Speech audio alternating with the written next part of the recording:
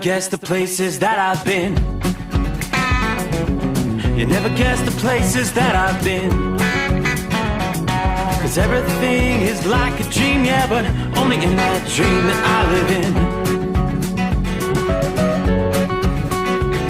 I'm never gonna let the day begin. Never gonna let the day begin. 'Cause everything is like a dream, yeah, but only in that dream that I live in. Oh, don't wake me up before you go, and I'll just make this bed my home. Oh, darling, please just let me sleep. Give me my dreams.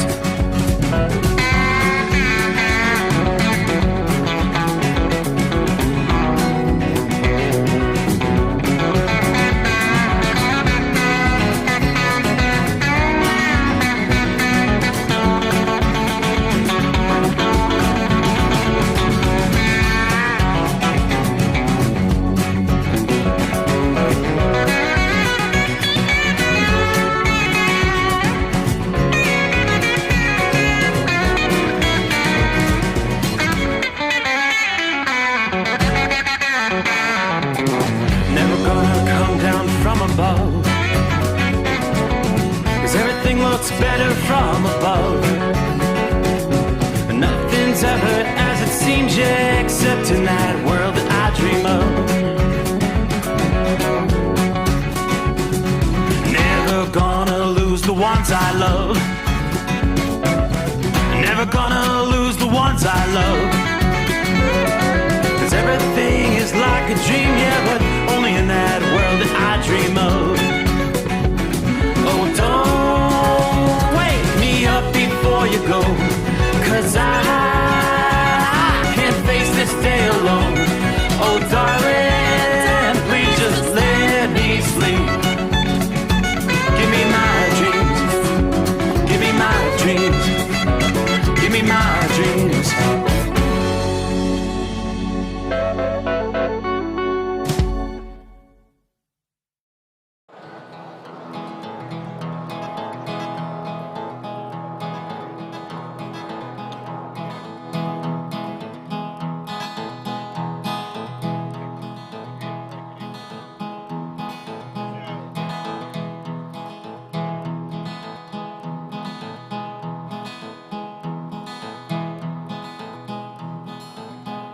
I think I recognize that. Yeah, he'll get the kink out of it here in a minute. Got to get the camera action going. But we are live, Moose. All right. We are live. We're going to do it, too. We're just not in Technicolor yet. There we are. All right. Hey, let's get this thing started the right way. Well, at midnight hour is upon us. Yeah, we really got a long, long way to go. Sing along. How will we stay awake? Thanks to Chris, for goodness sake. We got Steve Summers on the radio. Well, that hot shot secrets in the diesel. You know, it really makes that Detroit come to life. We're gonna hear from all our friends. We're gonna do it all again on this overnight drive. How about you, Big Ed? Are you with me? Break 1-9 for that Carolina monkey gouger. He's right over there. Take a Tory there, takes you clean, clear the flank down. Let it roll.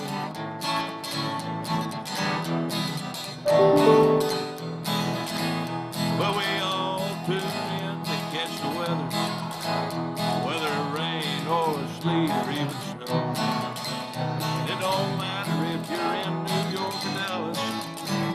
Catch it all on that Steve Summers show. We got that hot shot secret in the diesel. Yeah, boy, it really makes that Detroit come to life. We're gonna hear from all our friends. We're gonna do it all again on that overnight drive. Yeah, we're gonna hear from all our friends. We're gonna do it all again on that overnight drive. Now, what about a reprise? Where's a reprise? Yeah, well, I didn't know we had J.D. Sumner in the booth with us. You hear him? I was proud of him. I'm trying. I tried. Hit that low E0, buddy. I'm going to clear out and let the boss man in. He's sitting up there chomping at the bit. Look at that. Are we going to get more later on, Moose? We're going to get some. We're going to get at 3 o'clock. 3 o'clock? Yeah. Some of that down-home country stuff from the Big Moose. All right, welcome in, welcome aboard. Here we are, coming to you live from Louisville, Kentucky. 50th anniversary celebration, Mid-America Truck Show. All right, day number 1 in the books. It is high noon Eastern time. Ready to get things rolling here for the Friday edition. Big show, big show. We were talking yesterday, we thought the crowd was pretty good for a Thursday.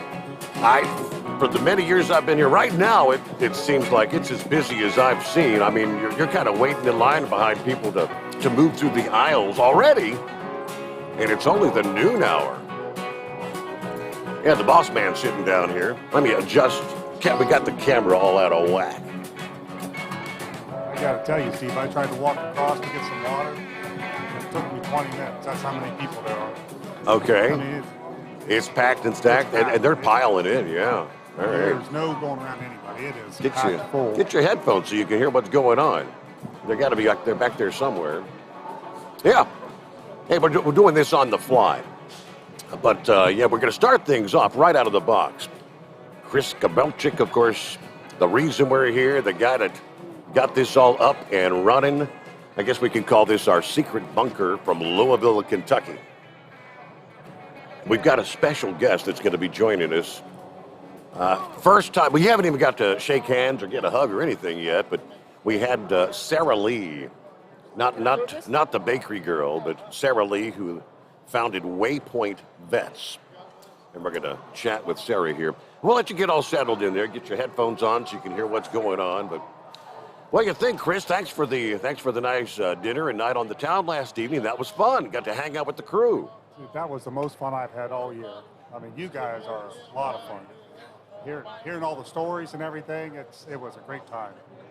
We have to make that an annual tradition. I hate to ask, what was that tab there? It's a phew. I don't know. I hate to ask too. You probably don't want to know, right? Yeah.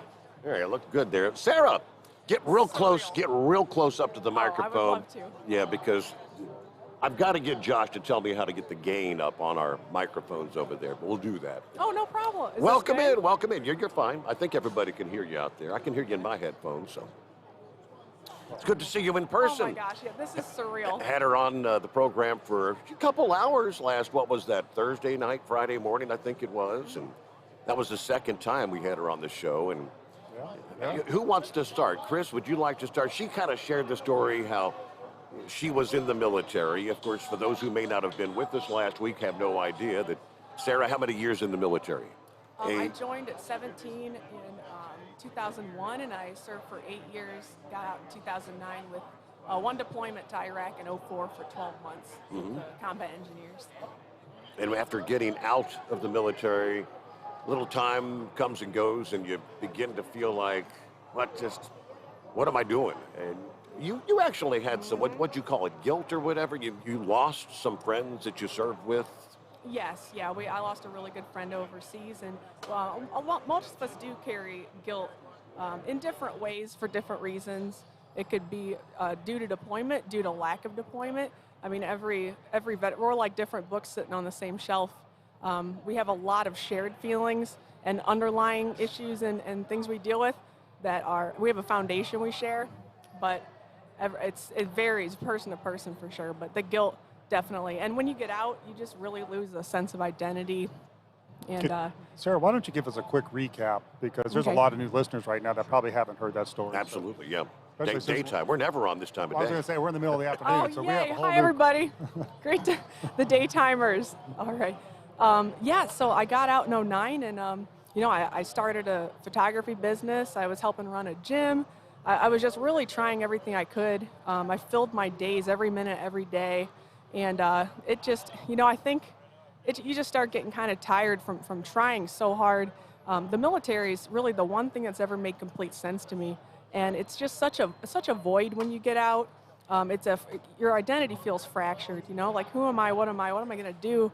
There's not a continuous sense of purpose anymore, and nothing really seems too clear anymore. So I was feeling every minute of every day, and I think over, you know, the span of 10 years or so, I just got tired, and I think when I slowed down, a lot of things caught up, and I hit a bit of a rock bottom of sorts in 2016. I made an attempt on my life and thankfully failed, and literally the next morning, I went and bought a bicycle, like the pedal kind, and I decided I was going to cycle across America from Yorktown, Virginia to San Francisco, California. You were going to do the Forrest Gump kind of thing? Instead of running, you're going to ride the bike across the country. Just keep on riding and riding. I never made that association, but that's a good one. I've heard it too. My knees wouldn't allow for the run, but the pedaling was within reach. So, it was 4,010 miles, and I just submerged myself in this country, fell back in love with the country, the people, that restored my faith in humanity, and couldn't believe the kindness out there, and just every landscape. We have the most beautiful country. We have every landscape you can imagine right here on our soil, and every type of person. It's just beautiful. The diversity and the kindness throughout this country shocked me in the best ways. And then to have been mentally and physically challenged to that degree took me right back to my military roots. It required things of me that were lying dormant, that I felt weird using at times that they weren't necessary, you know, like the hypervigilance and things like that. It required every part of me again.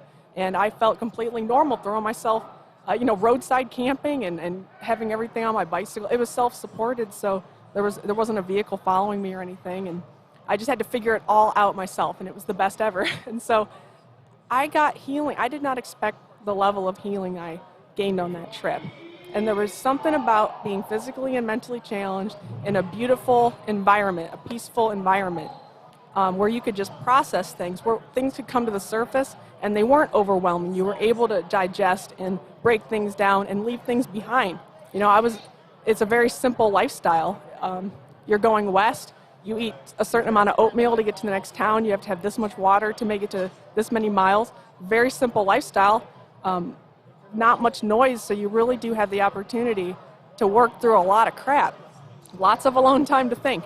And so that really inspired me to start my nonprofit, Waypoint Vets.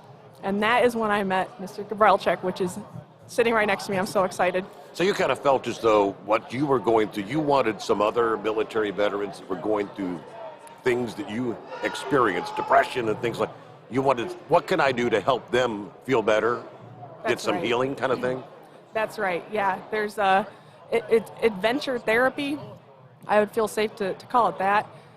There's just something unique that happens. There's just a unique clarity that you gain out there. And I just thought I was a big weirdo for the longest time. I thought maybe I was the only one going through these things. But on my cycling journey, I met so many veterans. They just come out of the woodwork. Like for us being 4% of the entire population and that's it, we're freaking everywhere. I mean, every little tiny town I'd stop in, there would be a veteran. We'd feel that each other were there and gravitate toward each other. It was just amazing. And the insight I got from other veterans on the road, particularly Vietnam veterans, was incredible. And I learned, it's not just me. I'm not the only one dealing with this. And the level, like I said, the level of healing I gained from that made it abundantly clear I needed to help provide opportunities for healing like this for other veterans. Maybe not across the whole country, but at least an opportunity for them to take time for themselves, which is one of the hardest things for us to do, and maybe just process some things. And being around other veterans while doing that it's really a magical combination, I feel like. So how did you come in contact with Chris Gabrelchik? Are you just you're looking out, trying to find some assistance and maybe backing your organization? How did you meet Chris? Well, they work with Martin and Company Advertising for all of their advertising needs, and we met there. Her husband works for Martin. He's their Jeff. vice president of digital media and marketing, and so they were coming he made through. the connection. He's from Ohio, so they were coming through to Ohio up to Toledo, and they stopped by the plant to visit us, and we sat down and started talking about things. And Sarah was sharing what she was going through and what she was trying to accomplish. And at that point, it was just a dream. Well, then she explained that there's more vets that die from suicide than died in the war. It's like, wow, that's not good. 22 per day is the number I've heard. It's one every 65 minutes. Yeah. Wow. So it was just shocking to me. It's like, took a little Post-it note out and said, fix it. And she did. She's fixing it. So she's doing a good job. She had an idea that, she could take them out on adventures and do canyoning, rappelling and things like that, really getting away from all the noise like we have right now and get out in nature and bond and share and just kind of work through and sort some things. It would be a really good idea. So I said, anything we can do to help, we'll do it. So that was the beginning of her dream, and she's carried it forward. That was 3 years ago? Mm-hmm. Yeah, so it's so surreal to sit and talk about it and watch you talk about it. And from our very first conversation, I'm going to try to keep it together here, but, we talked about the stats and my vision, and he asked me some really tough questions, and it was really refreshing to dive into, my vision and to be broad, kind of broad scale about it and stuff, and have someone kind of see it with me and feel it with me. And his response to me mentioning our suicide rate and some of our issues in my own personal story was to write his personal cell phone number on a Post-it and with "fix it" with 3 exclamation points. And I have it stuck to my original 501c3, and it's not going anywhere. I'm very sentimental. Please don't tell anyone I have feelings. I'm supposed to be an Army sergeant, but I'm telling you, moments like that, realizing that people are out there that truly do care and are actively trying to inject good into this world. And I'm I cannot thank you enough for being somebody that wants to better this world. I mean, it is inspiring. Sorry. It is inspiring to know you. No, it's the least I can do. I've been blessed beyond anybody could ever imagine. And I'm so glad that you've done that. So we started off with the first year, 1 trip or 2 trips? The first trip, it was at the very end of 2020. We became operational that October. We had our first canyoneering trip out west in October. And it was a success. Everybody came back and said, hey, this is great.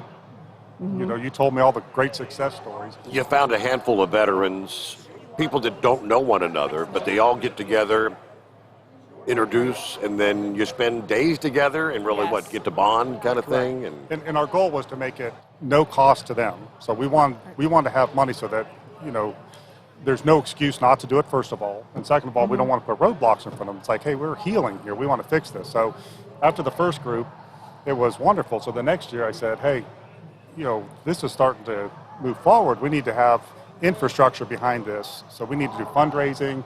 We want to see it. We wanted to share this great thing that she's doing. It's like, how can we do more? So the next year we said, let's start fundraising in the background. And was that the year we started matching? Yes, yeah. Last year we did a 1 month, 30-day fundraiser push, and they were going to fully match up to 20 or 30,000. We ended up raising 20,000, and they matched every penny. And we were able to do how many trips last year? Last year we did 4 national adventures. We took 70 veterans on various national adventures, including canyoneering, summiting Mount Rainier. We did a women veteran retreat in Destin, and this epic houseboat canyoneering trip at Lake Powell. And so this year we're doubling the adventures. We have over 200 veterans signed up, so we're on track to triple our impact this year. And he's even up to the support this year again yet. And so we told Sarah that we would match up to $50,000 this year to fund all of these adventures. And we're trying to get more people involved because we want as many, as much infrastructure. And, it takes a lot of people to make things like that keep going year over year. We didn't want this to be like a flash in the pan.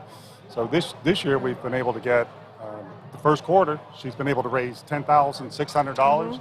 So we have a matching check. Off to a good start. Matching check for our... Matching check? We got the matching checks for the first quarter, and we'll keep doing that. Hopefully more people will pitch in, and we'll keep getting more and more. Sorry, this all means everything to me. I mean, I don't even... The veterans that we take out, the testimonials, they're beyond anything I thought they would be, and the bonding that happens out there. These are strangers. The veterans that sign up on our website, they don't know each other. They're putting themselves out on a limb to go somewhere they've never been, met people they've never met. It's a big deal to sign up, and to be able to cover all the costs for them, like you said, just takes that so much pressure. They're much more likely to sign up and put themselves all in without any resentment or stress or anything like that, or expectations. I think the lack of expectations is where everyone's so surprised out there of what they do gain from these trips. And I'm so proud of the sign-ups, the veterans that sign up. They go in so open-minded, and our trips are so in-depth. They're between 5 and 7 days. And our canyoneering trips, I mean, they get really intense. In some cases, we use each other's body weight to rappel down hundreds of feet. You know, we really do put our lives in each other's hands a lot. I told her we used to go down to the Red River Gorge. That's what it was. When I was younger, yes. You climbed the mountains, and they had something called the hole in the wall up there, but you had to kind of rappel down to get in. Actually, it was an Indian cave from way back when, and they would sleep in there. And fascinating stuff, but I was scared to death. I can't believe they do this kind of stuff. So, I know, yeah. Well, I mean, one of the things that is impressive is there's so many details that goes into doing this. I mean, all the safety equipment that has to be purchased, the harnesses, the arranging transportation for the vets to get where they're going. I mean, if we're going from Nashville to, Utah, I mean, takes a lot of coordination. They're very frugal with their money. They're trying to make everything go as far as it can so that they can bring as many vets into the organization as we can. And one of the things that impressed me, it's grassroots. It's all being done on a small basis. There's all kinds of great charities out there, but the grassroots ones are the ones that I think need the most support. I'm sure that Red Cross and those kind of people have plenty of donors. They've got billion-dollar budgets. But here's Sarah, all by herself, starting this and making it go. So it's well, really not all by fun. myself. You got helpers, but thank you. Well, yourself and yeah, well, you're right. It is small, and you started in the same way and worked so hard for everything you have to be on the receiving end then of your generosity of what you've worked so hard for, and for you to feel that we're worthy of your resources and everything. I mean, I can't tell you how much it means. And we're all volunteers. Myself, my team. We have 12 people on our team now. And we're all volunteers. In fact, some of them, cover their own airfare and everything like that. And then the vets pay nothing. So we are very serious about volunteering our time, serving again, not taking a salary, and then just taking care of each other. I mean, that's a big part of our mission. Our message is honoring our fallen by living. That's something that came to me out on the road. Is it can be that simple. You know, I was not living a life worthy of my friend's sacrifice, staying home weeks, sometimes months at a time. Believe it or not, I'm very reclusive and I isolate pretty hard. And when I was on the road, I'm like, it could be that simple, just for veterans out there that are dealing with some guilt. We have friends that have died on our behalf, and the act of living and choosing life and to live fully on their behalf is just the ultimate way that we can honor their sacrifice. That and staying united as a community and building each other up. And, that's what we can do. Yeah. Oh my God, no, you all day. She's great, isn't she? Well, and that's the other thing. People are nothing without each other.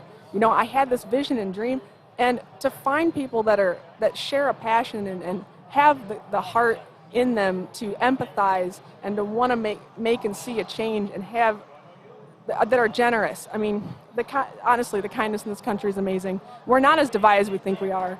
It's so easy to lose sight of that. I'm telling you, just spending 6 months on the road, submerged, going 2 miles an hour, town to town. I met every kind of person from east to west coast, and the kindness blew my mind. There is so much good going on out there. I just think the bad stuff is just louder, and we confuse it for numbers and strength. It's just not the case. Pay attention to when something bad happens and the good people that pour out of the woodwork as a response. Like, people are standing by waiting to be useful, and they're everywhere. So, and it's inspiring to me. People like Chris and you're inspiring my volunteer. me. Listen, oh my this God. is a great country. I mean, first of all, Yes. doesn't that say something about our country? It's a great country. Not just the wonderful people that you met, but that somebody like Sarah is willing to stand up and make a difference. Not just talk about it, not complain about it. Like, what can I do to make a difference? And that's what she's doing. I mean, that's what makes America America. We do things. We see a problem, we fix it. And that's what she did. She's fixing it. Just like the Post-it note said. God, I look at it all the time. And I mean, just knowing people that care out there is so empowering, and it's so beautiful. So yeah, this year we're doubling our adventures. We're adding some larger adventures to accommodate more veterans on them, and we are on track to triple our impact. And I don't plan to slow down. We're just very, very carefully each year building on what we have and sticking with what works and repeating what works and building on top of that. Walk us through one of these adventures. What does that look like? We all get together at a certain point, and then we get on a bus. How's that go? Sure, yeah. Well, I can use I'll use our Lake Powell trip as an example. Basically, we fly, we try to keep it around 10 veterans. There's something about that number. It kind of enables them to have those conversations and that level of bonding, and it's much more. Yes, yes, absolutely. And but so we fly them all for this one. We fly them all to Phoenix, and then we rent some rental vans and drive up to Page, Utah. And up there we'll meet my lead guides, and also we had a donor who's going to do it again this year. His personal houseboat. It's a 30-foot by 100-foot. 3-story luxury houseboat that he donated the use of and captained for us and spent a week. How cool is that? Oh my gosh, he's a brain surgeon too, and I won't name him. He's very he's just very humble, and we got to know him, and he's all in for this year and the next year, and so they took us out via speedboats and this houseboat out to Lake Powell, and then we spent 4 nights, 5 days using. He had jet skis out there, speedboats, kayaks. We did canyoneering. The main thing was canyoneering, and the lake was Lake Powell is the lowest it's ever been since its creation. So we were actually navigating on terrain that had never been touched by another human, which was kind of cool. And we'd have to get through these potholes and giant. It was a very challenging canyoneering experience. So what do? We get in there. We set up camp, and then the next morning we start climbing. How's the day go? Well, for Lake Powell, we can either sleep on the houseboat or have a tent. So it went about half and half. It's definitely we have others that are a lot more rough, where we are just completely isolated for 5 days. Our Utah canyoneering trip, we're camping the entire time. There's no signal, no resources. We have to prep for 6 days of everything. And we have to go in with everything we need, which I kind of like the challenge of having to think of everything. Like, we can't forget things. And once we're out there, we get dropped off, and we have our day packs and our food and stuff and trekking poles and best of luck. And so, and we on our ropes and everything, and we just have to get to our campsite and back. And who's the oldest vet that's gone on one of these adventures? We have had as young as 26, and our oldest veteran that has attended was our Utah canyoneering. The roughest one we have was a 74-year-old Vietnam veteran. Wow! So, and he was in front of the pack the whole time too. So I was pretty impressed. That was just. So you've got the whole range. We really have, and how do their stories compare? I mean, do they instantly hit it off, or is there a disconnect, generational disconnect? The cool thing is the veterans, there's like a foundation that we all share right off the bat. It's almost like we get to start in a whole different place than maybe friendships back home or something like that. So they do. Probably my favorite part is once everybody lands and I pick everybody up in the van and we're waiting outside the van to head to the thing, and just to watch them all it's instant laughter, it's instant hugs. It's like they'd known each other forever. It's instant, and it's every single group. And I think there's something to that. Just having conversations with strangers in general, you get to be exactly who you are right now. They don't have an expired version of you in their mind. You get to be the present version of yourself, the one you've grown to be and worked hard to be, or, and it's just completely different conversations on top of being a veteran. So, and the generational gap adds so much to the experience, because we learn so much from each other out there. Every participant. So it's a good comparison. Like, here's what we had to do versus you guys 50 years ago. Yes. Not you guys stink and we're way better. It's the opposite. It's a lot of camaraderie. Very much so, yeah. I mean, there's always going to be the branch rivalry, and we all love it, but there's no service shaming. You're not checking each other's rucksack. I just can't stand it. And you know what? That whole thing is adding drastically to our suicide rate, is the service shaming, the alienation, and what'd you do in the military and all that. It's like, we're bigger than that. We all did our part, and my Vietnam vets taught me that I'm allowed to be proud of the part that I played. I feel in my heart I could have, would have, should have done more. I don't think it would have maybe ever been enough. I know vets that have been on 8 deployments and still feel like they didn't do enough. Right. So, and that's part of the healing process, getting validation from other people that are older and wiser, and they've been doing it. Mm-hmm. So now it starts to sink in better, because you've heard it from somebody else. Yes, or at least hearing it from someone you respect telling you that you have permission to feel good about the part you played. No matter how big or small you think it might have been, people are nothing without each other. I mean, that really is just so true. Everyone had their part. Every single branch, every MOS played a part in the success of our military history. And we haven't had an attack on our soil, a terrorist attack on our soil since '01. And I mean, we have a strong military, and I couldn't agree more. we love each other. I mean, we would die for each other. We're trained to die for each other. What's the next steps? Where do you see this going in the future? Well, this year, like I said, we have 8 trips planned, and then after that, I'd like to add more local-based trips too, for some major cities, and just keep kind of expanding upon our current adventures to accommodate the need. The need for this really surprised me.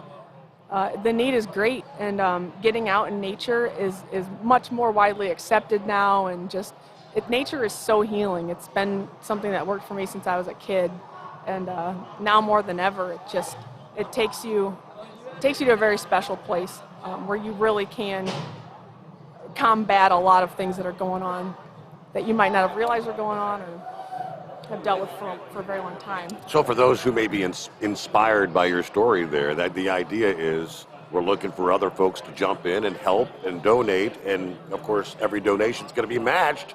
That's right. By Chris Kabrelchik. How do they get a hold of you or make a donation?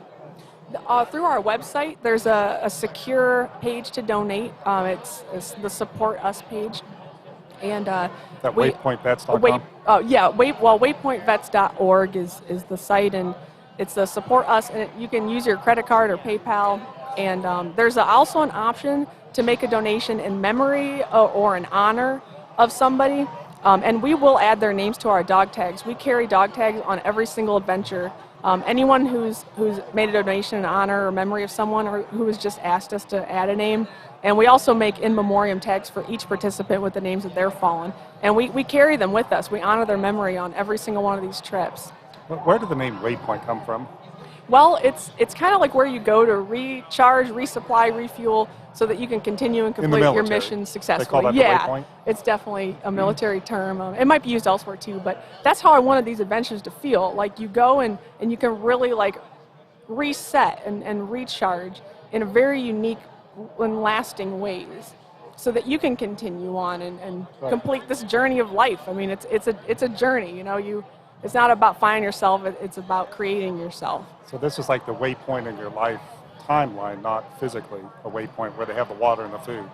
That too, because when we get back from the canyons, we're crawling to that type of waypoint too.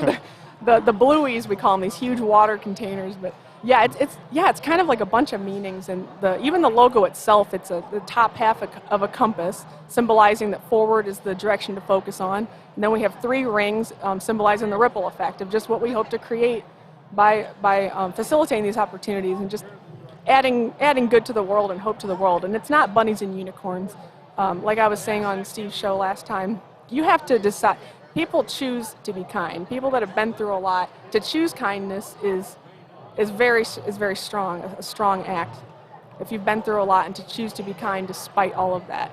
Chris, do you think it would be fair to say that for a girl, that beautiful young woman who got to the point that somewhere in her life actually wanted to take her own life, but was unsuccessful, would you say God had a plan for her? Absolutely. Just watching everything that's happened from that point, you can tell that her guardian angel picked her up and God was moving her in the right direction, and each step of the way moving it. It'll be really exciting to see where we're at in 10 years from now. You know, watching our own business go from working in my garage to, 2 facilities and as large as we are now. And I'm thinking the same thing about Sarah. As more people come in to help, people with senior ideas and helping her build the infrastructure, I think this is just the beginning of the vision. It's going to be exciting. It's exciting just to think about now. 10 years. I haven't ever felt about the future like this before. And I think that's the hope. And again, that's probably one of the things that's missing in the world today. There just seems to be so much division and so much, mean-spiritedness. I mean, to bring hope and happiness and say, okay, here's a problem, we're going to fix it. It's like, definitely that's the hand of God moving through Sarah and getting things in the direction it needs to go. That's awesome. Yeah, and after these trips too, we don't just, like in the military, they give you a box of medals and say good luck. I think mine's in my parents' basement or something. But you know, we have a continuation of care. We have an alumni program, Facebook group private to them where they can keep in touch and keep the good going. And we've had a lot of our alumni visit each other and go on vacations out abroad, you know, in Belize and things. And people are going to major cities and they'll post on the Facebook, any alumni in such and such a city, and they're like, yep, you know, come on over. It's just the coolest thing to have a network nationally, because we really wanted to encourage travel. Because I hadn't been out west till my cycling trip. When I saw, I mean, it's just the most beautiful country. I want people to travel. I just think that the personal growth and perspective you get from traveling is unbeatable. So that's a big part of it. It's just encouraging vets to get out of their comfort zone. They know someone in the city now. They feel more comfortable. It's just a cool network that we're trying to build and sustain. Here in a few weeks, take us down to, what is it, a Nashville area. You got a big fundraiser coming up with entertainment, a bike ride. You know, tell the folks how they can get involved and participate if they want. What is it? Give us the overview. Yeah, I'm so excited. We had our big launch party last year where we had a charity motorcycle ride that ended at our fundraiser, and it was just so much fun. And so we're like, okay, this needs to be an annual thing because it was so meaningful. And so we're doing it again this year. Basically, we have a motorcycle ride in the morning. It's Saturday, April 30th. And we have our motorcycle ride in the morning. It starts kickstands up at 10:30 in Gallatin, Tennessee at the Elks Lodge, it's called. And it's about an hour ride. It's a sheriff escort. The Combat Veterans Motorcycle Association is hosting the ride and also escorting it. It's a beautiful route that they planned. And it ends at Yazoo Brewing. It's a huge indoor-outdoor facility. It's beautiful, right on the river, where we'll have our fundraiser event. And we will do some military honors. You know, the national anthem. My friend, Army veteran Corey Rose, he'll be singing the national anthem. We'll do presentation of colors, and then we'll do a Rolling Thunder. We'll be doing a table ceremony, and typically they do a POW-MIA table ceremony, but they've added KIA and 22 a day to this particular ceremony, just for us, which is just super kind and thoughtful. And then we'll do a gun salute over the river, followed by the playing of taps. And then I have some alumni coming into town as far as from Washington State to say a few words at it, and I'll go up and try not to be long-winded, and then we're just going to hang out. We'll have a good time, right? Yeah. Well, yeah. I mean, it's at Yazoo awesome? Brewing. It's craft beer, food trucks, live music. Just the passion and the excitement. I mean, this is what we need. Well, you guys pump me up. Like I'm at home all day just like staring. And I come here and I'm like, let's talk about everything. But yeah, when you're around the right people, the energy is completely different. I get so charged by being around the right people. It's really cool. So thanks for being awesome. So it kind of worked out. Just it happened to have her on the show last week. I guess Leslie Allen in Nashville worked that out. She got a hold of me and said, "Can we have Sarah Lee on?" I said, "Yeah, absolutely, anytime." And then when she was on the show, we took a few calls. Horse Feathers asked her if she was going to be at the truck show next week. And she said, "What truck show?" He said, "Well, yeah, we're going to be in Louisville." And I said, "Yeah, Chris Gabrelchik's going to be there, and we'll be there. We're going to be broadcasting live, and it'd be cool to meet you." And here she is. Yeah, I couldn't not come. I was excited. I smiled the whole way down. It was like 2 hours, 45 minutes of smile. Like my face hurts. It hurt coming into this, so now I'm like, I love that he asked me to come, and I just kind of felt like, well, I wouldn't miss it, and just to know you all were here, it was just so obvious. Like I want and need to be there, and so I'm so happy that this worked out. Well, I'm so glad you're here. I have something for you. Okay. It's literally a small token from us. It's a certificate from Waypoint Vets. It says, recognizes Mr. Chris Gabrelchik, Hotshot Secrets, LSI, and your amazing team. Your kind contributions toward our organization have helped make our mission of uniting and empowering veterans possible. Thank you for your selfless service, your support, and your contributions to this world. We're so grateful. And I bought an embosser and everything. So. Look at that. Thank you very much. Oh my God. Hugs on the radio. How about that? That's great. Great way to get things started. Well, so we just kind of threw our radio format out the window there. You realize we didn't take a commercial break. We didn't take a news break, but we're here. And that's the one good thing about having our own digital feed. We can make it work the way we want. Do what we want, right? Well, next up, great to see you. You're going to be here today, and I know Chris is going to be leaving out here in probably a few hours or whatever, short order, I think. But Toby Young. If you've never met, have you met Toby Young? I have not. He's the man in charge of this whole operation. Oh, wow. Wonderful. Paul K. Young founded the Mid-America Truck Show 50 years ago this year. His son, Tim Young, took over for a number of years. Toby's the third generation of running the Mid-America Truck Show, and he's going to be with us next. Excellent. That's amazing. Live from Louisville, Kentucky at the Mid-America Truck Show, the Steve Summers Overnight Drive.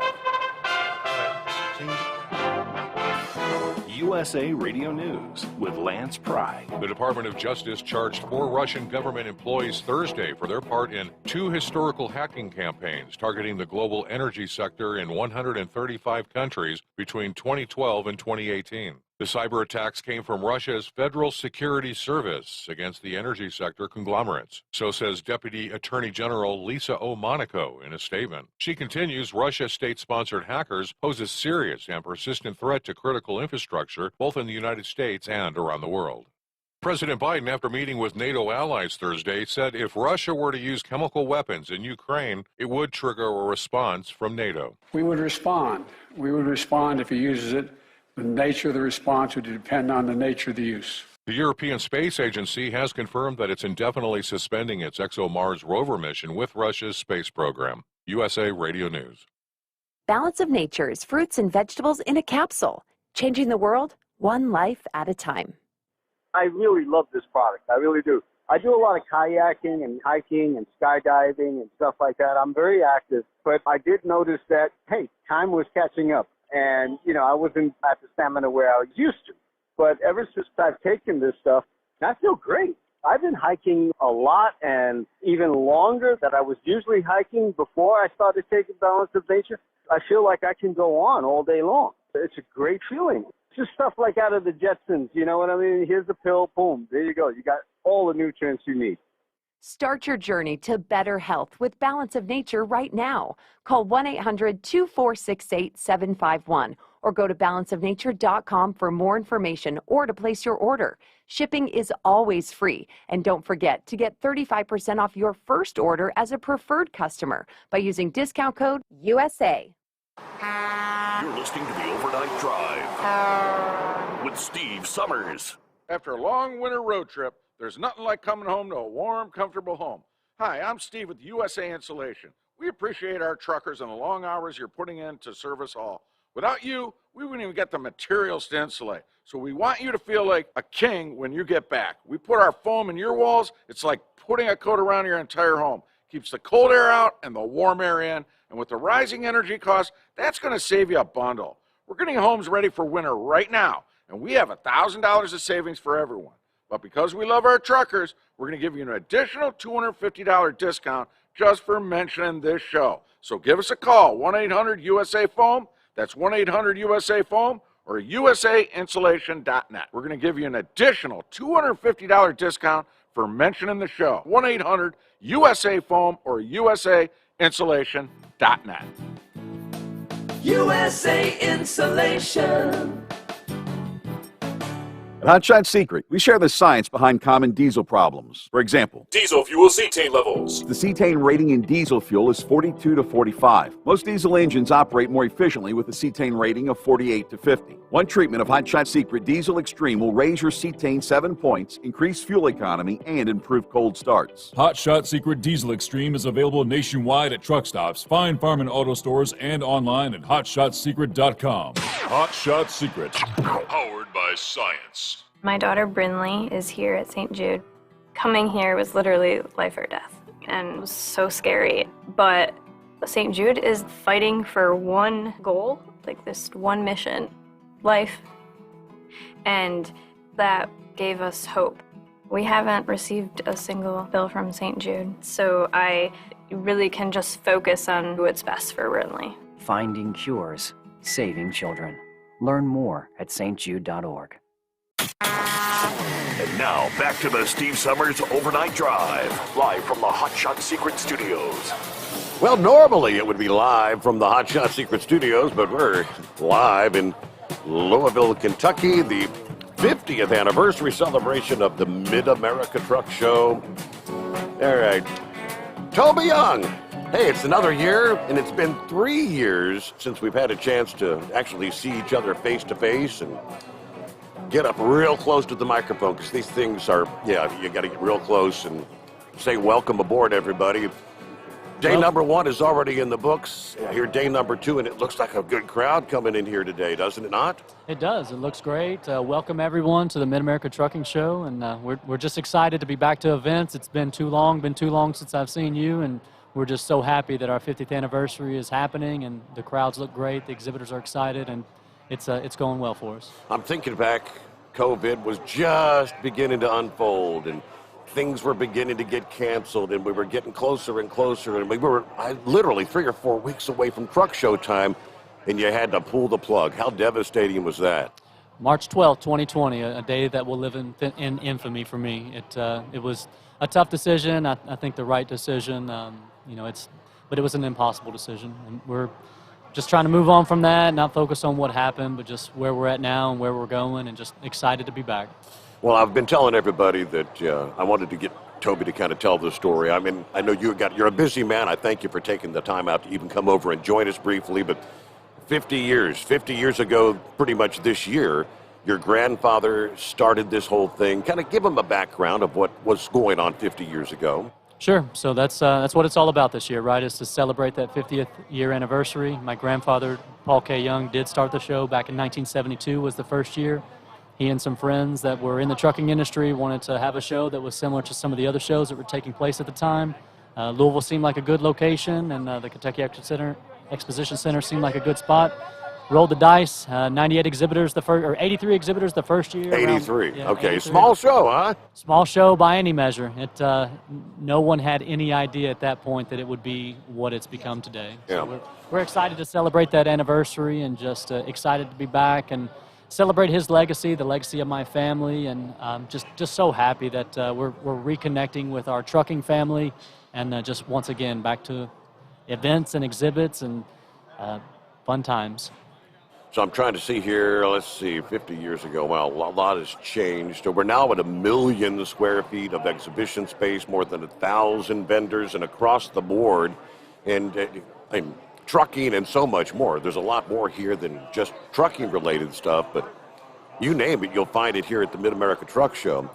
Added things this year, let's start last evening. It was pretty cool. I really enjoyed that little fundraiser for the St. Christopher Fund.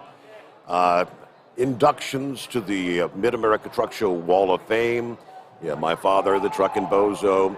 Yeah, I told everybody, I said, yes, Steve Summers is nominated, but listen. There's others that are much more up on the chain, the food chain. I said, hey, my dad was nominated. Bill Mack was a nominee. Dave, and I thought, I knew Bill passed away of COVID in 2020. Sad to lose him, but all 3 of them were inducted into the Wall of Fame. Is that going to be an annual, semi-annual, every 4 years, or how are you going to do the Wall of Fame thing? Sure, we're still figuring it out, but the goal is to make it an annual event. And so the opening night event that you went to last night with the axe throwing, the craft beer tasting, the bourbon tasting, we had a huge benefit for St. Christopher's Truckers Relief Fund. Just all those various activities. We want to do it every year. And that's so cool. The hope is that we have that, and then we continue our Trucker Strong efforts, the Matt's Wall of Fame efforts. Certainly we would have loved to have inducted you in last night, but I did not expect it. I did not at all anticipate. Now there's a Monkey Gouger got in there. How about that? The Carolina Monkey Gouger. Yeah, so definitely there's a lot of folks that are very deserving, and we suspect they will be in, but we didn't want to do everything all at once. I think for some of those pioneers, the people that we all have looked up to, have known, that have had such an impact on trucking, we wanted to get them in year 1, and then the hope is that we continue this, because obviously there's lots of folks that are deserving, and we want to recognize them. How many nominees for the Rock and Roll Hall of Fame get in on their first year of opportunity? It doesn't happen all that often, Now Dolly Parton may get in this year, but that's another story. Other things happening here. So that was the opening night celebration. You've got the big concert coming your way tonight, Clay Walker in Freedom Hall. Free tickets available. What booth is that? Sure, we got Clay Walker with Tony Justice opening. In the you can get tickets today and even through the all the way up until the concert in the DAT Freight and Analytics booth. It's in the West Wing, right down the middle row. Just head that way, get your tickets, and we hope to see you tonight. Okay, and then you're going to transform somehow this Freedom Hall from a country music concert tonight. In less than 24 hours, they're going to be having truck and tractor pulls in that same venue. How are they going to do that in such a short time? I'm cautiously anticipating and watching from the sideline to see how they can do it. But I've been told that it can be done. They're going to tear everything out of Freedom Hall from the concert setup just as that event ends, and then they're going to start bringing in dirt at 1 a.m. And so you're going to have any idea how many dump truck loads dirt they're going to have to bring in here? I have no clue. It's a big number. I think it was like 700 some odd cubic yards that they got to bring in, and they got these guys lined up and ready to go, and they say they can pull it off. So I'm just I'm hoping that when I'm not hanging out here to watch, but I'm hoping when I come in the morning that it's ready to go, and it's not just pulling in the dirt. They've got to get it properly addressed from a water standpoint, moisture standpoint, so that it's a good running dirt, I've been told. And so we're just hopeful that by the time I roll in around 7 a.m. that it's good to go. If we've got some folks listening that are on their way in today or going to be coming down, Saturday is always a big day, kind of like the family day. Anything you'd want to throw out there that say things you don't want to miss kind of thing? Or Sure. So a big focus for us this year is really pushing our educational content. So we have lots of education by our exhibitors, thought leaders, just lots of industry folks smarter than I am that are just coming to the show trying to educate our attendees, let them know how they can become more profitable, efficient, and grow their businesses. Lots of education taking place, even on into Saturday. So there's something for everyone. All the fun events, the PKY Truck Beauty Championships named after my grandfather. We typically have around 80 or 90 trucks.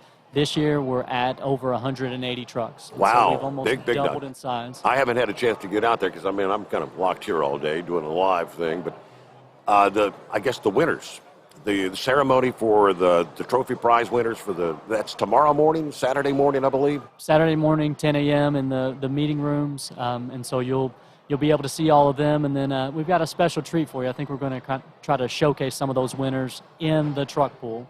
And so if you're into that type of stuff, definitely come to the show. You can still get tickets for the truck and tractor pool. You can get them on site here at the ticket office, and you can still get them online at Ticketmaster.com. And I believe that's generic $25 a ticket, if I'm not mistaken, right? Yeah, so there's a lot of different ticket levels, but I think 25 is where it starts out. Everything I saw on the website looked like they were all 25. I don't know, I didn't click on everything. But I think a lot of the down front seats, the $35 and $50 tickets have been taken. They were all sold out. Everything real close up was gone 2 weeks ago, from what I saw. They got plenty of $25 tickets, and it's a great arena for this type of event. So there's not going to be a bad seat in the house. Come out if you're interested. For the number of years I've been coming down, I've never seen this. 30 years ago, supposedly, they were doing tractor pulls at the truck show. So we did, going back to, again, my grandfather's days. Even before my dad started working for this company, they did have truck and tractor pulls. It was, just much bigger for the show, and then they quit doing it and haven't done it since. So, yeah, it's been 30 years since we had a tractor pool, truck pool at Matt's. That's great. All right. Well, I really appreciate you coming over to spend a few moments with us. Best wishes on much success here in Louisville. How's Dad doing? He's great. He's working the West Wing show office for me. We got it's a family affair, so we bring them all out. A lot of them have other jobs, but they come to help me out and try to help me put together this massive undertaking. And so it's particularly poignant for me. Trying to remember, was it the last show? Was it 2019? The last show we had. Did he step out in front of a truck on the first day or something? What the hell did he do? Oh, when he got hurt. So I think that might have been 18, but yeah, he on his way in had tripped and fell, and he ended up breaking 2 ribs. Oh man! Went to the hospital, and then he came back on the second day or third day. It's he knows what it takes and knows that we need him, and so we appreciated him suffering through it. That's great. All right, well, it's great to be here, and we'll take a time out here, get some other guests come. I'm not sure who we've got coming up next. We've got a full house. Looking forward to a great Friday and Saturday. Come on down and join us. 50th anniversary celebration of the Mid-America Truck Show live from Louisville, Kentucky. Back after this. You're listening to the Overnight Drive with Steve Summers. Do you have a Dodge pickup and hate your automatic transmission? Of course you do. Levon Miller at Firepunk Diesel here, and we specialize in heavy-duty and performance transmissions for your 3-quarter or 1-ton Cummins-powered truck. So if you're interested in turning your stock slush box into a towing monster, call us today at 614-733-3744 or visit us online at shop.firepunk.com. After a long winter road trip, there's nothing like coming home to a warm, comfortable home. Hi, I'm Steve with USA Insulation. We appreciate our truckers and the long hours you're putting in to serve us all. Without you, we wouldn't even get the materials to insulate. So we want you to feel like a king when you get back. We put our foam in your walls. It's like putting a coat around your entire home. Keeps the cold air out and the warm air in. And with the rising energy costs, that's going to save you a bundle. We're getting homes ready for winter right now, and we have $1,000 of savings for everyone. But because we love our truckers, we're going to give you an additional $250 discount just for mentioning this show. So give us a call, 1-800-USA-FOAM. That's 1-800-USA-FOAM or usainsulation.net. We're going to give you an additional $250 discount for mentioning the show, 1-800-USA-FOAM or usainsulation.net. USA Insulation.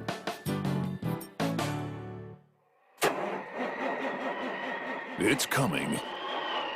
Crisp fall mornings turn bitter cold. You climb into your diesel and it feels like you're sitting on an ice cube. Imagine how your engine feels after a frosty night. Freezing temperatures impact your diesel's fluids, especially fuel. As the temperatures drop, water that is emulsified within your fuel is released, adding more water into your system. Frozen water in your fuel lines, filter, or bowl will simply slow the flow, or worse, stop the flow of fuel in your system. No fuel flow, no start. Get prepared now for the cold that is coming. Hot Shot Secret Diesel Winter Anti-Gel is a premium fuel additive that lowers your fuel's pour point to minus 65 degrees. If it's that cold out, you shouldn't be on the road. You ought to be at home in front of the fireplace. Hot Shot Secret Diesel Winter Anti-Gel Premium Fuel Additive. Available now online at hotshotsecret.com. Hot Shot Secret. Powered by science. Dean Michael, the tax doctor here. I have one question for you. Do you want to stop worrying about the IRS? If the answer is yes, then look no further. I've been around for years, I've helped countless people across the country, and my success rate speaks for itself. So now you know where to find good, honest help with your tax problems. What are you waiting for? If you owe more than $10,000 to the IRS or haven't filed in years, call me now at 888-557-4020 or go to mytaxhelpmd.com for a free consultation and get your life back. Hi, we're the Goo Goo Dolls. We're fortunate that we can give our daughters everything they need to grow and learn. But not every child can focus on classes and play dates. Nearly 13 million kids in the U.S. face hunger. That's 1 in 6. School lunch might be their only meal each day, and it's heartbreaking to imagine any child going to bed hungry.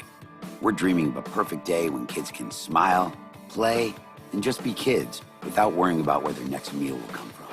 Feeding America is working to make that perfect day a reality. Each year, the Feeding America network of food banks rescues billions of pounds of good food that would have gone to waste. That food is given to families and children in need. Being a kid should be about doing things that make an ordinary day extraordinary. Learning to play an instrument, building a sandcastle, hosting tea parties. Hunger should never be an obstacle to growing up. You can help end childhood hunger in your community by visiting feedingamerica.org. Brought to you by Feeding America and the Ad Council.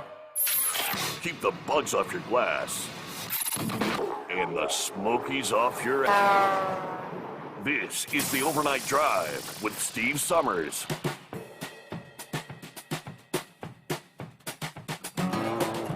All right, where we leave off there, back at it here, live in Louisville, Kentucky. Welcome in, welcome aboard. OvernightDriveRadio.com, I believe. Is the app working today? Yes! Got it all up and running. TNCRadio.live. Catch us on Facebook, YouTube. Had a guest, had somebody come by this past afternoon, Thursday afternoon, day number one. And this, of course, I was busy interviewing folks, and they handed me a little card and keep on trucking on the card. And Steve, thank you so much for all you do. You and your wife. Enjoy a meal on us. Sincerely, Mike and Suzanne Fritz of Fritz Trucking Company, or Fritz Trucking Incorporated. And thank you so much. $50 gift card for, which I think was a Longhorn Steakhouse. I can't recall, but yes, we will enjoy that. And I just wanted to say thank you. I want to jump over, and we've had someone that dialed us up like right out of the box. I want to get to that call. Who's on the line? Who we got here? Welcome in. Hi, Steve. This is Pinky. Oh, good Lord.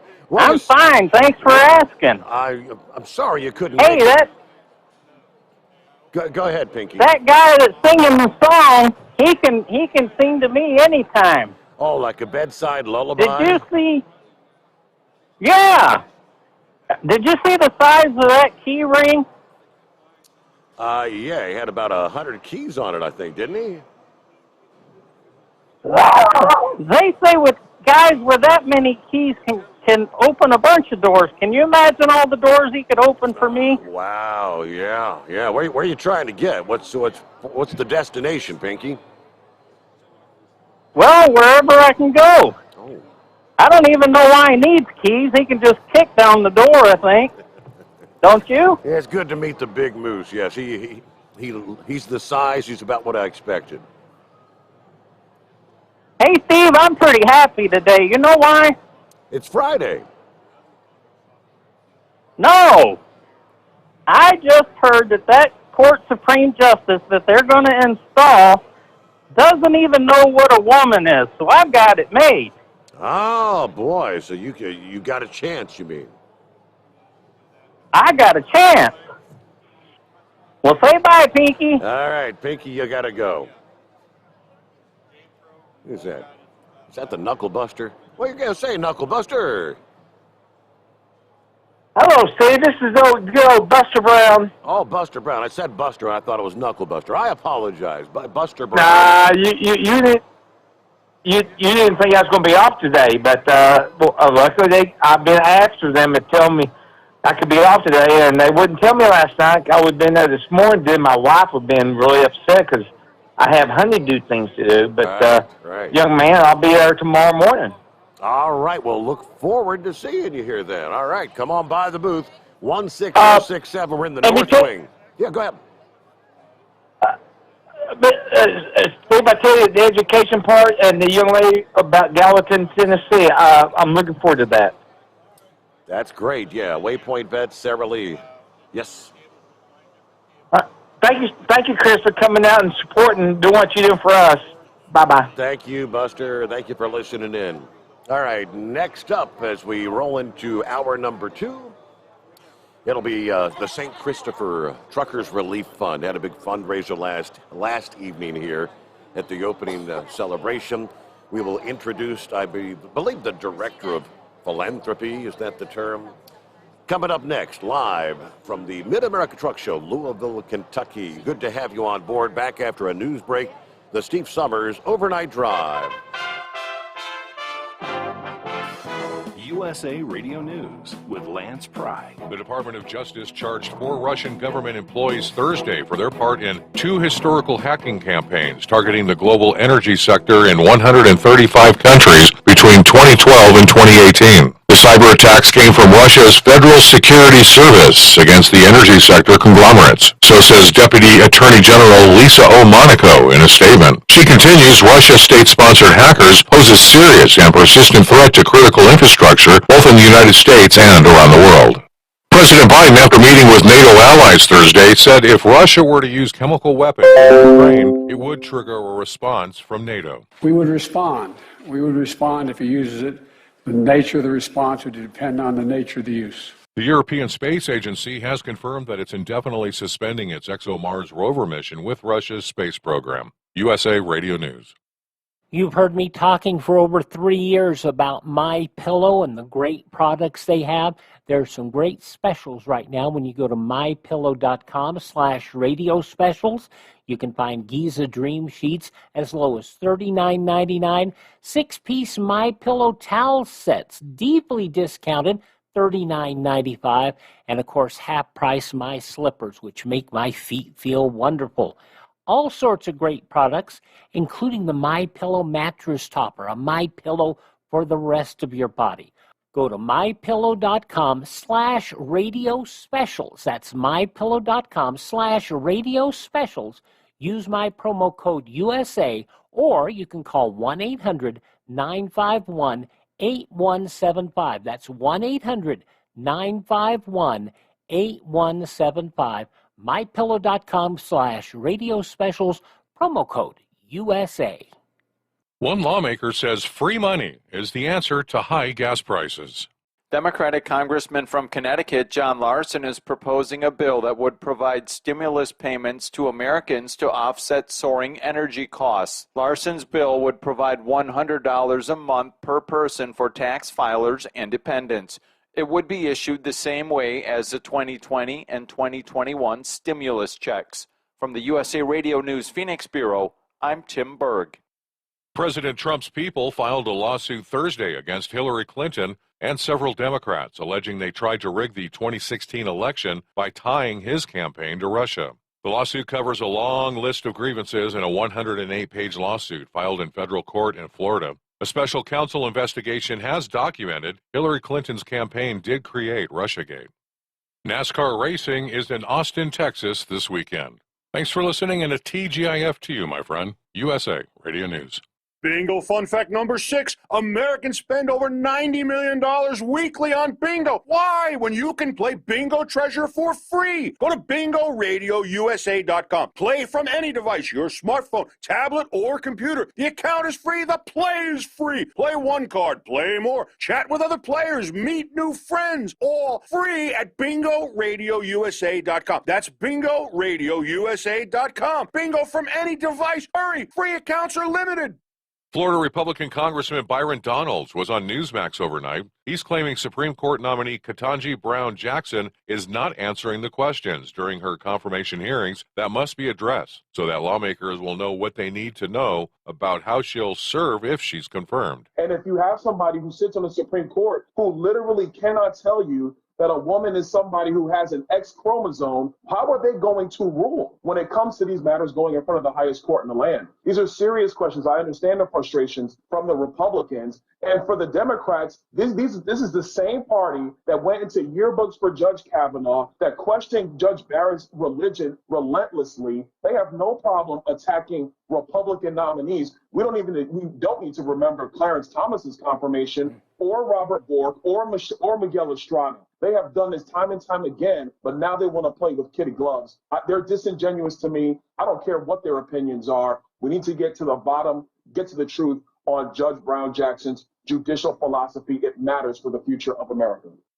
Russian President Vladimir Putin is trying to save his flailing ruble economy. His threat to have unfriendly countries pay for Russian natural gas exports only in rubles from now on got the cold shoulder from the European nations Thursday. Several European leaders also said during the first day of their European Union summit, making such demands would fundamentally change contracts and render them null and void. Lance Pry, USA Radio News.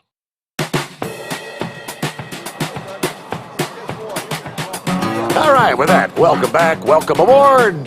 Here we go, hour number 2 on a Friday morning, live from Louisville, Kentucky. And this time we are actually live. Used to be we'd be recording during the day and play back during the overnight hours. Well, welcome into our next guests. What do we got over here? Julie's going to go first. We got Julie and Shannon. Julie Dillon, right? Julie is from, I know you're a Tennessee girl, if memory serves, right? Absolutely. All right. Can't you tell? Get up real close to the microphone if you can. Yeah, that's. Okay. Welcome in, Julie. How the heck are you? I am doing fantastic. It is a little crazy over here, isn't it? It is. And Julie, you're actually St. Christopher Fund. We used to have a smaller booth, like right next to us up in the lobby.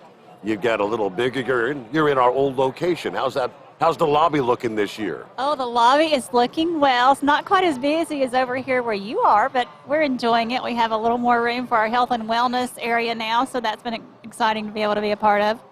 So, St. Christopher Truckers Relief Fund, you want to tell us a bit about it first, or you want to tell us, you're the health and wellness side, and I think Shannon, she's more about, she can tell us more about the organization and whatnot. You got another interview to do, so that's a good thing, lots of publicity. But tell us what you've got with the health and wellness side of the St. Christopher's Trucker Relief Fund. Thank you so much for the opportunity to do that. So at St. Christopher Fund, we have two primary missions, and one of them is the assistance side, which Shannon's going to share more with you about in a few minutes. And I am the health and wellness manager for St. Christopher Fund. And what that means is we have several preventative health programs that we offer drivers, which are completely free of charge due to some great sponsors that have come on board with us. And what we do with those programs, we have some things that are like, we have our tobacco cessation program, which has the catchy little name, Rigs Without Cigs. And we've helped over 100 drivers quit smoking already with that. And now we're actually doing things with vaping and dipping and chewing. And we've had some fantastic results. And we've been working with some different companies and things to help with that too. Like I said, that's completely free for drivers. And then we also have something called Driving Down Diabetes. This is for people that are at risk for getting diabetes. And what people don't realize is that about 1 out of 3 people are actually at risk for diabetes. They're in that, what they call the pre-diabetic range, and they don't realize it. And so we're trying to help in the them trucking with that. business, I mean, that's the lifestyle thing. That's all, everything they do, the sedentary and the eating on the road, those probably are all contributing factors to diabetes. They are, and it does make it a little more challenging, but we have seen such good results with that it can be overcome. It is more difficult, but it can be overcome. We've seen one gentleman that he entered our program last year, the diabetes prevention program last year, and he has dropped around 50 pounds already. Now, that's not the primary goal. We want to get healthy. But dropping the weight actually has a way of being able to say, hey, this is some measurable result that you can get from that. And if we can see someone that goes from having difficulty getting out of their truck and walking across to go into the fuel stop, now being able to have no difficulties at all with that, and getting in there and being able to say, hey, I feel good, I'm not aching as like I was, I'm not having the difficulties I was, that is huge. And if you can drop those blood sugar numbers and lose some weight on the side too, way to go. So are you trying to are you coaching them on how to eat better, or what are you trying to lead them? It is an overall health program.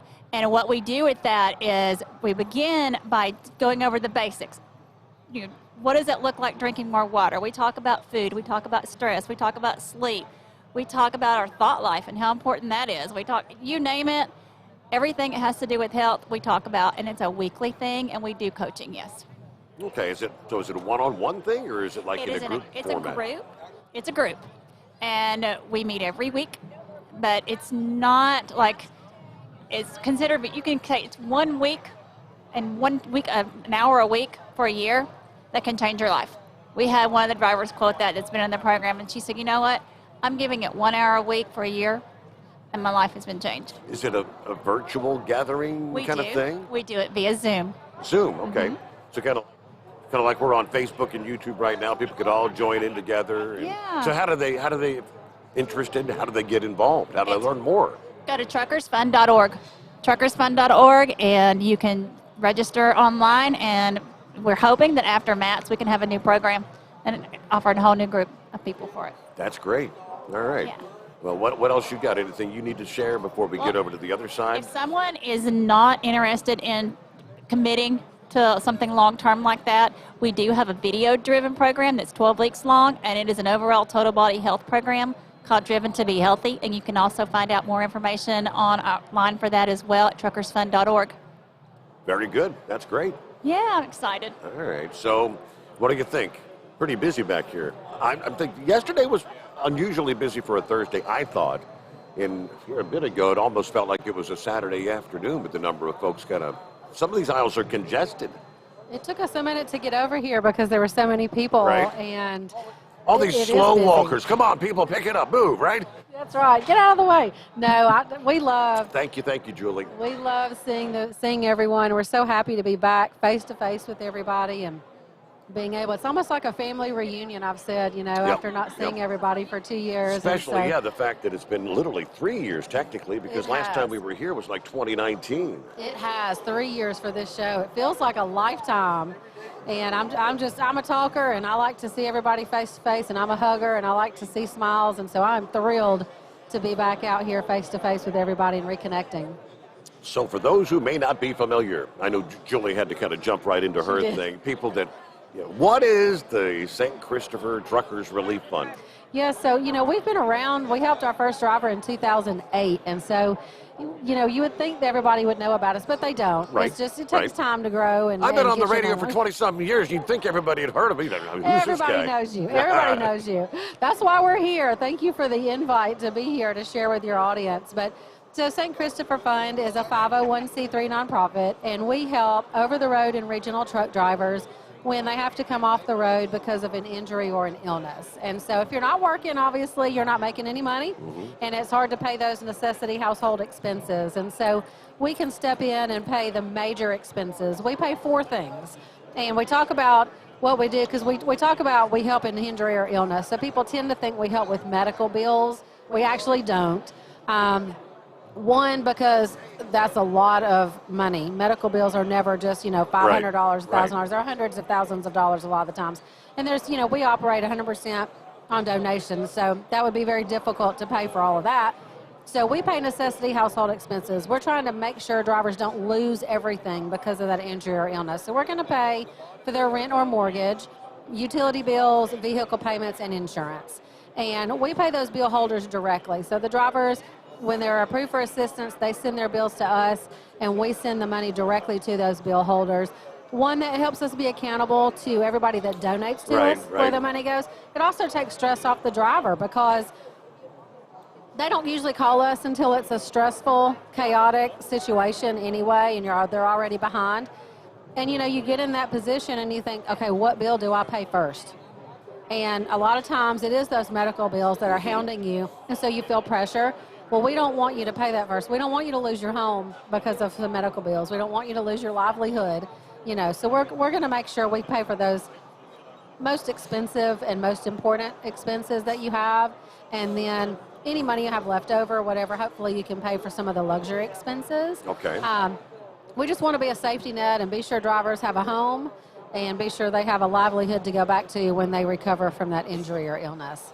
So it could be heart attack on the road, stroke, or whatever. It could be an accident on the road. Does it have to be a work-related thing for the driver? Absolutely not. No. We have some work-related injuries. Most of them actually are not work-related. We see a lot of cardiac issues. So a lot of our programs that Julie talked about, they come out of the applications that we see why drivers are applying for assistance with us. We see a lot of diabetes, even though that may not be why they applied with us. It's an underlying condition, and it exasperates some of the other things that drivers are dealing with. So that's where our programs come from. But yes, it could be a heart attack. It could be you were at home on the weekend and you're playing softball with your buddies and broke your ankle and you can't drive right now. So we can step in and help for a couple of months. It's short-term assistance. But we have hundreds of resources, so if you need additional assistance beyond what we can offer, we're going to give you additional resources that you can get some extra help on top of that. So take me back in time. I know you've been around, the years are clicking by, but this was originally, did Dave Nemo come up with this idea, or did someone come to Dave? He helped him get it going. How did this come to existence? Yeah, so actually it was Dave Nemo and Michael Burns, of course, with Radio Nemo, and Dr. John McGilligan. They together, the three of them, of course, they've all been on the radio for a very long time, and Dr. John's been working with drivers and fleets for a long time, and they kept hearing drivers call in asking for medical advice and feedback, but they were hearing, I lost my home, I lost my truck because of these injuries and illnesses, and together they decided we needed to do something. Something needed to be done. So they formed St. Christopher Fund, and we're not, we have St. Christopher Fund as our name. We're not religiously affiliated at all, but they are Catholic, and so St. Christopher Fund is the patron saint of travel, and everybody in this industry has known that for a very, very long time. So that's where our name came from. There's no religious affiliation. You don't have to have, anything like that. But that's where our name came from, and They said we wanted to create something that would give drivers a safety net. There was nothing for drivers really at that time, and so this was their brainchild, and it has grown, from helping one driver a year, to where we are now, where we help hundreds. That's going to be kind of my next question. I know that so many different groups and organizations, Travel Centers of America had done the bracelets and the keychains and fundraisers. You're now to the point where you probably help with millions of dollars for assisting drivers. We do. So we've helped over 3,600 drivers with over $3.8 million. So we've made quite a bit of a jump. Those first few years are a little slow with the donations and building the organization. And the last couple of years, last probably 4 years, we've just seen a lot of support. Our support has historically come from drivers helping drivers. That's where all of our donations and money comes from. But we've had a lot of corporate sponsors that have joined us over the last several years, and we are thankful for that, like a TA, like NASDAQ, like OIDA, and the list goes on. And gosh, anybody that wants to see our sponsors, jump over to the website. They're on there, and our board members are on there, and they're all volunteer.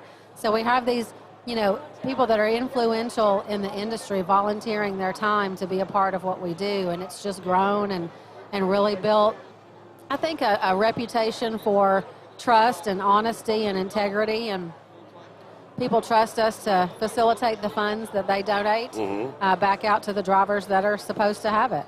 There's so many different charitable organizations out there, and there's always people that say, I'm a little skeptical. I mean, how much of my money, if I'm going to give them $100, is 20 of that going to actually go to help drivers, and 80% overhead, those kind of things? We get that a lot. We get asked that a lot. So 75% is our minimum. 75% or more of our donations are available directly to drivers. So we have very low overhead. We have one office. It is in Knoxville, Tennessee.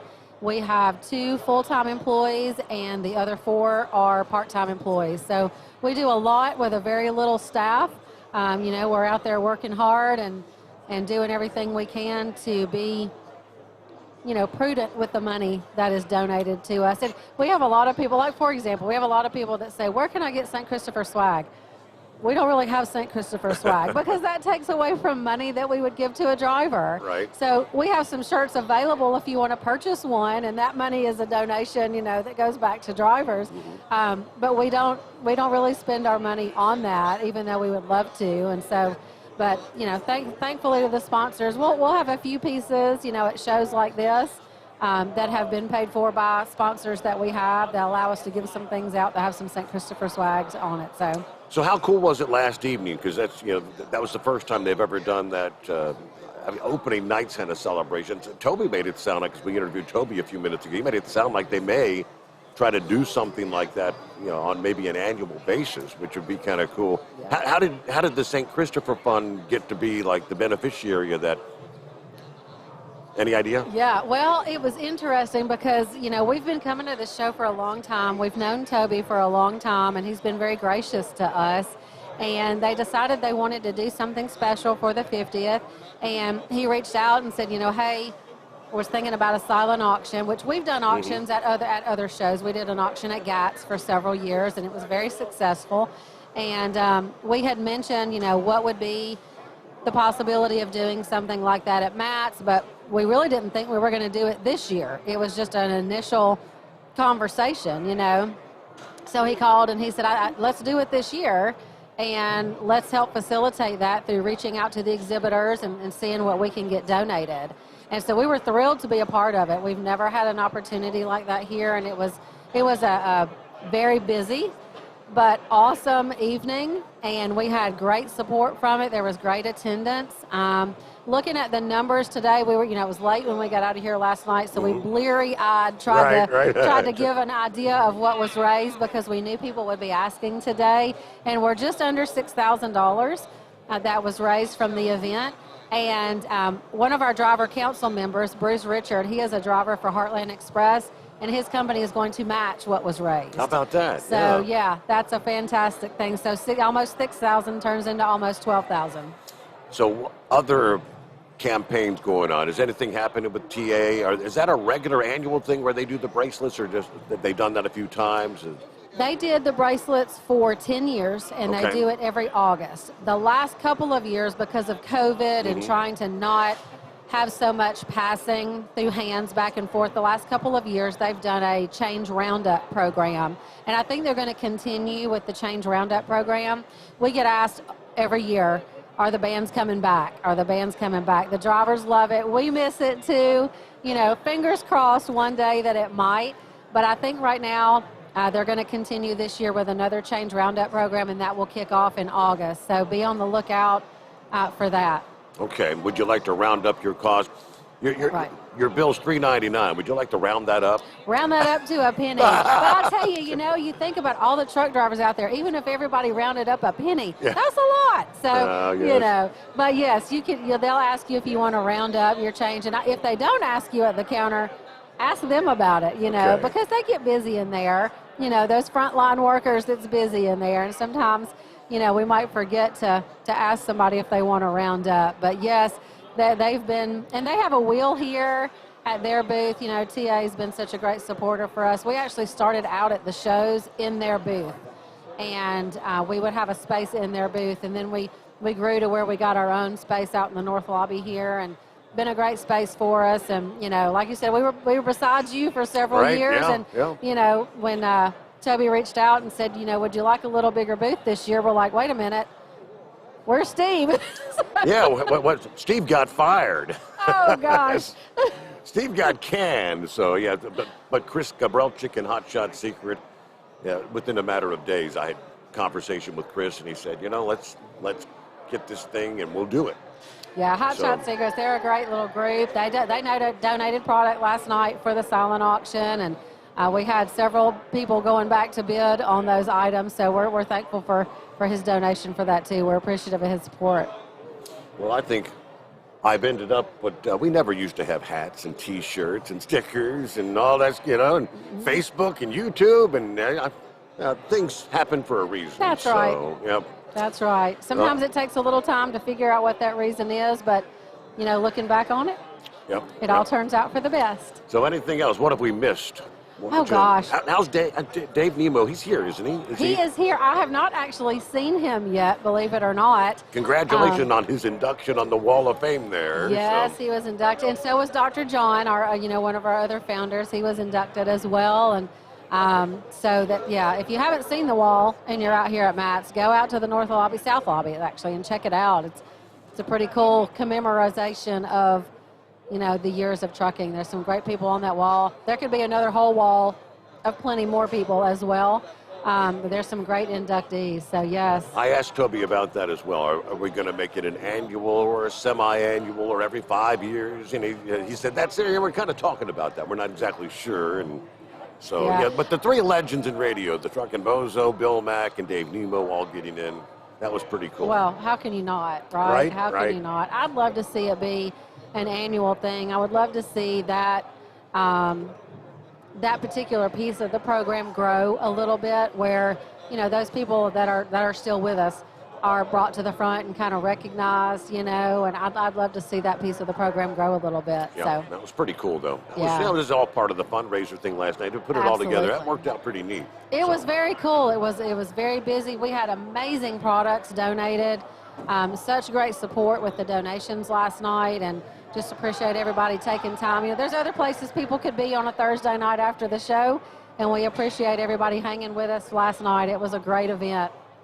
So we got a lot of people that are out there probably listening, maybe even on their way here, or they'll be catching it tonight, be coming in Saturday. Where are you guys at? I know you're at, but tell everybody where you're at and what you got going on this year at the show. Yeah, absolutely. So we're in the north lobby. If you've been here before, it's the same spot we're at, but a little bit bigger booth. It's booth number 40648 out in the north lobby. And we have some health and wellness stuff going on. Julie's, you know, talking to drivers about the program. She's doing some assessments out there. She's doing blood pressure checks, and we've had several people stop by for that. I walked by, and Dr. McGilly gets out there, isn't he? He was there yesterday. He was here yesterday. Okay, He went home last night. Okay. So if you didn't get to see him, you'll have to wait till next year. And then we have our Spin the Wheel. It's you donate $1 and spin the wheel, and we've got all kinds of great prizes from NASTIC and Road Pro and Connect Seal My 20. And so we've got great product donations out there. So great prizes for your $1 donation. And just sharing information and reconnecting with drivers that we've helped and that are looking for, somewhere to give back. We've heard great stories. Had a driver last night say, I didn't know about you. I had esophageal cancer. He said, I didn't know about you at the time, but now that I do, and I want to make a donation because I want to give back to the next driver that might need it. How about that? Have you ever experienced drivers that are hesitant about, because I don't want to ask for help. I don't want to ask for help. People that, they said, that's what your kind of group is there for. It's set up. People donate and expect drivers that are in need to don't hesitate to ask for help, right? It's hard. You want to be on the giving side. Everybody wants to donate and support. It's hard to be on the receiving side. It just is. And a lot of times that's why by the time they reach us, they're sometimes in dire straits, right, because it takes a while to, just humble yourself and ask for help. But that's why we're here. So exactly, absolutely, yeah. Utilize us. We want this money to go to the drivers, not sit in a bank account, Yeah, you didn't ask to have a heart attack, but if things do happen, and if that's when those occurrences just happenstance hit you, which you never expected, there's somebody there that maybe could help you get through it, right? Yeah. So it's all anonymous. Nobody has to know. We don't share any information with anybody. It's completely confidential. If you want to share your testimony and share that we helped you, great, but that is absolutely not required, and everything we do is confidential. If I wanted to make a donation to the St. Christopher Fund, how do I do that if I'm out there in listener land? Yeah, so go to the website. It's the easiest way to do it, truckersfund.org. Click that big red donate button up in the corner, and that'll take you right in there. You can use PayPal, you can use a credit card, you can use a debit card, however you want to do it. You can make a one-time donation, or you can set up a monthly recurring donation, whatever you want to do. Okay, truckersfund.org. That's correct. ORG, organization. All right. So great to meet you. I've seen you before, but yeah, good to see you again. Good to see you. It's Thanks been 3 for having years. us. Do I look any older? Do I look any younger? I feel like I'm a lot older. I've learned I'm out of shape from being at a show. My back and hips were killing me last night, so I got to get back into shape now that shows are back around. So. Oh my! Well, great to have you here. Thank you so much. Have a great rest of the show here. Thank Good you. Friday, Appreciate and the hopefully, time. and we'll be back. Coming to you live from the 50th anniversary celebration of the Mid-America Truck Show, Louisville, Kentucky. Come on down and join us. Yeah, our booth, by the way, we're in the North Wing. 16067, I think, is our number. You'll find us, the Steve Summers Overnight Drive. USA Radio News with Lance Pry. The Department of Justice charged 4 Russian government employees Thursday for their part in 2 historical hacking campaigns targeting the global energy sector in 135 countries between 2012 and 2018. The cyber attacks came from Russia's Federal Security Service against the energy sector conglomerates. So says Deputy Attorney General Lisa O. Monaco in a statement. She continues, Russia state-sponsored hackers pose a serious and persistent threat to critical infrastructure, both in the United States and around the world. President Biden, after meeting with NATO allies Thursday, said if Russia were to use chemical weapons in Ukraine, it would trigger a response from NATO. We would respond. We would respond if he uses it. The nature of the response would depend on the nature of the use. The European Space Agency has confirmed that it's indefinitely suspending its ExoMars rover mission with Russia's space program. USA Radio News. You've heard me talking for over 3 years about MyPillow and the great products they have. There's some great specials right now when you go to mypillow.com/radio specials. You can find Giza Dream Sheets as low as $39.99. 6-piece MyPillow towel sets, deeply discounted, $39.95. And, of course, half-price My Slippers, which make my feet feel wonderful. All sorts of great products, including the MyPillow mattress topper, a MyPillow for the rest of your body. Go to mypillow.com/radio specials. That's mypillow.com/radio specials. Use my promo code USA, or you can call 1-800-951-8175. That's 1-800-951-8175. 8175. MyPillow.com/radio specials, promo code USA. One lawmaker says free money is the answer to high gas prices. Democratic Congressman from Connecticut, John Larson, is proposing a bill that would provide stimulus payments to Americans to offset soaring energy costs. Larson's bill would provide $100 a month per person for tax filers and dependents. It would be issued the same way as the 2020 and 2021 stimulus checks. From the USA Radio News Phoenix Bureau, I'm Tim Berg. President Trump's people filed a lawsuit Thursday against Hillary Clinton and several Democrats, alleging they tried to rig the 2016 election by tying his campaign to Russia. The lawsuit covers a long list of grievances in a 108-page lawsuit filed in federal court in Florida. A special counsel investigation has documented Hillary Clinton's campaign did create Russiagate. NASCAR racing is in Austin, Texas this weekend. Thanks for listening, and a TGIF to you, my friend. USA Radio News. Bingo fun fact number 6. Americans spend over $90 million weekly on bingo. Why? When you can play Bingo Treasure for free. Go to bingoRadioUSA.com. Play from any device, your smartphone, tablet, or computer. The account is free. The play is free. Play one card. Play more. Chat with other players. Meet new friends. All free at bingoRadioUSA.com. That's bingoRadioUSA.com. Bingo from any device. Hurry. Free accounts are limited. Florida Republican Congressman Byron Donalds was on Newsmax overnight. He's claiming Supreme Court nominee Ketanji Brown Jackson is not answering the questions during her confirmation hearings that must be addressed so that lawmakers will know what they need to know about how she'll serve if she's confirmed. And if you have somebody who sits on the Supreme Court who literally cannot tell you that a woman is somebody who has an X chromosome, how are they going to rule when it comes to these matters going in front of the highest court in the land? These are serious questions. I understand the frustrations from the Republicans. And for the Democrats, this is the same party that went into yearbooks for Judge Kavanaugh, that questioned Judge Barrett's religion relentlessly. They have no problem attacking Republican nominees. We don't need to remember Clarence Thomas's confirmation, or Robert Bork, or Miguel Estrada. They have done this time and time again, but now they want to play with kid gloves. They're disingenuous to me. I don't care what their opinions are. We need to get to the bottom, get to the truth on Judge Brown Jackson's judicial philosophy. It matters for the future of America. Russian President Vladimir Putin is trying to save his flailing ruble economy. His threat to have unfriendly countries pay for Russian natural gas exports only in rubles from now on got the cold shoulder from the European nations Thursday. Several European leaders also said during the first day of their European Union summit, making such demands would fundamentally change contracts and render them null and void. Lance Pry, USA Radio News. You're listening to the Overnight Drive with Steve Summers. At Hot Shot Secret, we share the science behind common diesel problems and their solutions. For example, ultra-low sulfur fuels. The primary function of diesel fuel is combustibility. One of the little-known aspects of fuel is its role as a lubricant to metal-on-metal moving parts. The introduction of ultra-low sulfur fuels diminishes the fuel's ability to lubricate because sulfur, which has been mostly removed, has lubricating properties. Hot Shot Secret Everyday Diesel Treatment with LX4 delivers unmatched lubricity. Third-party testing confirms that it takes 3 times the amount of leading fuel treatment to match the lubrication benefit of 1 dose of Hot Shot Secret.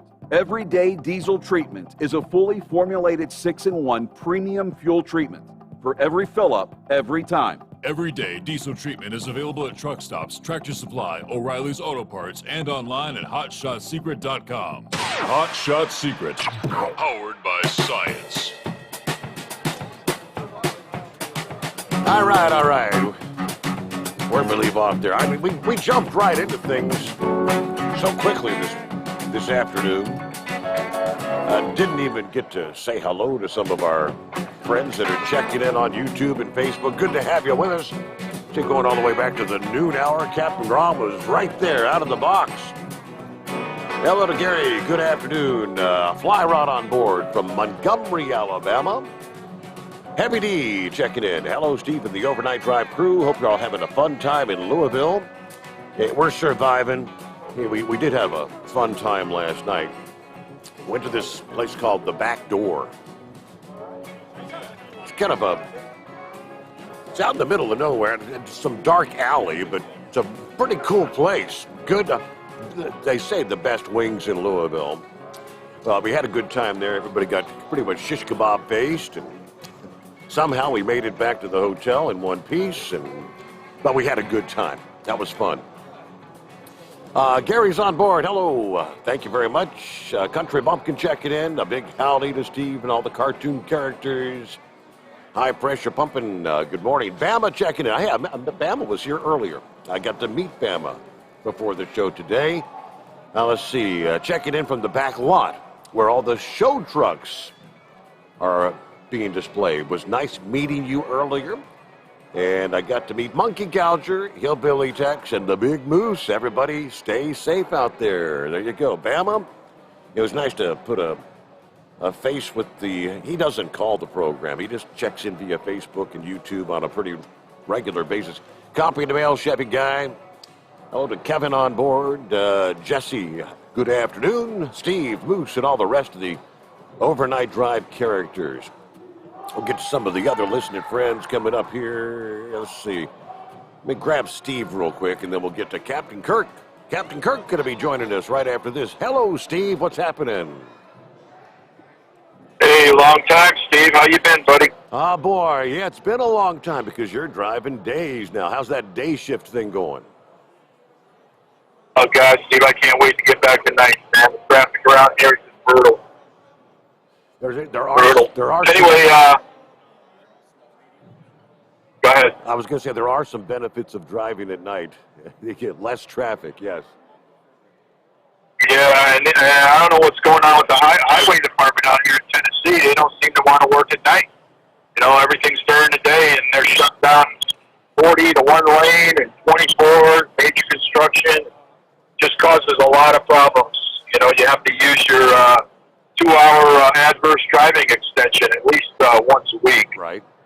So, but Steve, what a breath of fresh air, man, watching your show yesterday and today. You know, it kind of makes you take your mind off all the insanity that's been going on in our country for the last 5 months. And, you know, it was great to finally put a face with a voice. I saw Pappy yesterday. Good to see him. And Big Moose and Tex and Gouger. So congratulations to Gouger, by the way, on that Wall of Fame, man. That's pretty awesome. How about that? And also to you, you and your father, Steve. That's pretty darn good. He definitely deserved that. So congrats to you. But yeah, it's been you know, like I said, the last day and a half, just tuning into YouTube and being able to listen to you live and you know, listening to your interviews. That interview you just had with those two ladies from St. the truckerfund.org. Yep. What a great organization. I will definitely, when I get home tonight, I will be going on that website and making a donation. And I'm going to look into that 1 hour a week deal that they got going on. Because I got an issue with pouches, you know, and it's really hard to kick that crap. And I'm going to see if I can get some help for that. That's what they're there for. That's what it's all about. I'm sure they'll be happy to hear from you. Yeah. Speaking of which, Steve, how many boxes of Nicorette have you gone through in the last day and a half? I did not bring a Nicorette. I did not bring a patch, and I have not had a smoke. I'm only at 1 hour and 40 minutes now, but yeah, I made it all the way to 5 o'clock yesterday. Yeah, I could say. I know you were talking about it, and sorry I brought it up again, but I was wondering, man, how is Steve surviving? You know, jonesing for a smoke. At some point, I think Kyle and Big Moose are going to come over and do a 10-minute segment. Moose is going to I think 3 o'clock. Moose is going to come over and do some live music for us. So I'll get a chance to go out and get a smoke.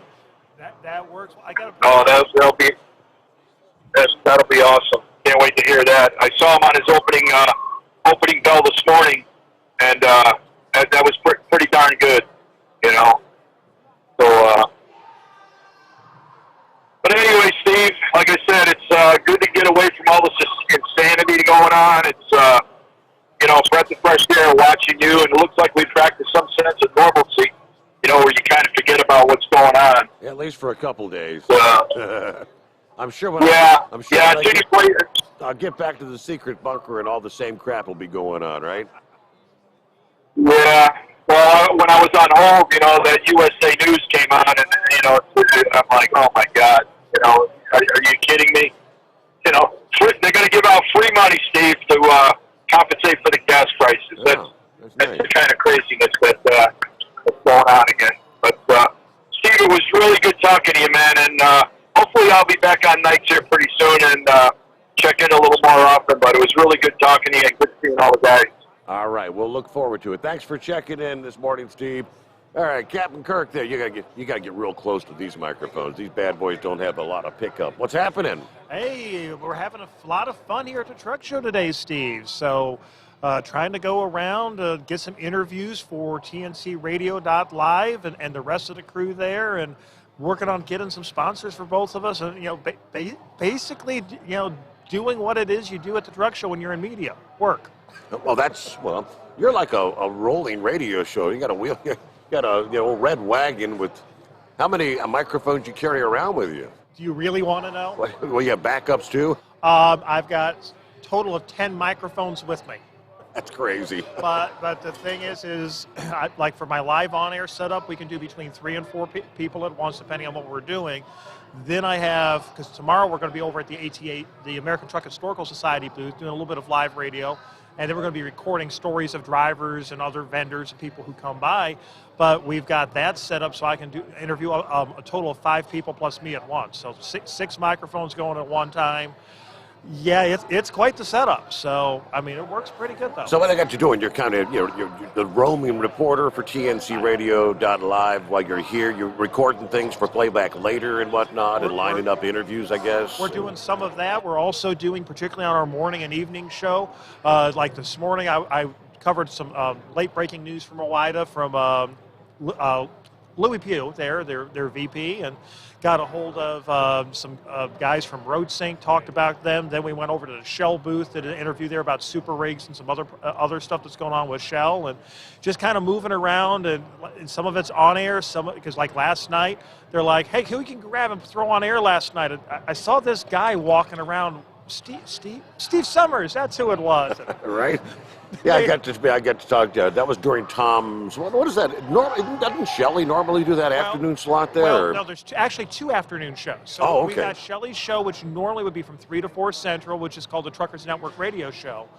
Then we have what we call the Evening Grind, and Tom and Shelley take turns. So Tom will host it one week as the main host, and Shelley takes turns one week doing it. Because as you know, doing 4 or 5 hours of radio a day is tough. Well, Tom does 2 hours in the morning, produces for Shelley, does 2 hours of an evening, and on some nights he does as much as another 2 to 3 hours of live radio producing and whatever else, co-hosting and things like that. So there are days when he does up to 7 hours of live radio. Wow. So, it's quite the production that we've got there. So, it's nice where we all try to trade off a little bit, getting everything there. But we got a bunch of great programming. We're actually really proud to have you on in that midnight to 5 slot, which is a lot of fun. And a lot of drivers missed hearing you. So it's a great way to have you back on and with TNC Radio and things like that. And we got a lot of great primetime programming now. I think you may remember this name, Marcia Campbell. Absolutely, yes. So she, America's... What do they call her? Nashville sweetheart? America's trucking sweetheart. America's, okay, there you go. Get it right or she'll come So, she worked with Nemo for years, and then, of course, she had her own overnight thing there. She was kind of like a competitor of mine, at one point in time. She was. Well, she wasn't, because she did kind of more of that full-time show where it was a mixture of country music with a little bit of talking.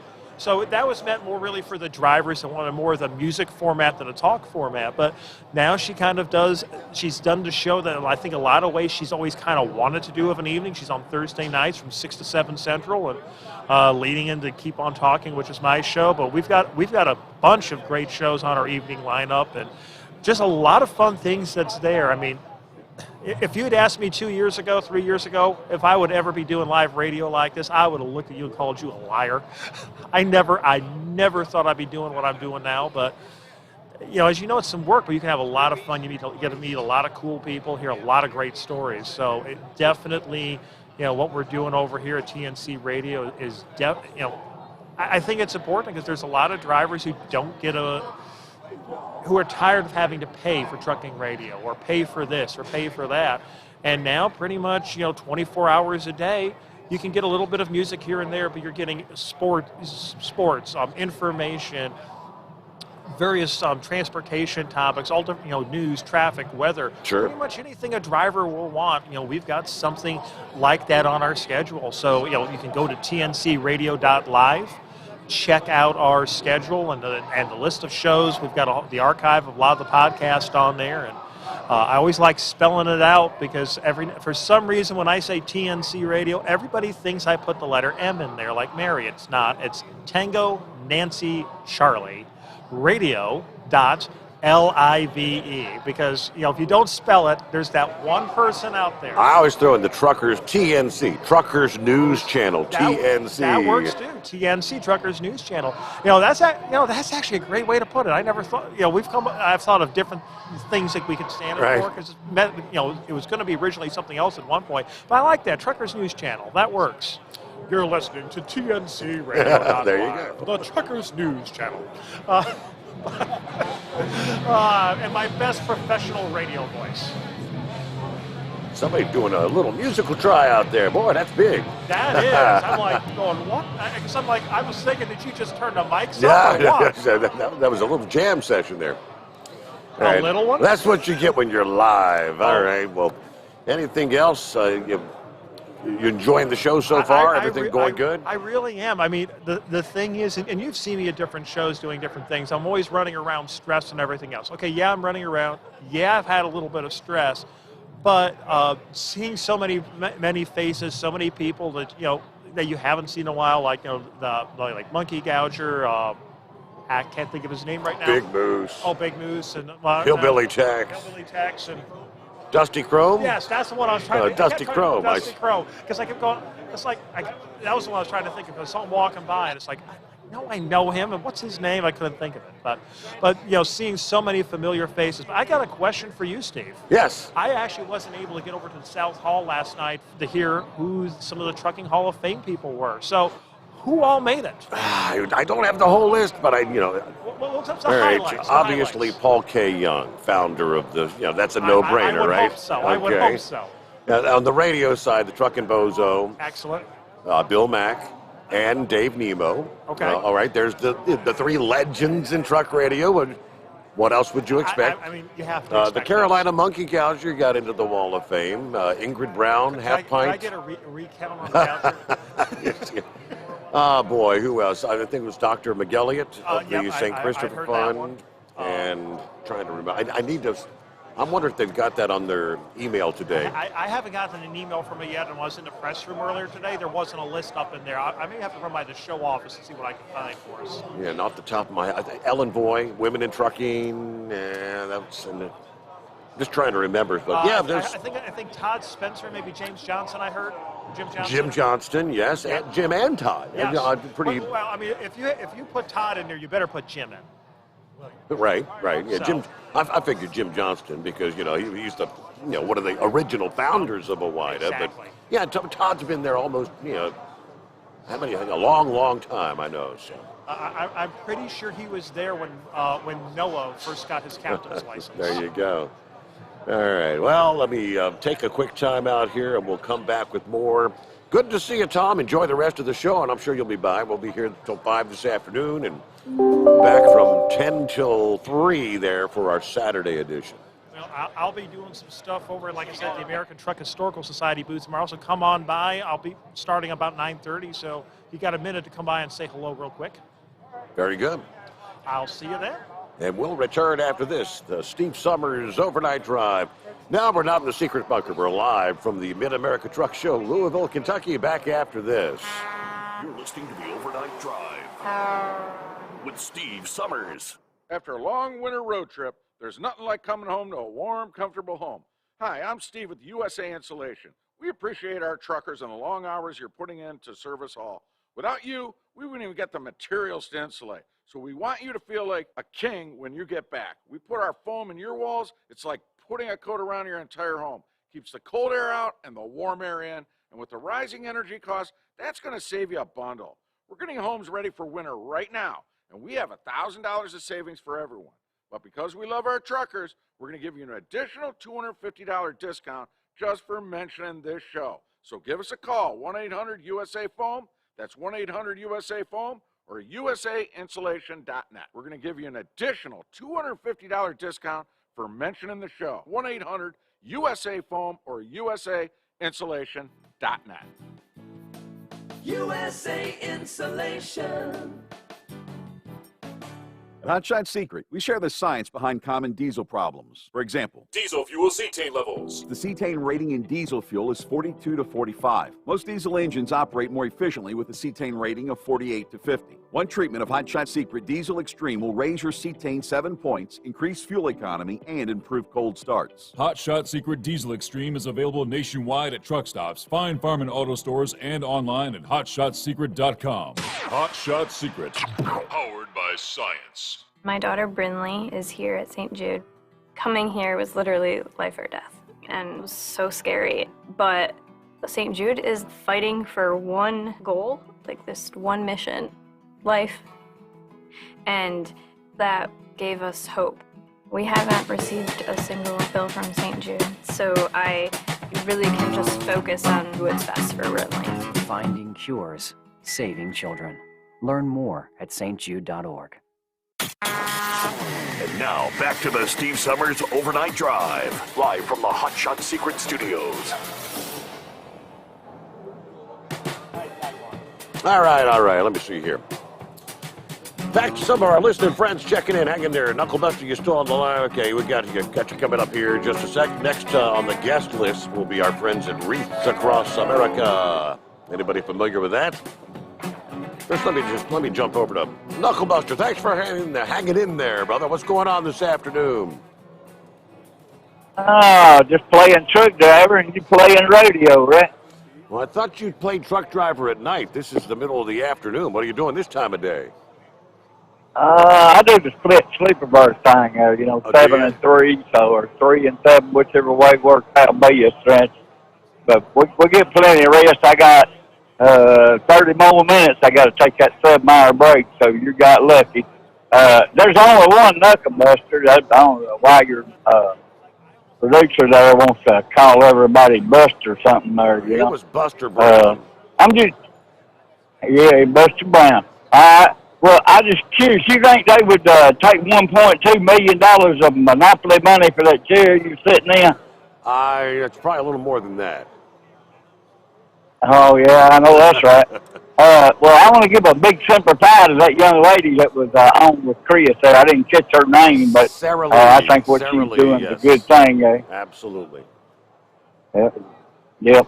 Well, I'll congratulate you and Mucky Gouger both for at least getting nominated, and Mucky Gouger for making that wall of fame there. I almost said wall of shame. I'm sorry. I'm just kidding, Steve there.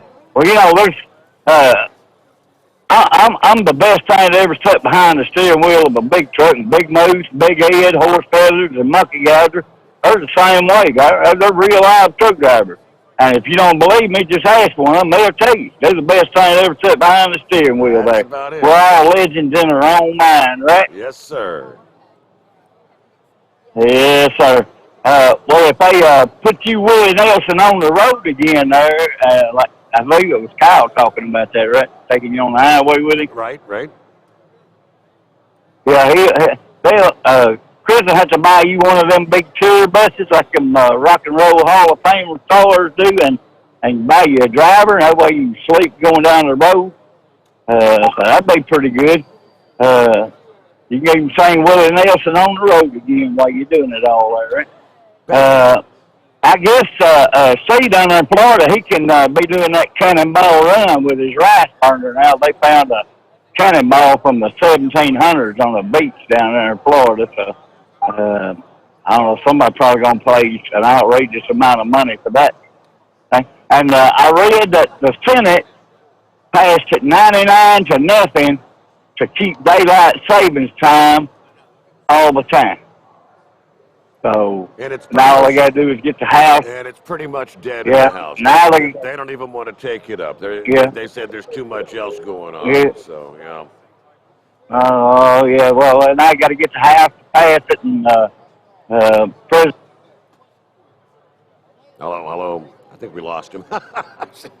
Knucklebuster, hey, it's great to hear from you, brother. Thank you for checking in. Let me see. We'll shift gears here. And is it Don? Don, scoot right up close to the. You're going to have to sit on the edge of the. I think Moose pushed those back because he's about this big of a guy, and we need to move him back up. They're not on rollers. I'm fine, thank you.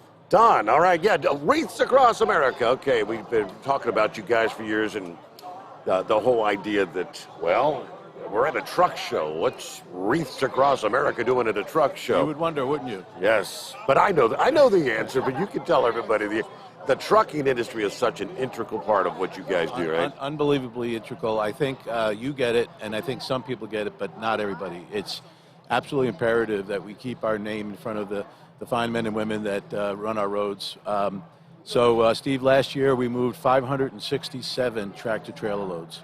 And the number that I actually had to pay for is just beautiful. I think maybe I paid for 9 of those.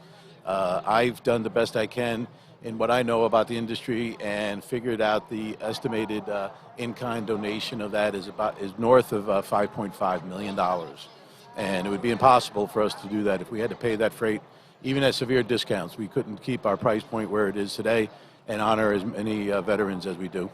For those who may not be familiar with Wreaths Across America, it's an organization that, is it Merrill Wooster or?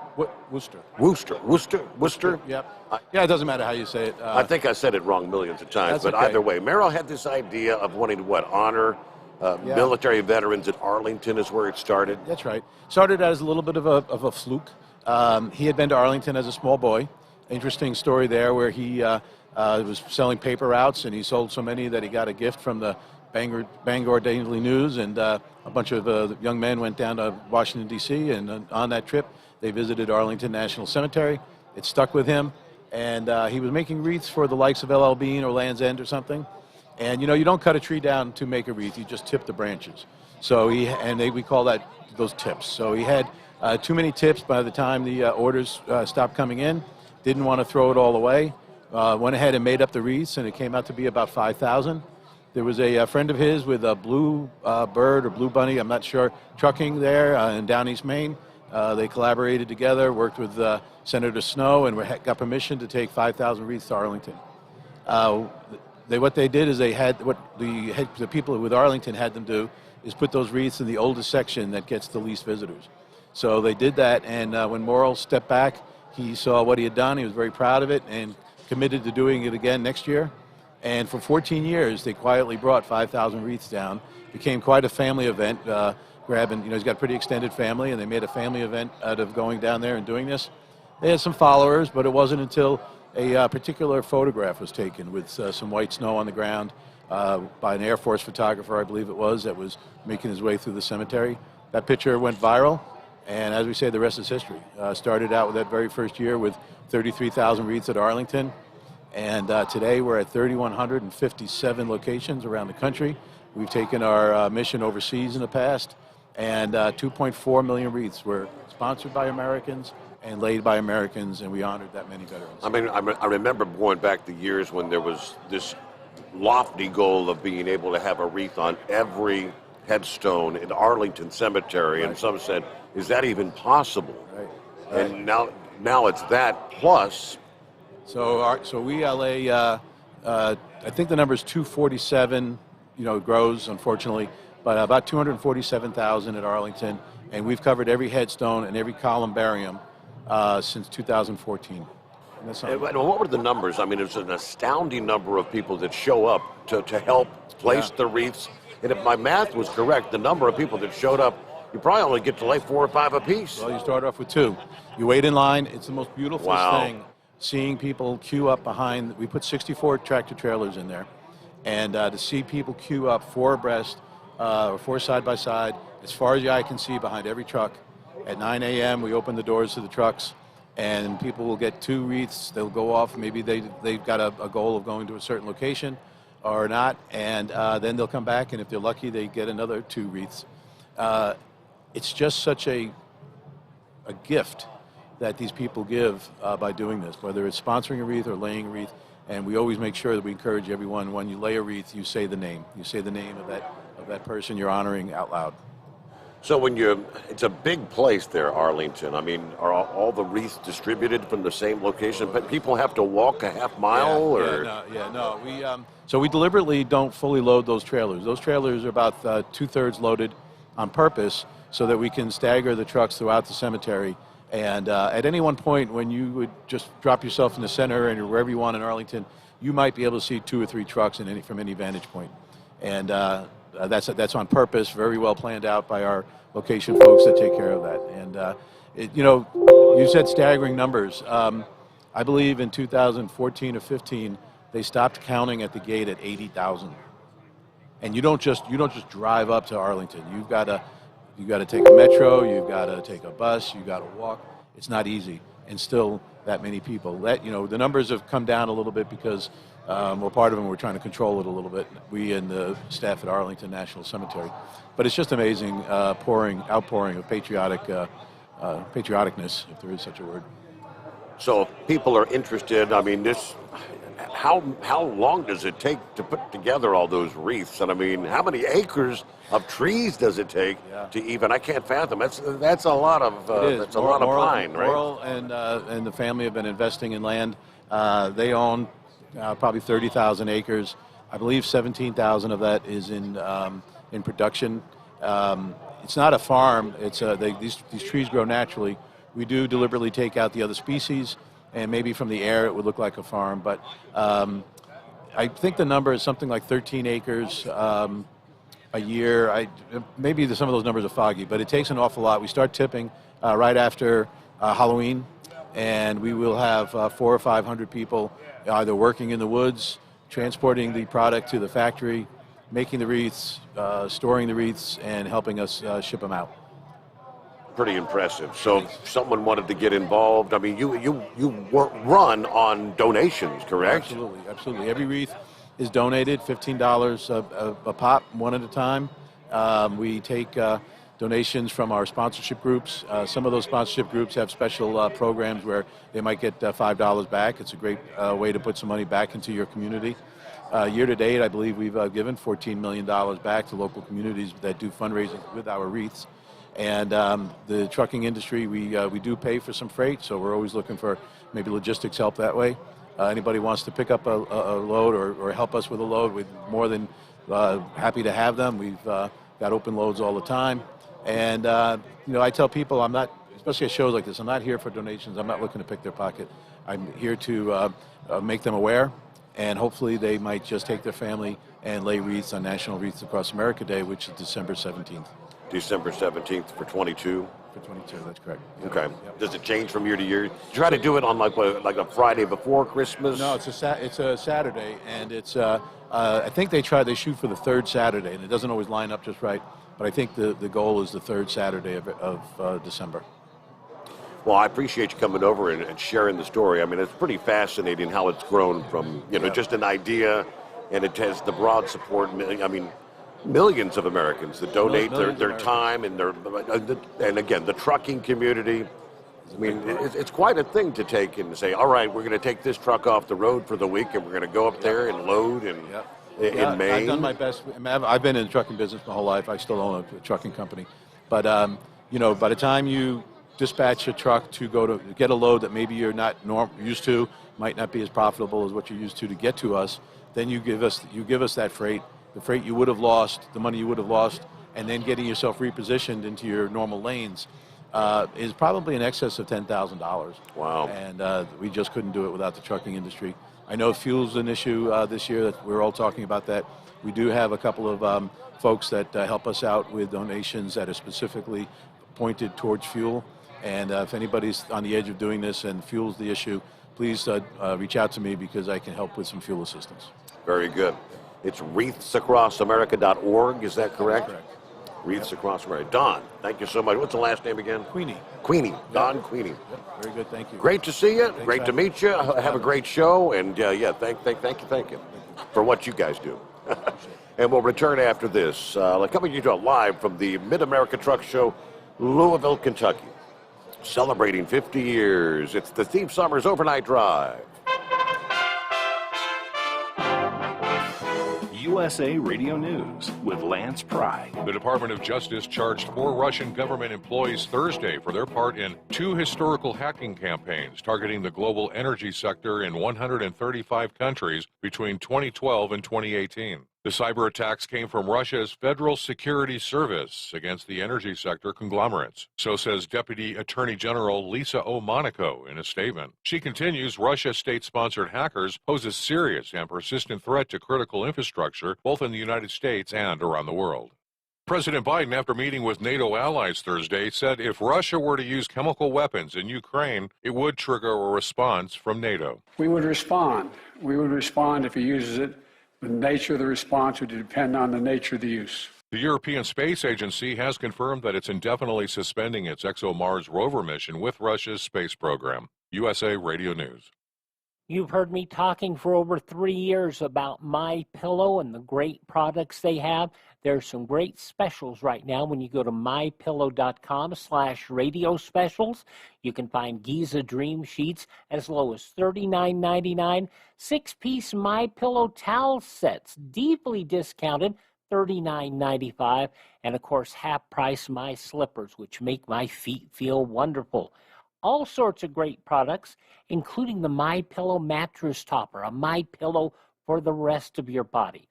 Go to mypillow.com/radio specials. That's mypillow.com/radio specials. Use my promo code USA, or you can call 1-800-951-8175. That's 1-800-951-8175. mypillow.com/radio specials, promo code USA. One lawmaker says free money is the answer to high gas prices. Democratic Congressman from Connecticut, John Larson, is proposing a bill that would provide stimulus payments to Americans to offset soaring energy costs. Larson's bill would provide $100 a month per person for tax filers and dependents. It would be issued the same way as the 2020 and 2021 stimulus checks. From the USA Radio News Phoenix Bureau, I'm Tim Berg. President Trump's people filed a lawsuit Thursday against Hillary Clinton and several Democrats, alleging they tried to rig the 2016 election by tying his campaign to Russia. The lawsuit covers a long list of grievances in a 108-page lawsuit filed in federal court in Florida. A special counsel investigation has documented Hillary Clinton's campaign did create Russiagate. NASCAR racing is in Austin, Texas this weekend. Thanks for listening, and a TGIF to you, my friend. USA Radio News. Bingo fun fact number 6. Americans spend over $90 million weekly on bingo. Why? When you can play Bingo Treasure for free. Go to bingoRadioUSA.com. Play from any device, your smartphone, tablet, or computer. The account is free. The play is free. Play one card. Play more. Chat with other players. Meet new friends. All free at bingoRadioUSA.com. That's bingoRadioUSA.com. Bingo from any device. Hurry. Free accounts are limited. Florida Republican Congressman Byron Donalds was on Newsmax overnight. He's claiming Supreme Court nominee Ketanji Brown Jackson is not answering the questions during her confirmation hearings that must be addressed so that lawmakers will know what they need to know about how she'll serve if she's confirmed. And if you have somebody who sits on the Supreme Court who literally cannot tell you that a woman is somebody who has an X chromosome, how are they going to rule when it comes to these matters going in front of the highest court in the land? These are serious questions. I understand the frustrations from the Republicans. And for the Democrats, this is the same party that went into yearbooks for Judge Kavanaugh, that questioned Judge Barron's religion relentlessly. They have no problem attacking Republican nominees. We don't need to remember Clarence Thomas's confirmation, or Robert Bork, or Miguel Estrada. They have done this time and time again, but now they want to play with kid gloves. They're disingenuous to me. I don't care what their opinions are. We need to get to the bottom, get to the truth on Judge Brown Jackson's judicial philosophy. It matters for the future of America. Russian President Vladimir Putin is trying to save his flailing ruble economy. His threat to have unfriendly countries pay for Russian natural gas exports only in rubles from now on got the cold shoulder from the European nations Thursday. Several European leaders also said during the first day of their European Union summit, making such demands would fundamentally change contracts and render them null and void. Lance Pry, USA Radio News.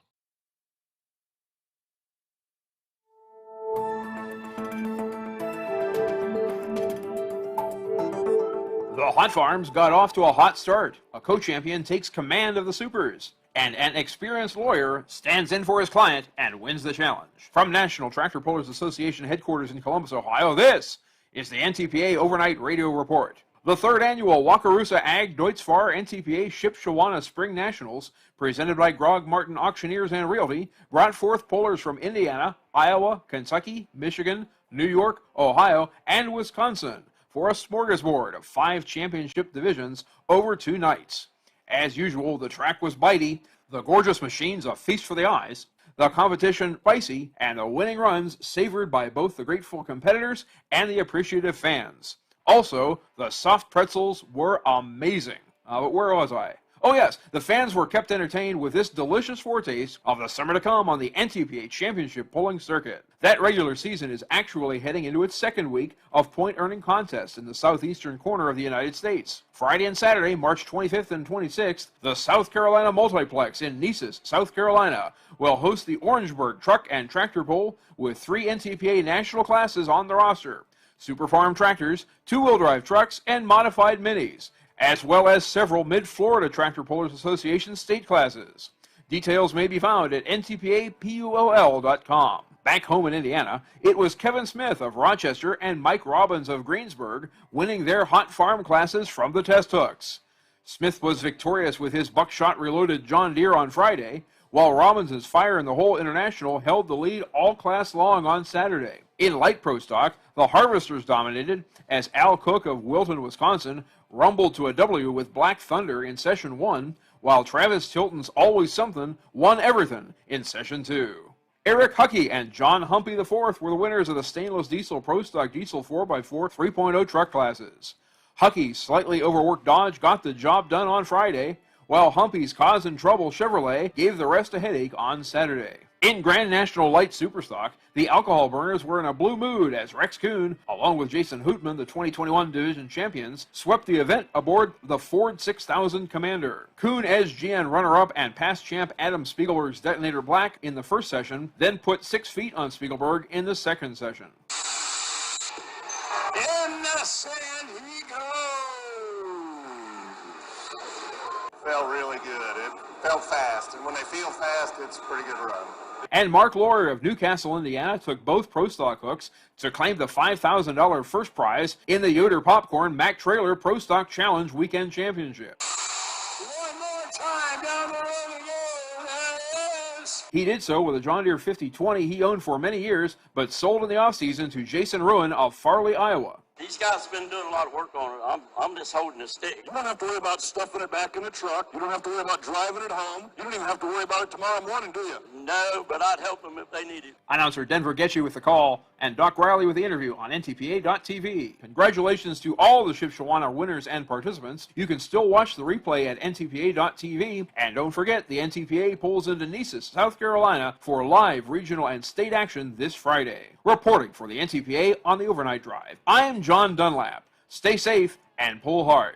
At Hot Shot Secret, we share the science behind common diesel problems and their solutions. For example, ultra-low sulfur fuels. The primary function of diesel fuel is combustibility. One of the little-known aspects of fuel is its role as a lubricant to metal-on-metal moving parts. The introduction of ultra-low sulfur fuels diminishes the fuel's ability to lubricate because sulfur, which has been mostly removed, has lubricating properties. Hot Shot Secret Everyday Diesel Treatment with LX4 delivers unmatched lubricity. Third-party testing confirms that it takes 3 times the amount of leading fuel treatment to match the lubrication benefit of 1 dose of Hot Shot Secret. Everyday Diesel Treatment is a fully formulated 6-in-1 premium fuel treatment for every fill-up, every time. Everyday diesel treatment is available at truck stops, Tractor Supply, O'Reilly's Auto Parts, and online at HotShotSecret.com. Hot Shot Secret, powered by science. All right, cue the microphone back at it here, live. Louisville, Kentucky, Mid-America Truck Show. All right, we're about the halfway mark for the show, right? A little after 2 o'clock in the afternoon on Friday. Be here till 6 o'clock tonight. The show will be open till 6. We'll be broadcasting till 5 this afternoon. We'll start things up. I don't know what time we're going to have to get out of bed in the morning to be on the air live at 10. Good golly. Guess I'm not going to be allowed to drink that much tonight. Hey, good to have you on board. Our number, 844-844-3388. Next, we're going to invite, who we got stepping into the studio? Mackenzie Phipps, I believe is the name. Mackenzie, hi there. Welcome into the Overnight Drive. How the heck are you? I am doing great. Thank you for having me. All right, Mackenzie, that's kind of a new name to me. And you got to get close to the micro. You'll notice that in your... All right. Yeah, there you go. That's so much better. Yes. These microphones suck. This one here gets you really loud and clear. But yeah, so tell me a little about why you're here. First of all, you're a country music artist. How old are you? I just turned 20. Okay. All right, 20 years old. Yes. Been singing for how long? I have been singing since I was 4 years old. 4? Yes. Started kind of young. Yes. Was it like in church kind of thing Yes, or what? I did actually. Yeah. That was the very first place I started performing and singing at, was at church. So are you a writer or? Yes, I write music. I am a singer-songwriter, a musician, performer, the whole 9 yards. And where do you what have you grown into now? You do like nightclubs and... Yes, I do various venues around the East Coast. I travel all throughout Tennessee, West Virginia, Virginia. We're now in Kentucky. I do Ohio, go down to Indiana some. And like, are you an opening act or are you a solo act or? I do duo shows as well as band shows. Okay. Well, what brings you to the Mid-America Truck Show? Well, I was actually asked to come and be one of the singers on the lineup for the 50th anniversary of Matt's. And when I found out that I was actually going to be performing at Matt's, I got with my co-writer, Mr. Shane Begley, and I told him that we should write a song and dedicate it to all of the wonderful truckers in the world, because I always tell people that without truckers, the world would not go round whatsoever. They are the foundation of this world. And I told him that we should commemorate them with a song. So my songwriter, Shane Begley, he actually wrote a song, and we actually debuted it yesterday here at the 50th anniversary of Matt's, and it is called 18 Wheels. It is a beautiful song, and I cannot wait to be in the studio in the next couple of weeks to actually record that song and have it released here in the next month or two. So be on the lookout for that, but I am very excited with how it turned out, and I hope that I've gotten a lot of feedback from a lot of people around here who attended the event yesterday and today, and they said that they loved the song.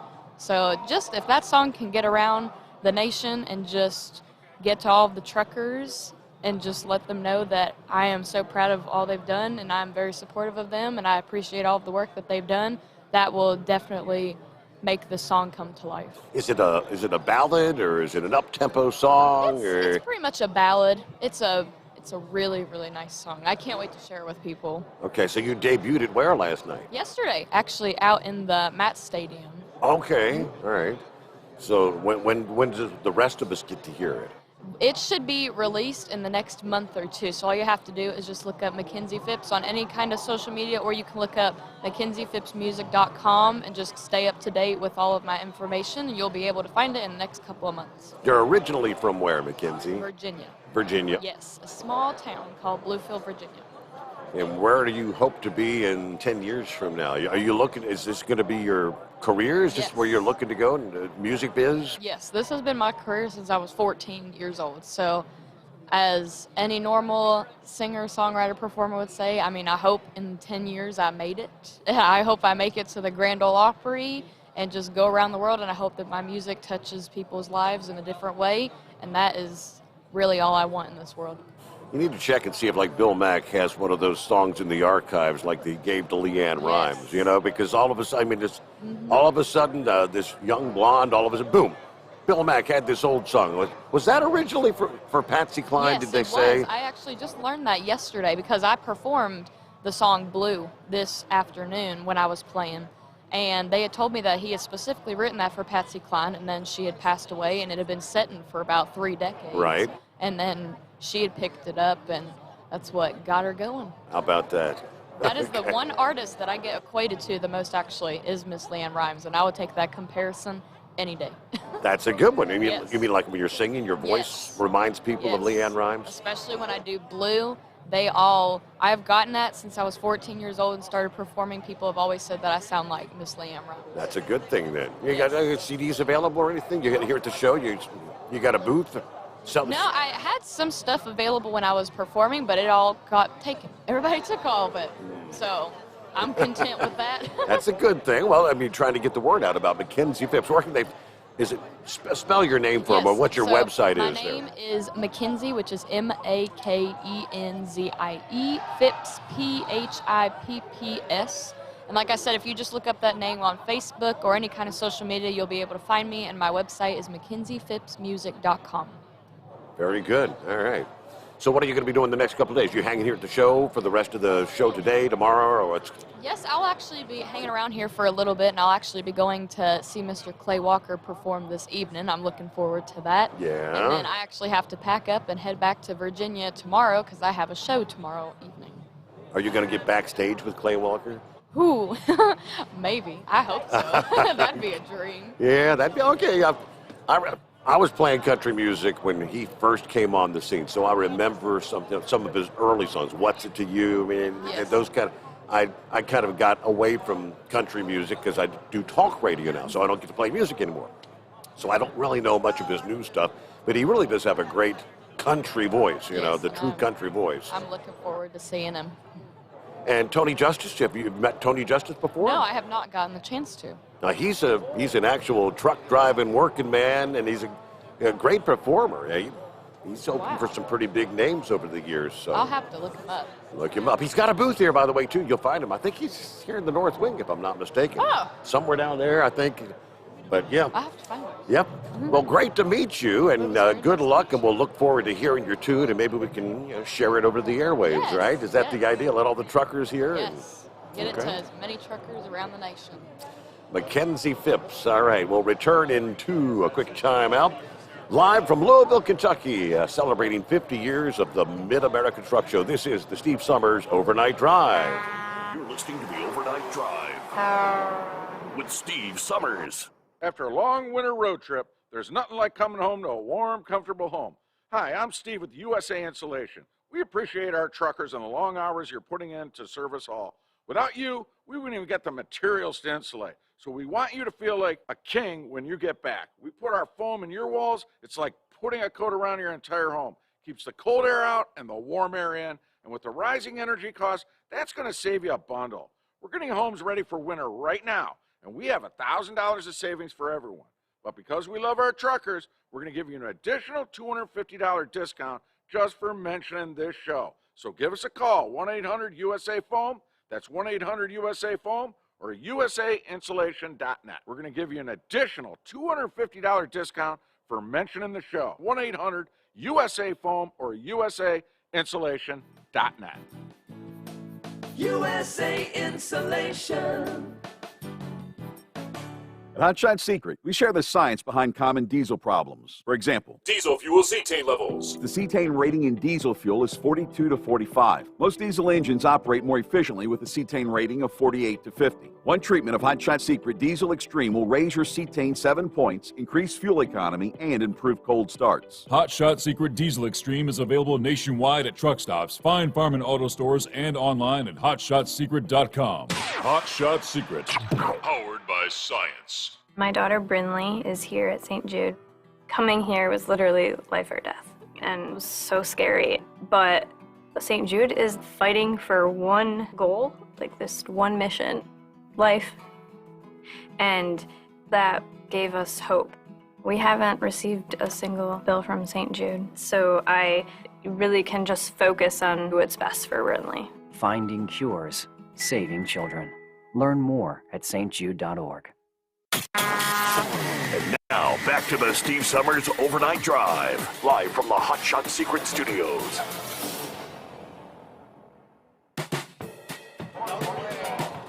All right, we'll be rolling toward news break coming up, bottom of the hour here, about 5 minutes away. Meanwhile, see if I can click over on find our stream chat. Who all was checking in earlier? Trying to play catch up here as we wait for our next guest to arrive. And I'm not even sure who we got coming up next. Let's see. Linwood checking in. Hey there, Steve from San Antonio, Texas. It's awesome putting faces with some of the names of all those cartoon characters. Thanks for all you do for the truckers and the non-truckers alike. Thanks to Chris and Hotshot Secret for bringing you back. I think we said hi to Jesse earlier. See, some of these folks were tuned in right out of the box at the noon hour. Said Big Moose was rocking it. Moose, we got Moose coming up, I believe, in about 30 minutes from now. I think he's supposed to do some more tunes for us, if I'm not mistaken. Maybe give me a smoke break. Let's see. Hello, Victor checking in. Paul says, good job. Dave from Anderson checking in. Off tonight, watching you on the big screen. All right. Q-Ball says, Steve, check your email. Okay, I'll see if... Yesterday, I could not get the email to open. It was opened earlier, and I'll see if I can grab that up again. Heavy D says, thank you. Thank you, Sarah, for your service. That's Sarah Lee, of course. And that was kind of a inspiring story. And, you know, I think Sarah Lee she's genuine. I mean, she's almost brought to tears for what's going on. And Chris helping her out there. Kentucky Ken on board, listening in. There's Lauren Weiss, two-time world champion bull hauler. Afternoon, Steve, and everybody at the Mid-America Truck Show. Looks to be a good crowd. Today, less than 2 weeks back behind the wheel. I'll be trucking once again. A shout out to the Carolina Monkey Gouger from Southwest City, Missouri. Okay, Colton did check in earlier today, about 12:15. Hello to Lucky Penny. There you go, Linda. Lucky Penny. Morning, Steve. Great time.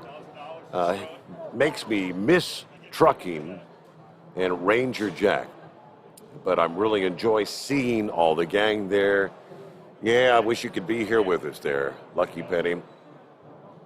Hello, Big Ed, are you with me? He said, yeah, Big Ed says, I'm with you. Let's see, who else checked in there? Several. There's our buddy Rick in Columbus. Rick Friend, as he's known. Valerie checks in. Veterans are tough. They're strangers who meet for boot camp. They constantly meet new people when they transfer. That makes them the best people to talk to. I'll talk to veterans while I'm out shopping. Matter of fact, very interesting. Hello to Tar Heel in North Carolina there. Good to have you on board. And Joe. Hello, Joe. Hello, Steve. Stopped by earlier. Lisa said you partied too hard to show up. I did not. I was here before they were. Thank you much, Joe. All right, you want to dial us up? We've got 844-844-3388. Before we get our news break, there's Philip. What's going on this time of day? I'm just hanging out, bud. Getting ready to take a shower here in a little bit. Just got home from work. How you doing? Having a good time at the show. About the halfway mark for this second day of the show. Everything seemed to be going smooth. Hey, did you guys give away that seat? We have not given away a seat yet. I think they're going to pull the names 2 o'clock tomorrow afternoon, if I'm not mistaken. Oh, okay, cool. Hey, and you got Gouger there with you today? He's on the premises, but Big Moose is standing over here because I think he's going to sing some tunes for us here in a little bit. But yeah, Gouger's here. Hey, you know how much Gouger's book is by chance? I think it's $15. I'd have to double check, but I think that's it. Oh, okay. Yeah, I seen he was signing copies for the show. Maybe I should get with him and see if I can get one off of him, huh? I'm sure he'd be happy to send you one. Cool. Is the show going pretty good for you? Yeah, it is actually. Yes, it's been very, very interesting. Lots of good guests. It's kind of a little bit of lull. People come in waves, if you know what I mean. It's like you look at 1 minute, you can't even see because the crowd's so thick, and then things kind of clear out. But that's the way it works. Hey, were you telling me yesterday that none of the major guys came as far as Peterbilt and the major OEMs? Well, yeah, that's what they call the OEMs. That is correct, and nobody seems to have an answer. And I didn't really want to put Toby Young on the spot by asking him. He probably would know better because he's the one that puts the show together. But yeah, I just didn't feel like it would be right to ask him because I mean it could be something that we don't know and he don't want to talk about, that kind of thing. Yeah, that's understandable. Business is business. I understand that. So, but I just wanted to check in with Bud. I hope you guys are having a good time, and then I'll get on YouTube and see if I can see Moose when he plays. What time is he supposed to play? I'm supposed to be coming up here in just a few minutes, about top of the hour, I believe. All righty. Well, you guys have a good show. I don't know if I'll be able to talk to you tomorrow or not, Bud, but y'all have a good one. Thank you. I'll give you a call during the week. All right. Good to hear from you, Philip. This daytime hours. And there you go. All right, we'll get our news break here, get a quick timeout, and come back with more. You want to jump on in here while we got some time? It's 844-844-3388. The Steve Summers Overnight Drive, live from Louisville, Kentucky, coming your way from the Mid-America Truck Show 50th Anniversary Celebration.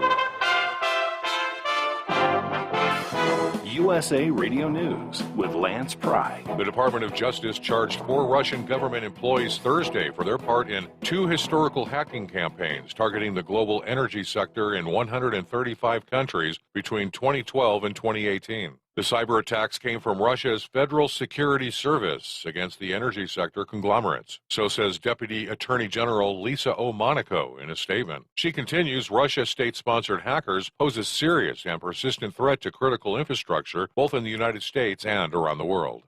President Biden, after meeting with NATO allies Thursday, said if Russia were to use chemical weapons in Ukraine, it would trigger a response from NATO. We would respond. We would respond if he uses it. The nature of the response would depend on the nature of the use. The European Space Agency has confirmed that it's indefinitely suspending its ExoMars rover mission with Russia's space program. USA Radio News. You've heard me talking for over 3 years about MyPillow and the great products they have. There's some great specials right now when you go to mypillow.com/radio specials. You can find Giza Dream Sheets as low as $39.99. 6-piece MyPillow towel sets, deeply discounted, $39.95. And of course, half price My Slippers, which make my feet feel wonderful. All sorts of great products, including the MyPillow mattress topper, a MyPillow for the rest of your body. Go to mypillow.com/radio specials. That's mypillow.com/radio specials. Use my promo code USA, or you can call 1-800-951-8175. That's 1-800-951-8175. mypillow.com/radio specials, promo code USA. One lawmaker says free money is the answer to high gas prices. Democratic Congressman from Connecticut, John Larson, is proposing a bill that would provide stimulus payments to Americans to offset soaring energy costs. Larson's bill would provide $100 a month per person for tax filers and dependents. It would be issued the same way as the 2020 and 2021 stimulus checks. From the USA Radio News Phoenix Bureau, I'm Tim Berg. President Trump's people filed a lawsuit Thursday against Hillary Clinton and several Democrats, alleging they tried to rig the 2016 election by tying his campaign to Russia. The lawsuit covers a long list of grievances in a 108-page lawsuit filed in federal court in Florida. A special counsel investigation has documented Hillary Clinton's campaign did create Russiagate. NASCAR racing is in Austin, Texas this weekend. Thanks for listening, and a TGIF to you, my friend. USA Radio News.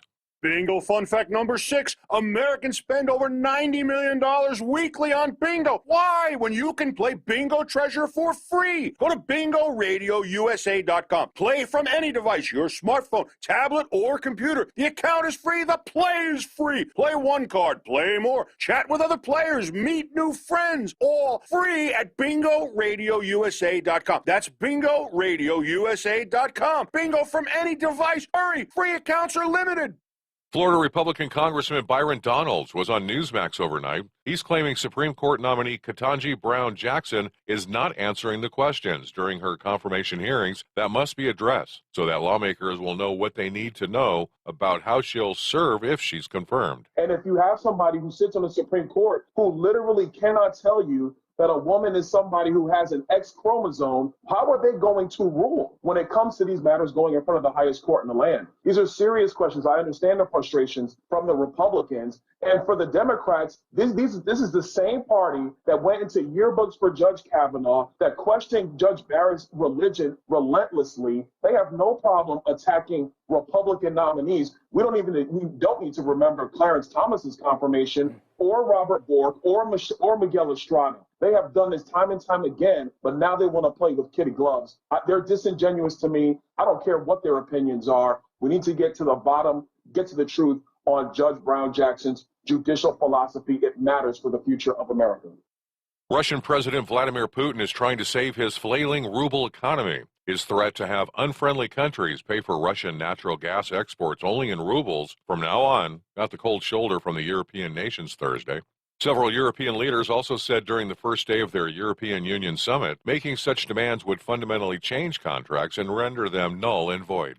Lance Pry, USA Radio News. At Hot Shot Secret, we share the science behind common diesel problems and their solutions. For example, ultra-low sulfur fuels. The primary function of diesel fuel is combustibility. One of the little-known aspects of fuel is its role as a lubricant to metal-on-metal moving parts. The introduction of ultra-low sulfur fuels diminishes the fuel's ability to lubricate because sulfur, which has been mostly removed, has lubricating properties. Hot Shot Secret Everyday Diesel Treatment with LX4 delivers unmatched lubricity. Third-party testing confirms that it takes 3 times the amount of leading fuel treatment to match the lubrication benefit of 1 dose of Hot Shot Secret.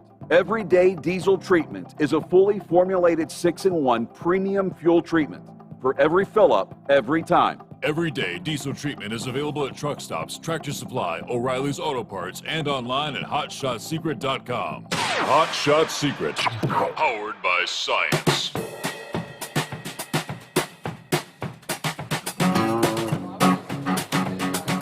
All right, give the thumbs up there. Hey, welcome back. Good to have you hanging out with us. Louisville, Kentucky.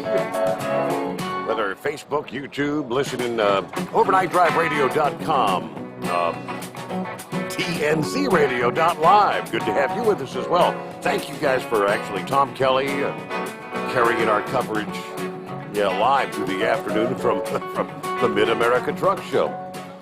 Next up, got a message from this guy about a week ago, and I said, okay, I've got that in my email. I got to get a hold of Scott. I never got a hold of him, but lo and behold, he just shows up at the booth there. It's been a while since we've chatted, even longer since we've had a chance to see each other. I mean, 3 years since we've all got together here in Louisville, Kentucky. Scott Greenearth? Scott Greenearth. See, I get it wrong every damn time. Greenearth. Yeah, just don't call me late for dinner. That's all. That's all that matters. Scott, you drove truck. I mean, the years when we first met you coming down here, you were driving truck for a living. Yeah. At some point, you transitioned over to a position at the owner-operator Independent Drivers Association for a couple of years, Director wasn't it? of Regulatory Affairs there. I had all kinds of fun with FMCSA. Loads of fun with them. And you moved from there to... where I'm at now. Where you're at now. Okay. I didn't know if there was something else in between. No. Now, you're talking about truck parking is an issue. Now, White has been talking about that as well. They've been trying to get, they've passed this massive, infrastructure bill that's supposed to address the infrastructure needs, and all they were asking is, how about $1 billion? Yes. For truck parking out of what was it, a $500 billion bill or something? Because if you don't dedicate that money, it's now competing with everything out there. And Yeah. there's a lot of legit needs. I mean, Steve, you look at the bridges, oh my gosh, look at the bridge right by you that we all know about, how horrible it is. You look at any bridge in this country, especially in the Midwest, with the salt on the roads and everything, they're rusty as heck underneath there. And they need to be addressed. Now, all that's competing with truck parking. And that's just not really a good thing. So it's good to see that finally I'm seeing from the Secretary of Transportation now, he is actively encouraging people to say money from these pots can be spent on truck parking. He has been saying that very clearly, I think on a weekly basis. So I am optimistic about that. Between that and our own DOT back home in Ohio as one example, where they are well aware of it and they want to make sure they add, and this is the word all of you want to hear out there, capacity. Not just simply telling you where their space is available at or where they're filled every night, but new capacity, especially across Interstate 70 is where they've been interested in doing that. Has that been the route they've been taking in recent years? I mean, you putting up these electronic billboards, it'll tell you, all right, there's 7 truck parking spaces left here, but that doesn't add any more capacity. That's true. It certainly is helpful because, Steve, you tell me, because I owned my own truck and trailer for those last 8 years I was out there on the road. And during that time, I was thinking about every move as, how much money does this bring me? I know my cost per mile. And if you tell me, Scott, you're going to have to get off the interstate onto an exit, and especially if it's one of those tiny little truck stops out there that I just hate, that brand, and you go in there, you're going to be lost for half an hour just trying to hopefully find a spot. So there is value, even if the sign says there's no spots available, because you avoid getting off the road and looking for something that really doesn't exist. Mm-hmm. It's like you're looking for a unicorn in the forest that's not there, okay? And so we, of course, would much rather have those signs say, hey, we've added new capacity, and by the way, there's still 20 spots available for you at 9 o'clock at night when you're tired and you really need it. So you've been on both sides. You've been out there driving truck for a living. I mean, when they say the drivers on average spend 30 minutes to an hour on any given evening, was that true for you when you drove? Well, it was especially true early on. So when I first tried it, that's the thing. You got to remember, I think it's partly you get too many of the old cranky guys that are like, rah, they're spending money on this stuff that I don't need it. Well, okay, please remember what you were like when you started out, and you did not know everything out there yet. You didn't have all those exit numbers memorized. Yeah, I can say exit 99 in Anna, Ohio, and I know what's there. It pops in my head. That's the CB shop that I got my work done at. There's the Apple Creek restaurant there. Things like that. That's me and a lot of my friends because they've been driving forever. But thankfully, I'm glad to say my friends also are people who are willing to think about the new guy that are out there. Mm-hmm. They are the ones that need that. They need to be able to know where they can find the resources that they need. And they're people that really benefit from things like that, especially so. But then again, you never know. When the weather's turning really lousy, really fast, there's an accident up ahead, all of a sudden you might be pretty thrilled to see a sign that says, guess what? There's an option for you right here. And here it is. That's kind of the reason we're talking about truck parking with Scott, is because your new position is with a company, the TSPS. Tell the folks what that's all about. Sure, Truck Specialized Parking Services. So we do the infrastructure and put in place the hardware that accurately counts the trucks at those locations. Now, we did not do every state in the country that's done that, including our own state of Ohio. Unfortunately, I say that because they've had some problems with the system in Ohio. Unfortunately, you go with the lowest bidder, sometimes that can happen. Mm-hmm. I never would have chosen the lowest bidder to work on my truck. I never would have. I want to go with the most qualified people. So anyhow, we do that, and we've done it some of the other states in the Midwest that put in systems in. We've actually gone in and fixed one of the systems that was done in a state where they had a problem, and we got it to make sure it was accurate, because we're not going to go for anything less than that. So we do those, as well as we are working on bringing on board private sector capacity. And by that I mean secure truck parking facilities, that are off the interstate.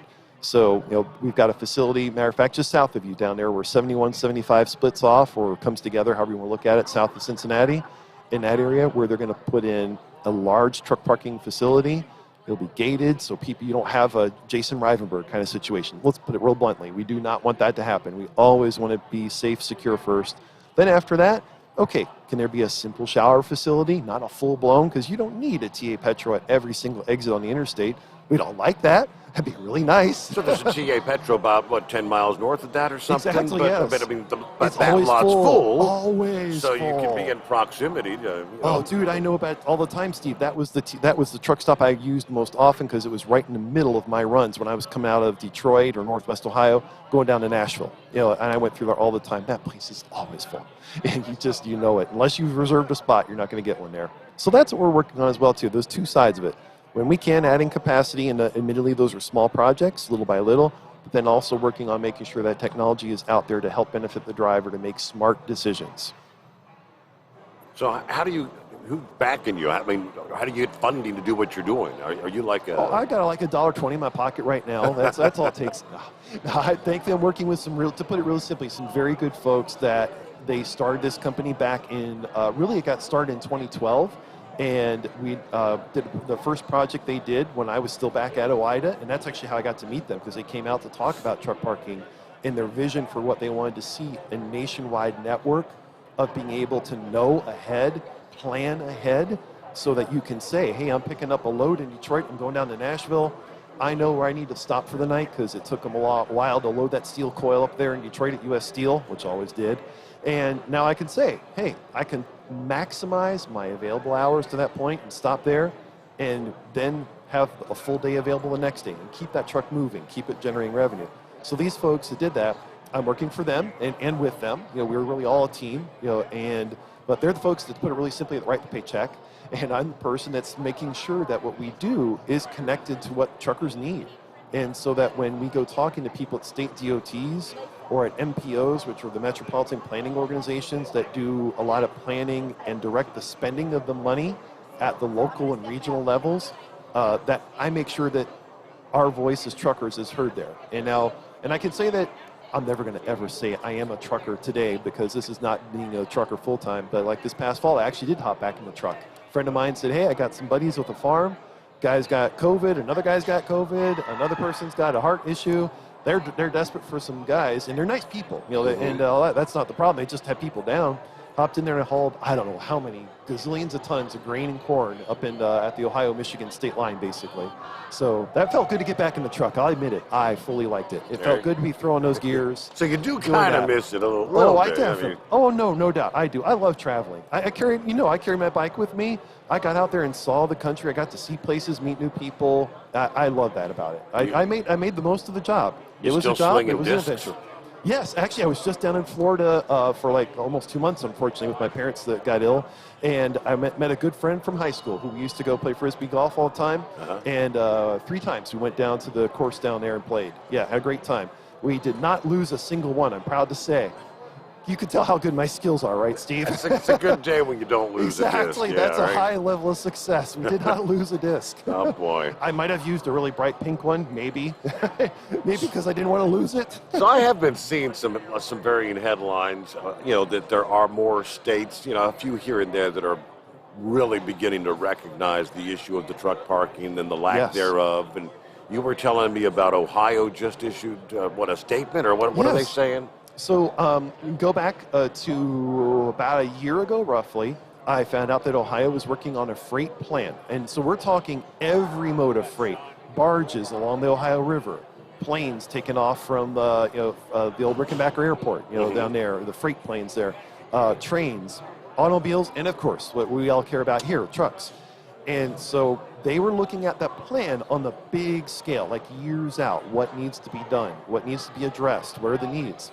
And so I'm glad to say that I was able to get together friends of mine who are still active truckers every day out there hauling the load, got them to give feedback to the people that were developing this plan, and I'm extremely glad to say that was reflected in it. And so when you look at this plan that they just put out in its draft form, and as you said, they want feedback on this from truckers, that it addresses truck parking very clearly. You can tell they really listened, and they realize how huge the impact is when you don't provide adequate truck parking, when you have people parking illegally in quote-unquote unauthorized parking locations, whether that's a ramp, the shoulder of a ramp. Right. You see that all the time. You'll see them. Yeah. It kind of boggles my mind how drivers are willing to put it on the exit end where you're going to I be hear hitting you. 60 mile an hour versus Yes. the other end. The get on ramp is a much better choice when you've got a lousy choice. And what do they say? That, well, I don't know if there's going to be anything on the other side, so I'm just going to park it here. Is that their mentality? It's always, that's what it's all about, Steve. In my International 9200i that I had for 8 years and operated, I could not get it from the factory or aftermarket a crystal ball installed on that truck. Okay? Have you ever seen one? No, I haven't seen one. You need a crystal ball sponsor for your program, all right? Yeah. Steve Summers crystal balls for your truck. It'll let you know whatever's coming down the road. What's the good load to haul, whatever. What's the weather going to be like tomorrow? But anyhow, without that, yeah, it is. It's a guessing game. And then once you've got enough experience out there, like I referred to earlier, then you've got the intuition in you. Then you can say, all right, I know that exit there is going to be packed full, but if I go down to the next one, there's going to be spots. Okay. So, but back to your point, Steve, yeah, that's what they're talking about, is saying we want to make sure that we plan accordingly for truck parking so that we don't get people parking where it's dangerous to them or other roadway users or even locals. I had a guy who worked for Arkansas DOT come up to me and say, Scott, man, I totally get truckers are important. I love what they do out there every day, and I'm glad to plan roads for them. But, man, why is this one person doing this? And what he had happened is, by the way, he's extremely not as tall as me. He's definitely shorter in stature, and so that didn't help. But a guy would always park his truck that would block the view of the intersection.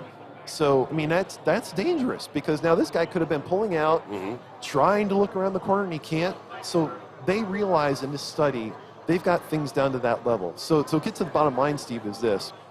This is the draft form of this report for what the priorities should be for the Ohio Department of Transportation for years to come. So they are looking forward to getting feedback from truckers. So I'd be glad to shoot you a copy of that link, and you can share it on social media and just direct people to it and say, hey, and go ahead and look in there. And here you go, folks. Here's a trick. When you look at this, it's going to be a big document. No surprise, all right? A lot of thought went into it. It's planes, trains, automobiles, barges. Control F is your friend. Hit Control and F, then enter in a word you want to search for, in this case, truck parking, and it'll bring you to every time truck parking is mentioned in a document. You can use that in any kind of document, anytime you want, whatever you want to search for, and that'll take you right to the sections where they talk about truck parking, and then you can go ahead and give your feedback and say, yeah, this looks good, or I totally disagree. I don't want you to spend my money that way.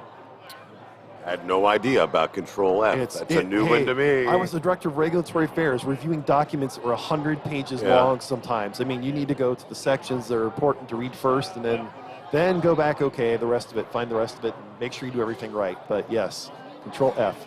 So as far as TSPS goes, I mean, the truck parking services, I mean, is that the kind of thing people can contact? Would they want to contact you about anything? Really simply, Steve, we've got something really big coming up. Partnerships we're working on that would open up truck parking in areas that you currently don't have access to. And I got to leave it really general like that because we've got non-disclosure agreements with the people we're working with.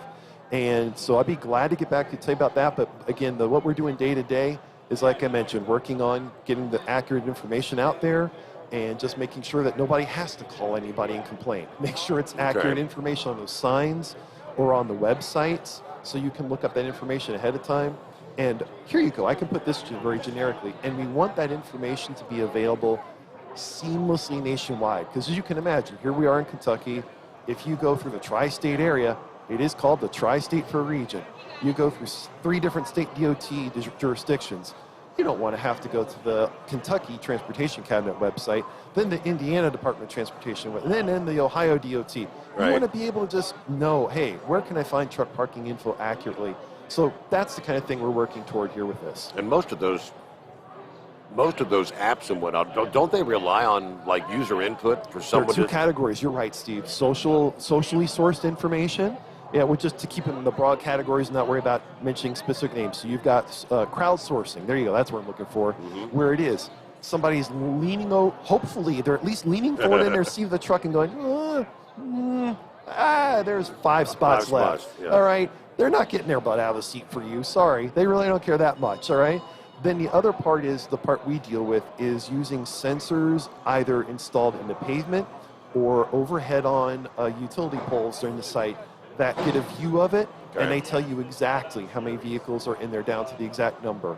And so that's the part we deal with. Because, yes, the crowdsourcing. So obviously what you're dealing with is going to be more accurate. Because Yes. if someone It doesn't, has to be. if someone doesn't share, yes, and yeah, there's no if way it's it's a up rainy to night, date. you're not Yeah. going to get out of your truck when it's 33 Right. degrees and halfway sleeting, snowing, and count the trucks for the next people out there. Yeah, and I can't blame anybody for that. So yeah, we wanted to make sure it's accurate. And if it isn't accurate, we've got a problem. And that's what we've been called in to fix those systems where they didn't get it right.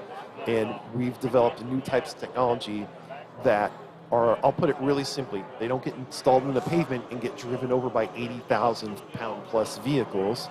And they don't get fooled by rain and snowflakes falling in from the sky, which some of the other older technology does. Okay. So ours can see through any kind of weather, snow, sleet, hail, smoke, fog, anything like that, and count very accurately. Pretty cool. Yes. All right. Well, it's good to see you, man. Once again, after Absolutely. all these years, and things have happened. Yes. How many years you been coming down here, Scott? I'm sure you got to think back. Boy, I want to say easily 15. Okay. Easily 15. But I honestly don't know exactly what the first one would have been. But it was definitely when I was still driving for a private fleet. Because I remember And you I wore was a kilt. bugging them. Yes. That's what everybody remembers. Yes. The meeting, Maybe tomorrow I'll have the meeting kilt that on. 7 foot tall guy with the with the Yes. kilt. Yeah. It's like, everybody says, who's going to make fun of that? Nobody He'll has. pick up a tree and kill you. Exactly. Yes.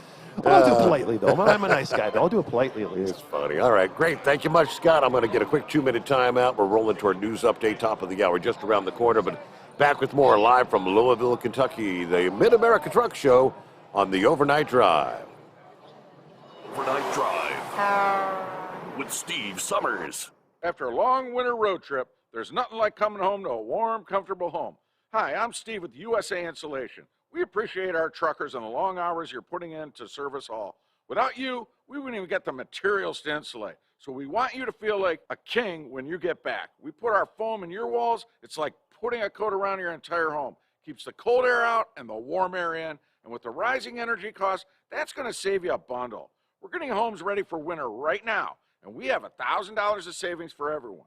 But because we love our truckers, we're going to give you an additional $250 discount just for mentioning this show. So give us a call, 1-800-USA-FOAM. That's 1-800-USA-FOAM or usainsulation.net. We're going to give you an additional $250 discount for mentioning the show, 1-800-USA-FOAM or usainsulation.net.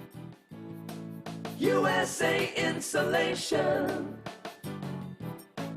At Hot Shot Secret, we share the science behind common diesel problems. For example, Diesel fuel cetane levels. the cetane rating in diesel fuel is 42 to 45. Most diesel engines operate more efficiently with a cetane rating of 48 to 50. One treatment of Hot Shot Secret Diesel Extreme will raise your cetane 7 points, increase fuel economy, and improve cold starts. Hot Shot Secret Diesel Extreme is available nationwide at truck stops, fine farm and auto stores, and online at hotshotsecret.com. Hot Shot Secret, powered by science. My daughter Brinley is here at St. Jude. Coming here was literally life or death, and it was so scary. But St. Jude is fighting for one goal, like this one mission, life. And that gave us hope. We haven't received a single bill from St. Jude, so I really can just focus on what's best for Brinley. Finding cures, saving children. Learn more at stjude.org. And now, back to the Steve Summers Overnight Drive, live from the Hot Shot Secret Studios.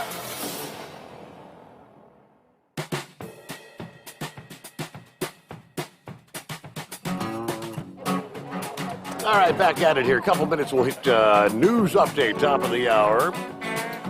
And what do we got? Coming up, we'll come back with, there you go! Big Moose to the rescue. And just knocking crap all over the place. Go ahead, just tear the joint up, Moose. What the hell? Let's see. Had Valerie checking in earlier via Facebook. Valerie said, my niece was 15 when she started a veterans Christmas dinner. And we've had over 400 veterans as guests, I guess, over the years, right? How about that? Yeah, there's that Daniel? All right, Daniel, good to have you on board. Great to see you back from the Mid-America Truck Show. I always enjoyed those shows. It's actually our first time here in 3 years, but yeah, good to be back in Louisville. You scroll on down a bit. There's Jacob on board this afternoon. Norman, our friend from Kansas, says Moose is a star. Oh, man. He said, let me get my wallet out. How much you want me to pay? I'd pay you to say that. It's something like 007 checking in from US 34 East in Missouri this afternoon. Let's see. Daddy and Papa of 3. Has Justin from Just Truckin' been by? It's not ringing a bell. Just Truckin'. We've met a lot of people, and a lot of them are coming by, and I don't even get to meet them because I'm talking to others here on the air. So there's Sean. I got another truck show coming up in Houston, Texas. Okay. John Ferguson, howdy y'all. On my home time in Dayton, Ohio, I'm going to schedule better around next year's event. I'd love to make it in. God bless, and say no to snow. I think they're actually talking about possibility of a bit more snow coming up this weekend. Yes, we're not done with the winter stuff yet. And if I get a chance to get some of the travelers, where they're also talking about another potential tornado outbreak there in the south. I was looking at AccuWeather a bit ago, looking at the map that's depicting a large portion of Texas, Louisiana, Mississippi, all of Arkansas, southern Iowa, and on up into even Kansas, much of Oklahoma. They're looking at a time frame Tuesday into Wednesday of next week. We're coming right off the heels of last week's big-time tornado outbreak. All right, we'll return after our news update, top of the hour. It would be the midnight hour on the West Coast, but it's high noon West Coast time on a Friday. The Steve Summers Overnight Drive. USA Radio News with Lance Pry. The Department of Justice charged 4 Russian government employees Thursday for their part in 2 historical hacking campaigns targeting the global energy sector in 135 countries between 2012 and 2018. The cyber attacks came from Russia's Federal Security Service against the energy sector conglomerates. So says Deputy Attorney General Lisa O. Monaco in a statement. She continues, Russia state-sponsored hackers pose a serious and persistent threat to critical infrastructure, both in the United States and around the world. President Biden, after meeting with NATO allies Thursday, said if Russia were to use chemical weapons in Ukraine, it would trigger a response from NATO. We would respond. We would respond if he uses it. The nature of the response would depend on the nature of the use. The European Space Agency has confirmed that it's indefinitely suspending its ExoMars rover mission with Russia's space program. USA Radio News. You've heard me talking for over 3 years about MyPillow and the great products they have. There's some great specials right now when you go to mypillow.com/radio specials. You can find Giza Dream Sheets as low as $39.99. 6-piece MyPillow towel sets, deeply discounted, $39.95. And of course, half price My Slippers, which make my feet feel wonderful. All sorts of great products, including the MyPillow mattress topper, a MyPillow for the rest of your body. Go to mypillow.com/radio specials. That's mypillow.com/radio specials. Use my promo code USA, or you can call 1-800-951-8175. That's 1-800-951-8175. mypillow.com/radio specials, promo code USA. One lawmaker says free money is the answer to high gas prices. Democratic Congressman from Connecticut, John Larson, is proposing a bill that would provide stimulus payments to Americans to offset soaring energy costs. Larson's bill would provide $100 a month per person for tax filers and dependents. It would be issued the same way as the 2020 and 2021 stimulus checks. From the USA Radio News Phoenix Bureau, I'm Tim Berg. President Trump's people filed a lawsuit Thursday against Hillary Clinton and several Democrats, alleging they tried to rig the 2016 election by tying his campaign to Russia. The lawsuit covers a long list of grievances in a 108-page lawsuit filed in federal court in Florida. A special counsel investigation has documented Hillary Clinton's campaign did create Russiagate. NASCAR racing is in Austin, Texas this weekend.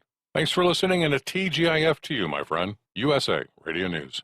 Bingo fun fact number 6. Americans spend over $90 million weekly on bingo. Why? When you can play Bingo Treasure for free. Go to bingoRadioUSA.com. Play from any device, your smartphone, tablet, or computer. The account is free. The play is free. Play one card, play more. Chat with other players, meet new friends. All free at bingoRadioUSA.com. That's bingoRadioUSA.com. Bingo from any device. Hurry. Free accounts are limited. Florida Republican Congressman Byron Donalds was on Newsmax overnight. He's claiming Supreme Court nominee Ketanji Brown Jackson is not answering the questions during her confirmation hearings that must be addressed so that lawmakers will know what they need to know about how she'll serve if she's confirmed. And if you have somebody who sits on the Supreme Court who literally cannot tell you that a woman is somebody who has an X chromosome, how are they going to rule when it comes to these matters going in front of the highest court in the land? These are serious questions. I understand the frustrations from the Republicans. And for the Democrats, this is the same party that went into yearbooks for Judge Kavanaugh, that questioned Judge Barron's religion relentlessly. They have no problem attacking Republican nominees. We don't need to remember Clarence Thomas's confirmation, or Robert Bork, or Miguel Estrada. They have done this time and time again, but now they want to play with kid gloves. They're disingenuous to me. I don't care what their opinions are. We need to get to the bottom, get to the truth on Judge Brown Jackson's judicial philosophy. It matters for the future of America.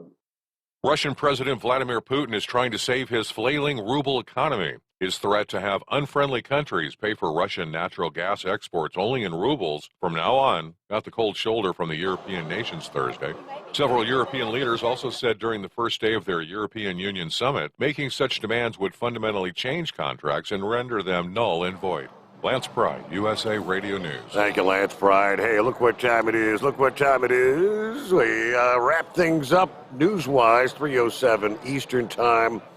It is the midnight hour. Oh, I'm sorry. We're doing the daytime thing. It's high noon. High noon. Big Moose. That means he must really be pissed. Yeah, I am. It's noontime already. It's noontime already. Well, that midnight hour is upon us. Now we really got a long, long way to go. How will we stay awake? Well, thanks to Chris, for goodness sake. We got Steve Summers on the radio. Got that hot shot secret in the diesel. You know it really makes that Detroit come to life. We're gonna hear from all our friends. We're gonna do it all again on this overnight drive. Are you with me, Big Ed? Break 19 for that Carolina monkey gouger. Take a tour of their decks. You clean clear the flag down their road. Well, we all tune in to catch the weather, whether rain or sleet or even snow. It don't matter if you're in New York or Dallas.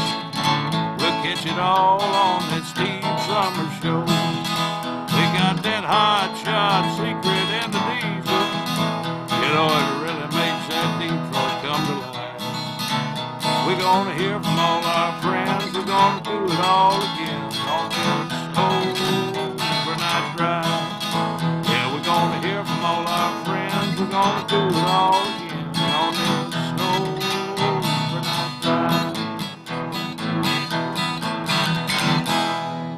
It don't get a whole lot better than a live performance, does it? Well, it's definitely different. And what a lot of people on this radio don't understand, 5 feet out of this box, they can't understand nothing I'm saying, and I can't understand nothing they're saying, but they're all looking at us like they're hearing every word. What do you mean they couldn't hear? You sounded great in the headphones. Oh, yeah, man, the headphones are killer. I wish we had a pair of them or two out there where we could hear what's going on, but we've been standing out there for the last 2 hours just ad-libbing. We've been trying to lip read, and For a while there, it sounded like you guys was reciting in a God of Davida or something. I couldn't, my lip reading skills ain't Had no very idea what we're talking no about, idea, right? man. I'm going to clear out and let you guys get back to it. I had a wonderful time.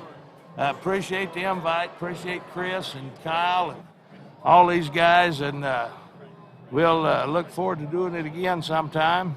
I mean, I thought you were going to do some tunes, but I guess you went out there with Monkey Gouger yesterday, and you got me all these interviews lined up. Yeah, so that's what they said. I got people to talk to. Yeah, we booked ourselves right out of a job, but you know what? That's a good thing, because we out here trying to promote for the man, and I think we've done pretty good. So we got a lot of interesting people coming in here, and it should be make for some pretty good programming. Go. All right, All Moose, right, thank you much. Thanks again. And that song is now stuck in everybody. That's an earworm, right? An earworm? That's right.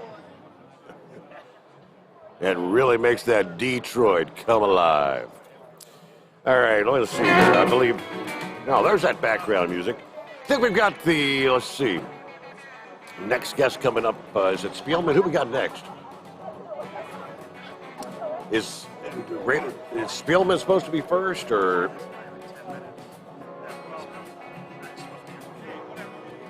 So we're going to get the American Truck Historical Society on next? Come on in, brother. Come on in. You know, we're live. Yeah. Thanks again to Monkey Gouger and Big Moose and Hillbilly Tex. I mean, Moose said that those guys walked his derriere off yesterday all around this venue, kind of like, lining up interviews with different folks. And I believe this is one of those that they were able to line up for us. And let's see here. American Truck Historical Society, that's on the badge. I see Mark, is it Schroyer? Mark Schroyer? That's correct.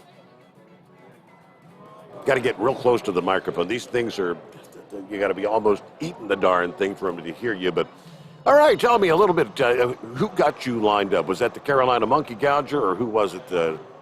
I just stopped by here and talked to somebody here, and they asked me if I'd be on. You said you want to chat with Steve, talk to some of the listeners out there, talk about truck radio, and yeah, and talk about our society, and the old trucks, the antique trucks, that we live for, and it's a lot of fun, and the amount of people you meet there, and we're all about preserving the history of the trucking industry, the pioneers of the industry, the drivers, and the trucking companies, from over the years, and all the history behind the trucking industry, is what we're all about. So there was a time years ago I used to get was it a monthly magazine or like a little high glossy thing about it had beautiful trucks on it. And what, you still doing that publication or not? We are. We put out 6 magazines a year, every other. So bi-monthly, okay, yeah. Bi-monthly, and then every year we have a convention, and at that convention we photograph each picture, and we put out a magazine. We call it our Showtime, which has every magazine or every picture of every truck that comes through the gate there, that's at our convention. And typically at our conventions, we get 1,000 to 1,400 trucks there, so it takes a really big area. This year here we'll be at Illinois State Fairground in Springfield, Illinois, June 9th, 10th, and 11th, so if you're in the area, come out. We'd love to have you, and see what we're all about there, and look at the really cool old trucks. The old stuff, and some of this is a top-notch recondition. Some of them are in like what the shape would actually be, right? It's an old truck. It may be a little bit rusty, and they show them. Is that right? Yeah, that's right. Some people, they don't like the new, shiny, real fancy look, so they'll show their truck just as it is, and that's what they like, and that's what we like, to have people, whatever they want to do with it, whatever they want to bring. If they want to spend, $100,000 or $200,000 restoring it, or if they just bring it, it's everyday clothes. That's what we're all about. Just being able to show what everybody has. So it's a lot of fun. So you're saying a 3-day event, so I mean, obviously you got a lot of vehicles. Is it more like is a carnival-like atmosphere? You have food trucks and vending and stuff like that? What all happens at the convention? Absolutely. At the convention, there's many things goes on at our convention. We have seminars every day that you can go participate in. typically we'll have somebody like a spokesperson for Cummins, you know, and they'll put on a presentation, or maybe somebody from Bendix Brakes, you know, put on a brake seminar, or somebody from a paint company put on a paint seminar. A few years ago, we had Lyle Cummins there. You know, Lyle was the grandson of Clessy Cummins, you know, who, or was it his son? There, he was actually one of the people that invented the Jake brake. You know, we had him as a speaker when we was out on the West Coast out there, because that's where he lives, out on the West Coast. And, you know, just so many different type of things like that. And there'll be food vendors there, you know, you can grab a bite to eat, you know. And then we have you know, trucks all day long that you can go see. And then we'll have a banquet on Friday night, you know, so people will come to our banquet. And usually we have quite a few people that will get achievement awards, you know, like 50-year achievement awards, or 50 or 75-year company awards, 100-year company awards. We've been given several 100-year company awards away the last few years. You know, there's been a lot of companies in business for over 100 years, you know, so that's what we're all about, you know. And it's just really interesting, you know. As I came on the board, it's been about 20 years ago. My father was on the board there, and I kind of went along with him for a while, and then ended up coming on the board, and I've worked my way up through the ranks, you know, and I said as a current president right now, you know, and my term will be up after our convention this year, and then a fellow out of Texas will come on board, you know, as the president next, Marty Glom, you know. So it's quite a rewarding experience just to see how everything works and follow it as it goes along.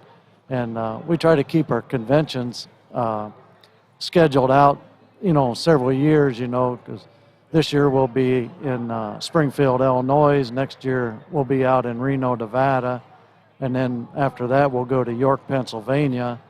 And the year after that we'll go to Madison, Wisconsin. So it takes a lot to schedule all this stuff and put it all together, to coordinate everything, you know, to get our vendors and everybody into place for it, you know. So it's quite an undertaking to put on. So what makes it what's the category of making it a historical truck? 20 years old, 30 years old, 50 years old?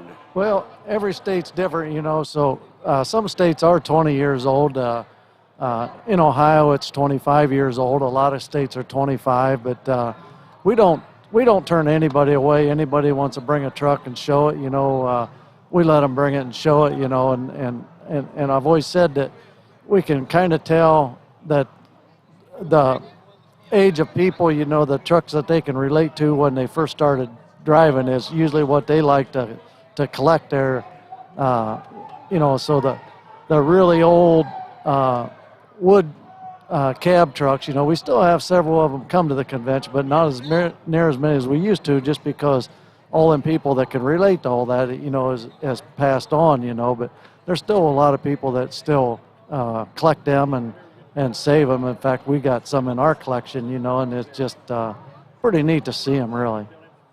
So if folks want to learn more about the American Truck Historical Society, got a website, or, you know, if you become a member, do you get the subscription to your magazine by being a member?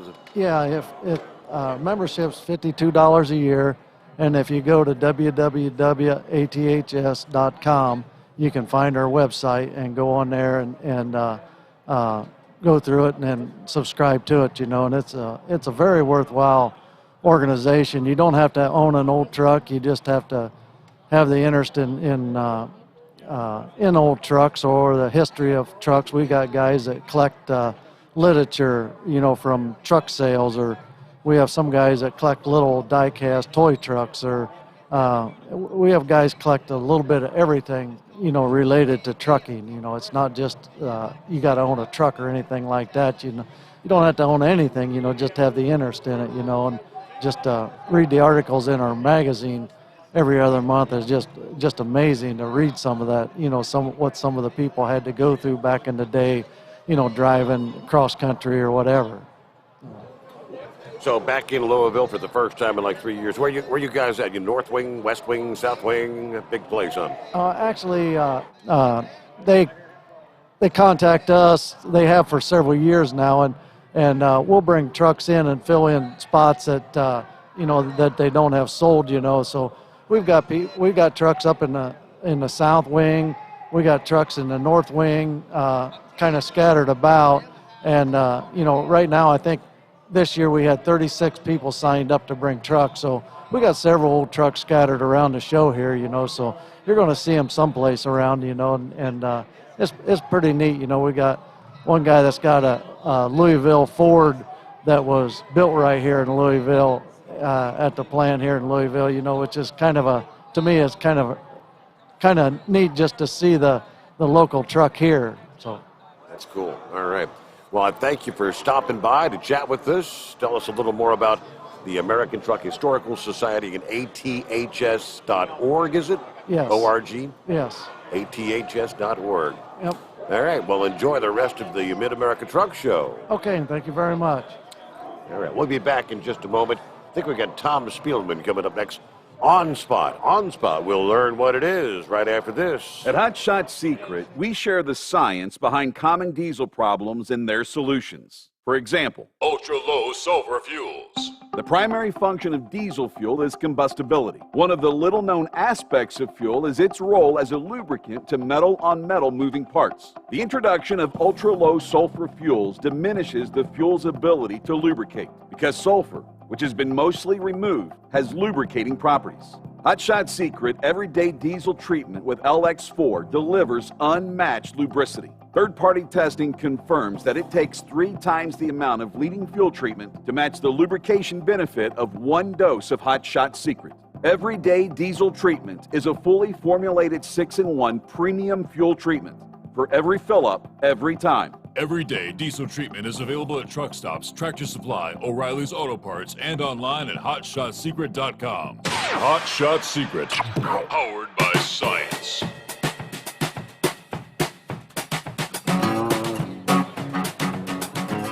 Okay, just like that, playing Shuffle the Seats, the Magic Shuffle. We go from the American Truck Historical Society to...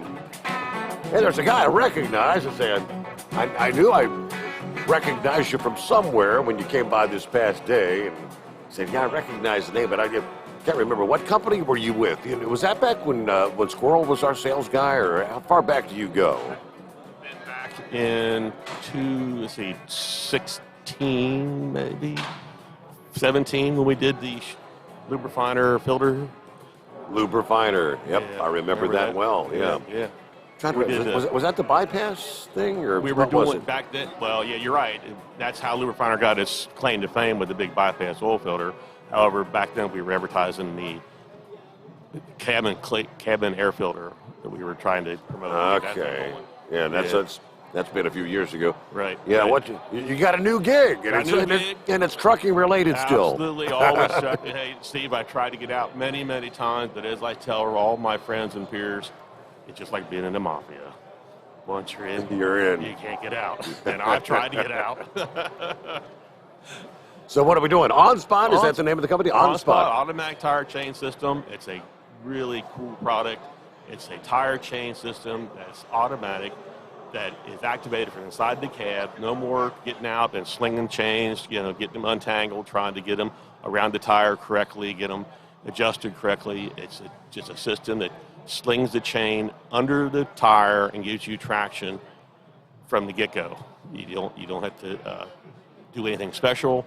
It's air activated from your cab. You use your onboard air. It's air activated. It's air on. It's spring off. There's no other mechanics to it. The tire drives it, so there's no other. Not a motor running it. It's a really cool system. A lot of guys here have seen it. A lot of guys have them, but they weren't really sure how to get them, where to buy them, and how to use them. So hopefully you and I can talk about that a little bit today, and where to get them, how to use them. So I guess let's start with how do you say it's driven by like the axle, the rotation of the tire, or what? The rotation of the tire. Okay. So what happens is there's a wheel that is bolted to the suspension. The system is bolted to the suspension of the tractor, and when you engage it, an arm swings down, and the wheel of the on-spot tire chain contacts the tire and slings the chain with centrifugal force. So kind of like taking a mop handle and twisting it back and forth. It's going to sling out. Very similar, but you got Okay. it. You got it. You got the concept. So it's right? going to swing the chains on a rotating device. On a disc, right, Okay. on a disc. And it slings it under the tire, and then now it makes its own road, right? It's like making its own road. So it's really cool. The chains are directional. They're a twisted chain. It's a square chain. It's directional. So the chain, when it's slinging out, it's going to always want to rotate out. It's not going to ball up or try to come back. It's always going to sling out. It's really cool. If you stop by our booth, you can see it in action. Really? We have a model that's a working model. You can turn the switch off and on. You can see it in action. So You got some snow back in the booth? please, no more snow. Oh my! Even though I sell snow products, you know what? Winter, I'm done with winter. Yeah, it looks like that is actually some snow is in the forecast. You know, we're not done with winter yet. Not here in Ohio, I don't think. Maybe a few flurries they're talking about, but they are looking at some snow out west. They're not done yet. No. So, all right. So, where to get them? I mean, is this like do you have retail outlets or is it an online thing? Or We do not sell online. We do not sell direct. We sell through our distributor dealer network. So you call the 800 number, and we'll get you in contact with one of our dealer distributors. It's a very simple system. They'll give you a quote and a price. It's some very specific details we need to know because our system is vehicle suspension specific. It's not a will fit kit. It is tailored just to that vehicle. So again, it's an easy system and it's easy to install, but there's some very specific measurements we need to make it work for your vehicle. Okay. And we have dealers all across the country. The other question that comes up a lot is, are they legal? Are they legal in the United States? Well, we have chain laws all over. Every state, every locale has chain I mean, laws. they got those local checkpoints. I mean, your maximum chains required. What's that stand for? Maximum chains. So there's a minimum and a maximum. And as I said this many times, and you know this, we're talking to all of our peers and friends out here. What's the optimal word here? Officer's discretion. Okay. Officer's discretion. So 9 times out of 10, the officer sees you with automatic chains. He sees the sticker on the side of the tractor, and it says automatic chains on board. He's gonna let you go because he knows that you know what you're doing. You know, so that's one thing. Now, again, going back to the legality of it, they are legal in all 50 states of the United States. Most of the states have a time of the year they're not allowed to have them, or you're allowed to have them. And most of the states all have verbiage that says safety and emergency. So does this constitute safety? Absolutely, right? And an emergency, can you get over Donner, get through Donner, go over 80-90, go through 70 to Denver? You got to have them, right? It's an emergency. It's safety. So that's the caveat that we always go to, is that it's a safety emergency piece that you got to have. And if they weren't legal, why are they on school buses? Why are they on ambulances? Why are they on fire trucks? So they're all over. It's just this mindset that they'd say right away that someone said, "Oh, they're not legal." Oh, yes, they are. You just got to read the fine print. Interesting. Yeah. So what am I looking at being set back? I'm guessing this is just geared toward the owner-operator kind of thing, or you try to fleets? Anyone, fleets, owner-operator, you name it, we'll go there. We'll help get you in contact with the right distributor dealer. So you're talking the financial consequence here. So what I'm going to say today is that retail cost for one axle, that was one set per wheel, so you'd have 2 on on a tractor. You're looking at $3,000 retail. That's without labor. That's probably a little on the high side, but I'd much rather estimate a little on the high than be down at low. So, but that's what you're looking at. It's what is it all more about the convenience? Because I know if I talk to drivers, they say, "Man, I had to sling chains and I hate slinging chains. You better believe it's all about the convenience. And the other part, too, is, again, when you use manual chains, and I'm not being negative or derogatory, there is a finesse to putting manual chains on. There is a way to do it. And they've got to be tight. They have got to be tight. And most, I don't want to say again, be derogatory, but most times people drive with them on too long. They leave them on way too long. And you don't need to be driving them out on dry pavement. With the on-spot system, you're only going to use it when you need it. So you're going to, literally flip a switch, and the chains are going to deploy, then you flip a switch and they're going to retract kind of thing? Correct. Interesting. Yep. Nice. And we have, California DOT did a test on the longevity, how long they will run continuous, 2,500 miles. Really? Right. So that's pretty impressive. That is impressive. Now, you'll never put 2,500 miles on a set of chains. I don't think you'd ever do that. But that was continuous running into 2,500 miles. So. Is it true that, for those, especially those that drive out west a lot in the winter months, all right, you're going over a pass, right? You're in the snow, then you're coming down, you're out of the snow again, right? So you're supposed to stop and take the damn chains off. Correct. Then the next thing you know, you may have to go over the next pass, and you got to put them, stop, put them you got to back do on. it again. Right. So you're saying some guys actually may try to leave them on because they know there's another, and Right. they're not supposed to do that. Not supposed to do that. Not supposed to do that. Well, two reasons. The government don't want you doing it. Right. And the other reason is when they fly the park, because they're gonna wear out faster on a dry pavement than they are on the snow and the ice, right? And you're gonna go drive faster. So there's a lot of reasons to take them off. So let's see. You're sitting on a Bostrom seat, and Bostrom and National Seating, these guys, they kind of operate the same way you do. They used to come down here and set up a big booth every year. And Mike Brunetti, he's the guy that worked out. We're giving these seats away from this booth here tomorrow afternoon. But he said we couldn't sell the seats at the show. We could show them to people. Right. We have to sell through our dealer network. Correct. So he's just down here this year working with the various Right. dealer network to showcase the product. So you're kind of in that same category. In that same category, we rely a lot on shows and for end user pull through. Obviously, in the fire department world and the emergency world, it's almost a given that it's going to be on there because they see it so much and they use them so much. But in our trucking world, the guys don't see it. And I'm really, something I found coming on board with OnSpot is that there's not a lot of notoriety out there. A lot of folks haven't seen them, don't know how they're used. They saw them hanging down underneath a fire truck or a school bus, but they've never seen them in action, in our world, and it's gaining some popularity, especially out west. But around here, north of the Mason-Dixon line, it's still not.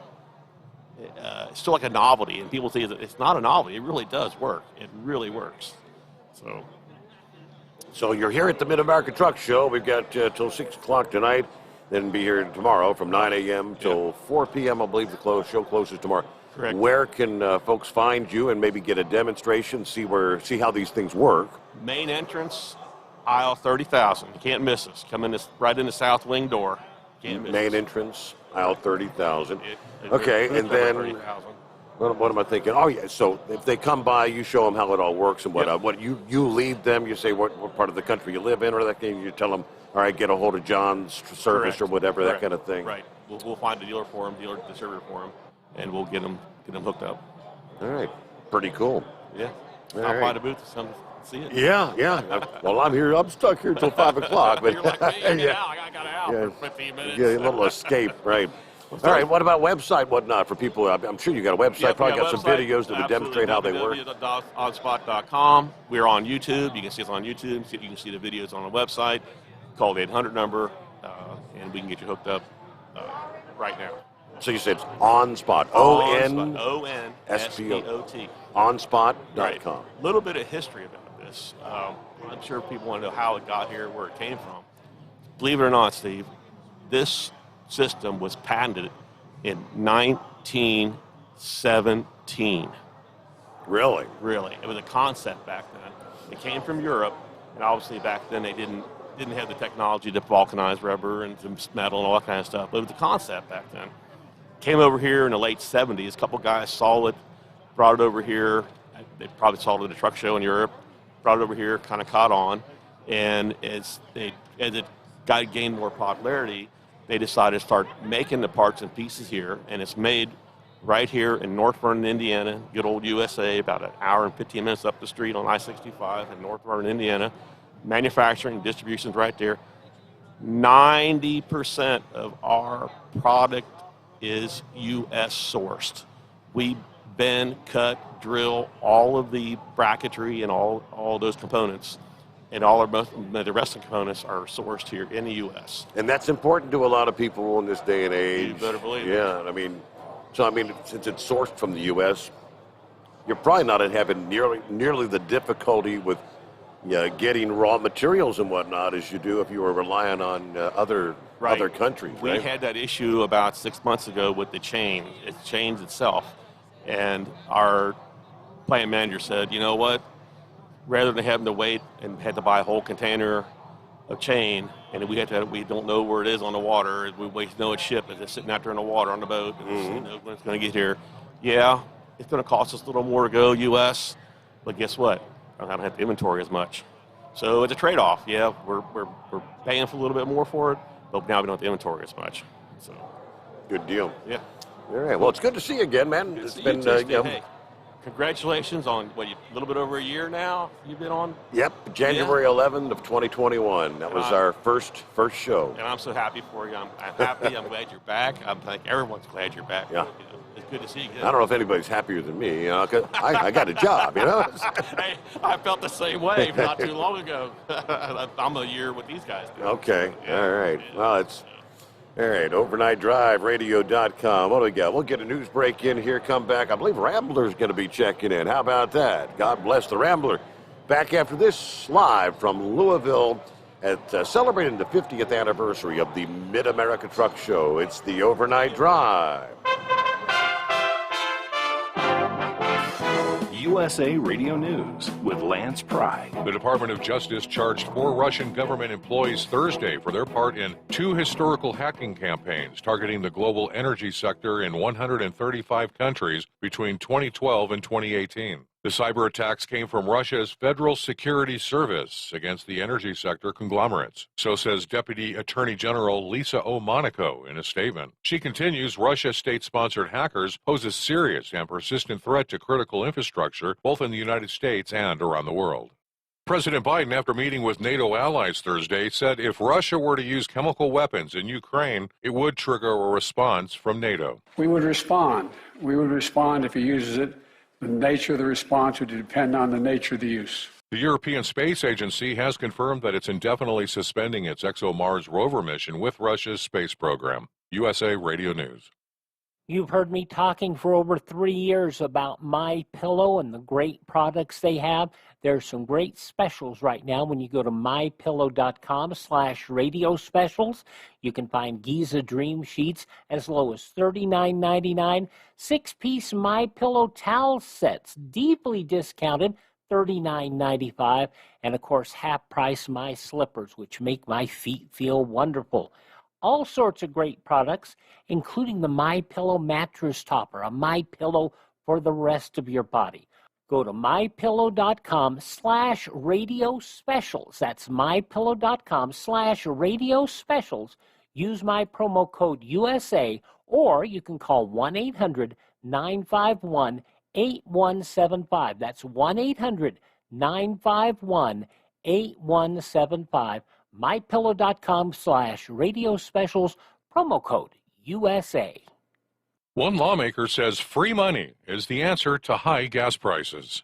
Democratic Congressman from Connecticut, John Larson, is proposing a bill that would provide stimulus payments to Americans to offset soaring energy costs. Larson's bill would provide $100 a month per person for tax filers and dependents. It would be issued the same way as the 2020 and 2021 stimulus checks. From the USA Radio News Phoenix Bureau, I'm Tim Berg. President Trump's people filed a lawsuit Thursday against Hillary Clinton, and several Democrats, alleging they tried to rig the 2016 election by tying his campaign to Russia. The lawsuit covers a long list of grievances in a 108-page lawsuit filed in federal court in Florida. A special counsel investigation has documented Hillary Clinton's campaign did create Russiagate. NASCAR racing is in Austin, Texas this weekend. Thanks for listening, and a TGIF to you, my friend. USA Radio News.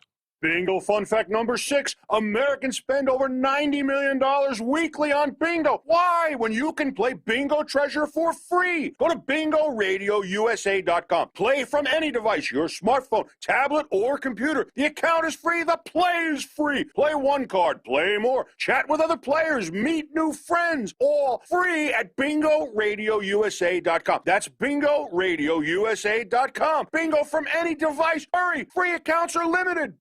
Florida Republican Congressman Byron Donalds was on Newsmax overnight. He's claiming Supreme Court nominee Ketanji Brown Jackson is not answering the questions during her confirmation hearings that must be addressed so that lawmakers will know what they need to know about how she'll serve if she's confirmed. And if you have somebody who sits on the Supreme Court who literally cannot tell you that a woman is somebody who has an X chromosome, how are they going to rule when it comes to these matters going in front of the highest court in the land? These are serious questions. I understand the frustrations from the Republicans. And for the Democrats, this is the same party that went into yearbooks for Judge Kavanaugh, that questioned Judge Barron's religion relentlessly. They have no problem attacking Republican nominees. We don't need to remember Clarence Thomas's confirmation, or Robert Bork, or Miguel Estrada. They have done this time and time again, but now they want to play with kid gloves. They're disingenuous to me. I don't care what their opinions are. We need to get to the bottom, get to the truth on Judge Brown Jackson's judicial philosophy. It matters for the future of America. Russian President Vladimir Putin is trying to save his flailing ruble economy. His threat to have unfriendly countries pay for Russian natural gas exports only in rubles from now on got the cold shoulder from the European nations Thursday. Several European leaders also said during the first day of their European Union summit, making such demands would fundamentally change contracts and render them null and void. Lance Pry, USA Radio News. At Hot Shot Secret, we share the science behind common diesel problems and their solutions. For example, ultra-low sulfur fuels. The primary function of diesel fuel is combustibility. One of the little-known aspects of fuel is its role as a lubricant to metal-on-metal moving parts. The introduction of ultra-low sulfur fuels diminishes the fuel's ability to lubricate because sulfur, which has been mostly removed, has lubricating properties. Hot Shot Secret Everyday Diesel Treatment with LX4 delivers unmatched lubricity. Third-party testing confirms that it takes 3 times the amount of leading fuel treatment to match the lubrication benefit of 1 dose of Hot Shot Secret. Everyday Diesel Treatment is a fully formulated 6-in-1 premium fuel treatment for every fill-up, every time. Everyday Diesel Treatment is available at truck stops, Tractor Supply, O'Reilly's Auto Parts, and online at HotShotSecret.com. Hot Shot Secret, powered by science. All right, cue the microphone. Look who's in the studio. Boy, welcome to my secret bunker. This one's not very secret, though. Hey, Kyle, what's going on? What's up, Steve? Brought a friend. How's things going today? Been busy over there? Busy, very busy. I thought yesterday was pretty good, but man, this is packed today. And it's not even Saturday yet, which is normally the busiest of days. And I'll tell you, judging by the product in the booth, we had about 6 stacks high all the way around of cases, and we're down past half. So we might go home with an empty trailer, which I'd love for that. That's the ultimate goal, every right? bottle here, I'll be happy. That would probably make Chris happy, wouldn't it? Absolutely. And you too. I mean, Me too. You're the one that's talking to the princes. I mean, this is off topic, but I mean, I said, well, when we wrap things up, I mean, we got to help Kyle take the booth down and everything. Oh, no. It took you 4 days to put all this stuff up. Anybody who works in events knows it takes 4 days to set up. It takes about 20 seconds to tear down. Okay, I'll take your word for it. My old booth, that's about all it took, because we had a banner behind us, and out the door you go. Yep.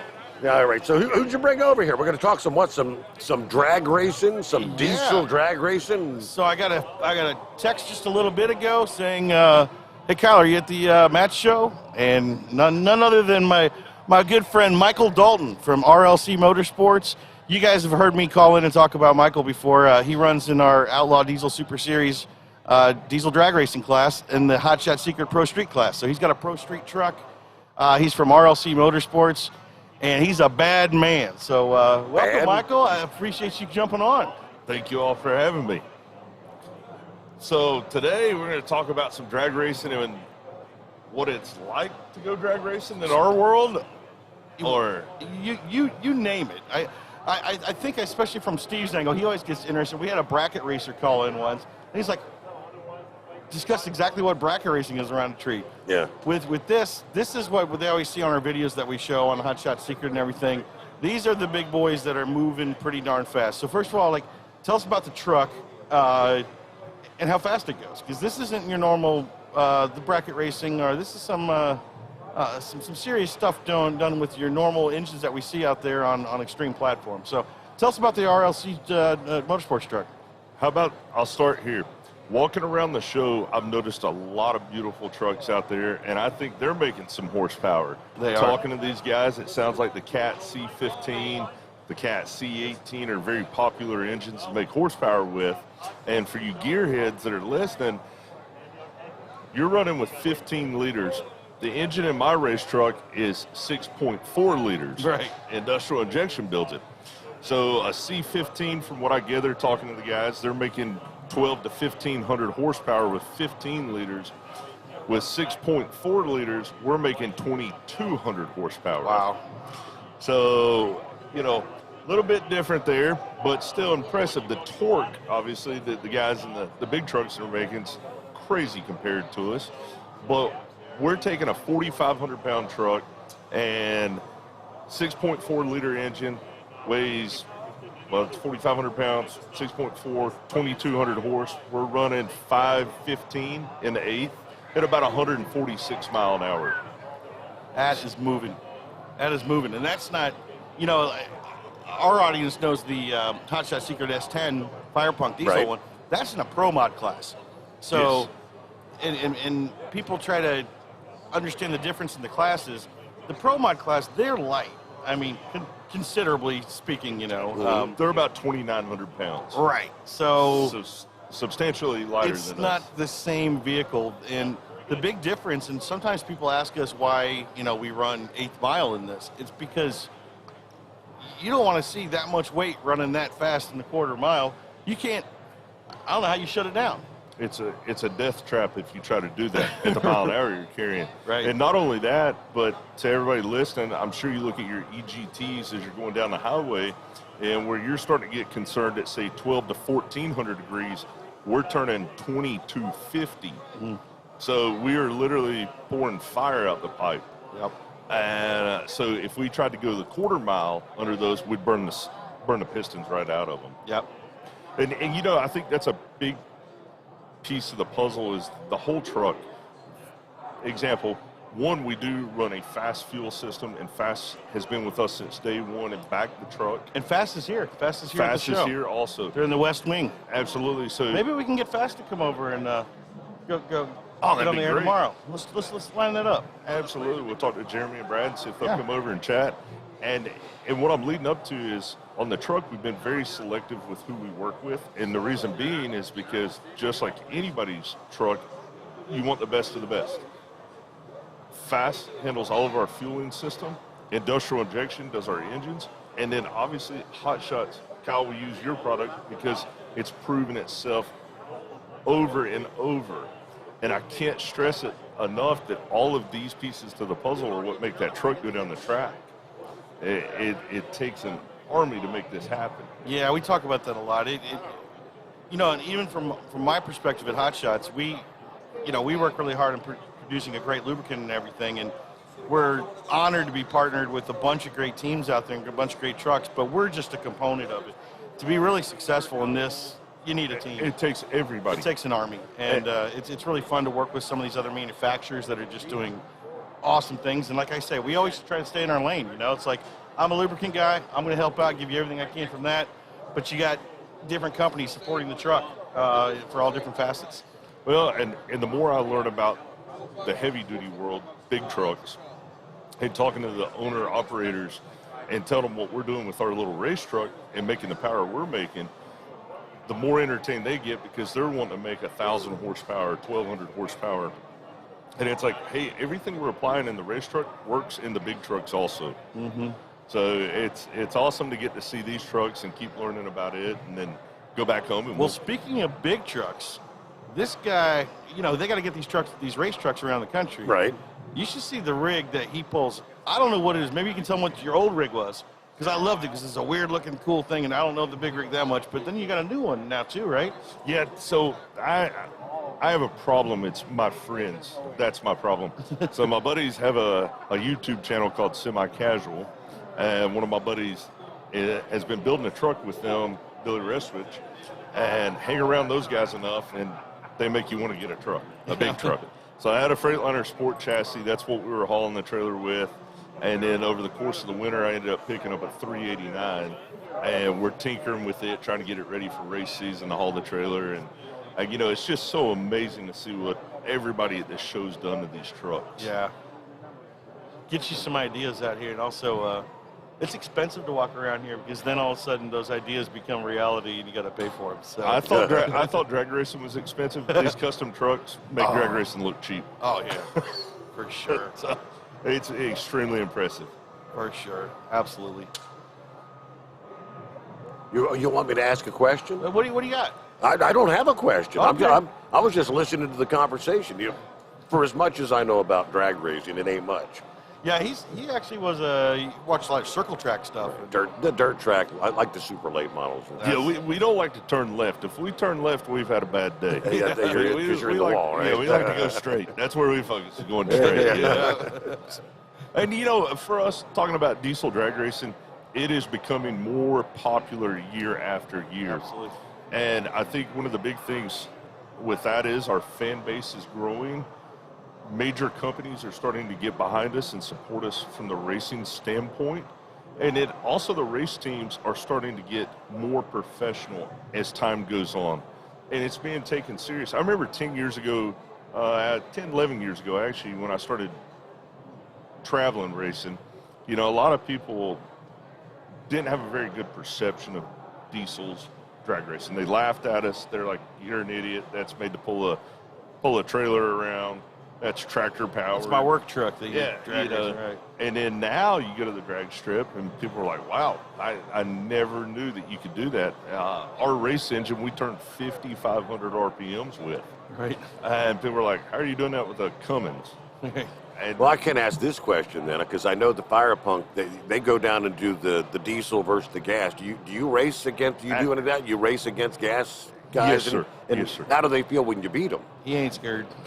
Yeah, it doesn't bother me a bit. Now, they get a little antsy about it. Well, and that's just the thing that he was just saying. For years, there was such a gap between the two that the diesel side was kind of laughed at, kind of like, oh, yeah, that's cute, that truck's moving pretty quick.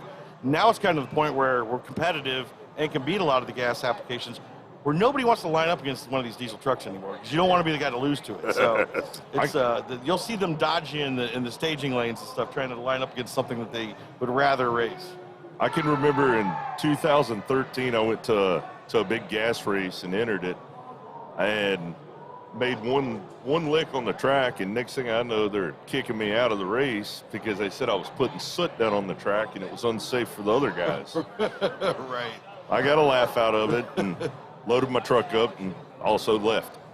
So it has changed tremendously. I cannot thank you, Kyle, Hot Shots, Fast, Suncoast, all the guys that have supported my race program for so many years and it believed in us and that, hey, we can go to the next level. Well, and you know, these relationships grow from this too. Not only do we sponsor Michael and his truck in the series, RLC Motorsports is a dealer of Hot Shot Secrets. So absolutely, you can buy your products from RLC Motorsports as well. And RLC gives back with our Outlaw Diesel Super Series. We have 5-6 legs of it. Yes. One of those legs you've heard me talk about in the past. I've called in from Rocky Top, the Rocky Top Shootout. What, we're on our 9th year? Mm-hmm. Yes, sir. Ninth year. That's RLC. The RLC is the title sponsor of that leg, and Michael and the crew of RLC put on one of the greatest races. I always tell you when I'm down at Rocky Top, Right. Crossville Dragway, Yep. and it's one of those races we look forward to every single year. You got the date for this year? It is July 29th and 30th. There we go. July 29th and 30th. It's right there off the interstate. Last weekend of July, and yes, Crossville, Tennessee. You got room for some big rigs to stop? Absolutely, and I think this year, talking to a couple of friends here, they're going to be bringing their big rigs to it, actually. Well, there we go. I would say you can bank on seeing Restwich Trucking. His new rig will be there. Nice. And Semi-Casual will have their new rig there. Nice. And who knows who else will decide to pop in. And I'll tell you, if you ever want to experience some of this diesel drag racing, that's one you want to go to. It's right there. It's centrally located for everybody who's driving across the country. Time it out so that you're passing through Tennessee about at the end of July, right? Yes, sir. Last weekend of July. Pull the rig in, park for the weekend. It's always a great time. There's racing going on all day into the evening, and then there may be some fun festivities after the racing shuts down. We always have a good time at Rocky Top there. So I want to give RLC and Michael a shout out for supporting the series and hosting one of the legs, because it's just one of the fun things I look forward to every summer, to go down to Crossville Dragway and get another Rocky Top in. Absolutely. Well, thank you. Thank you, brother. Hey, you mentioned a few minutes ago when you were saying that you're confident Hot Shot Secret plays a role in making your drag racer run better.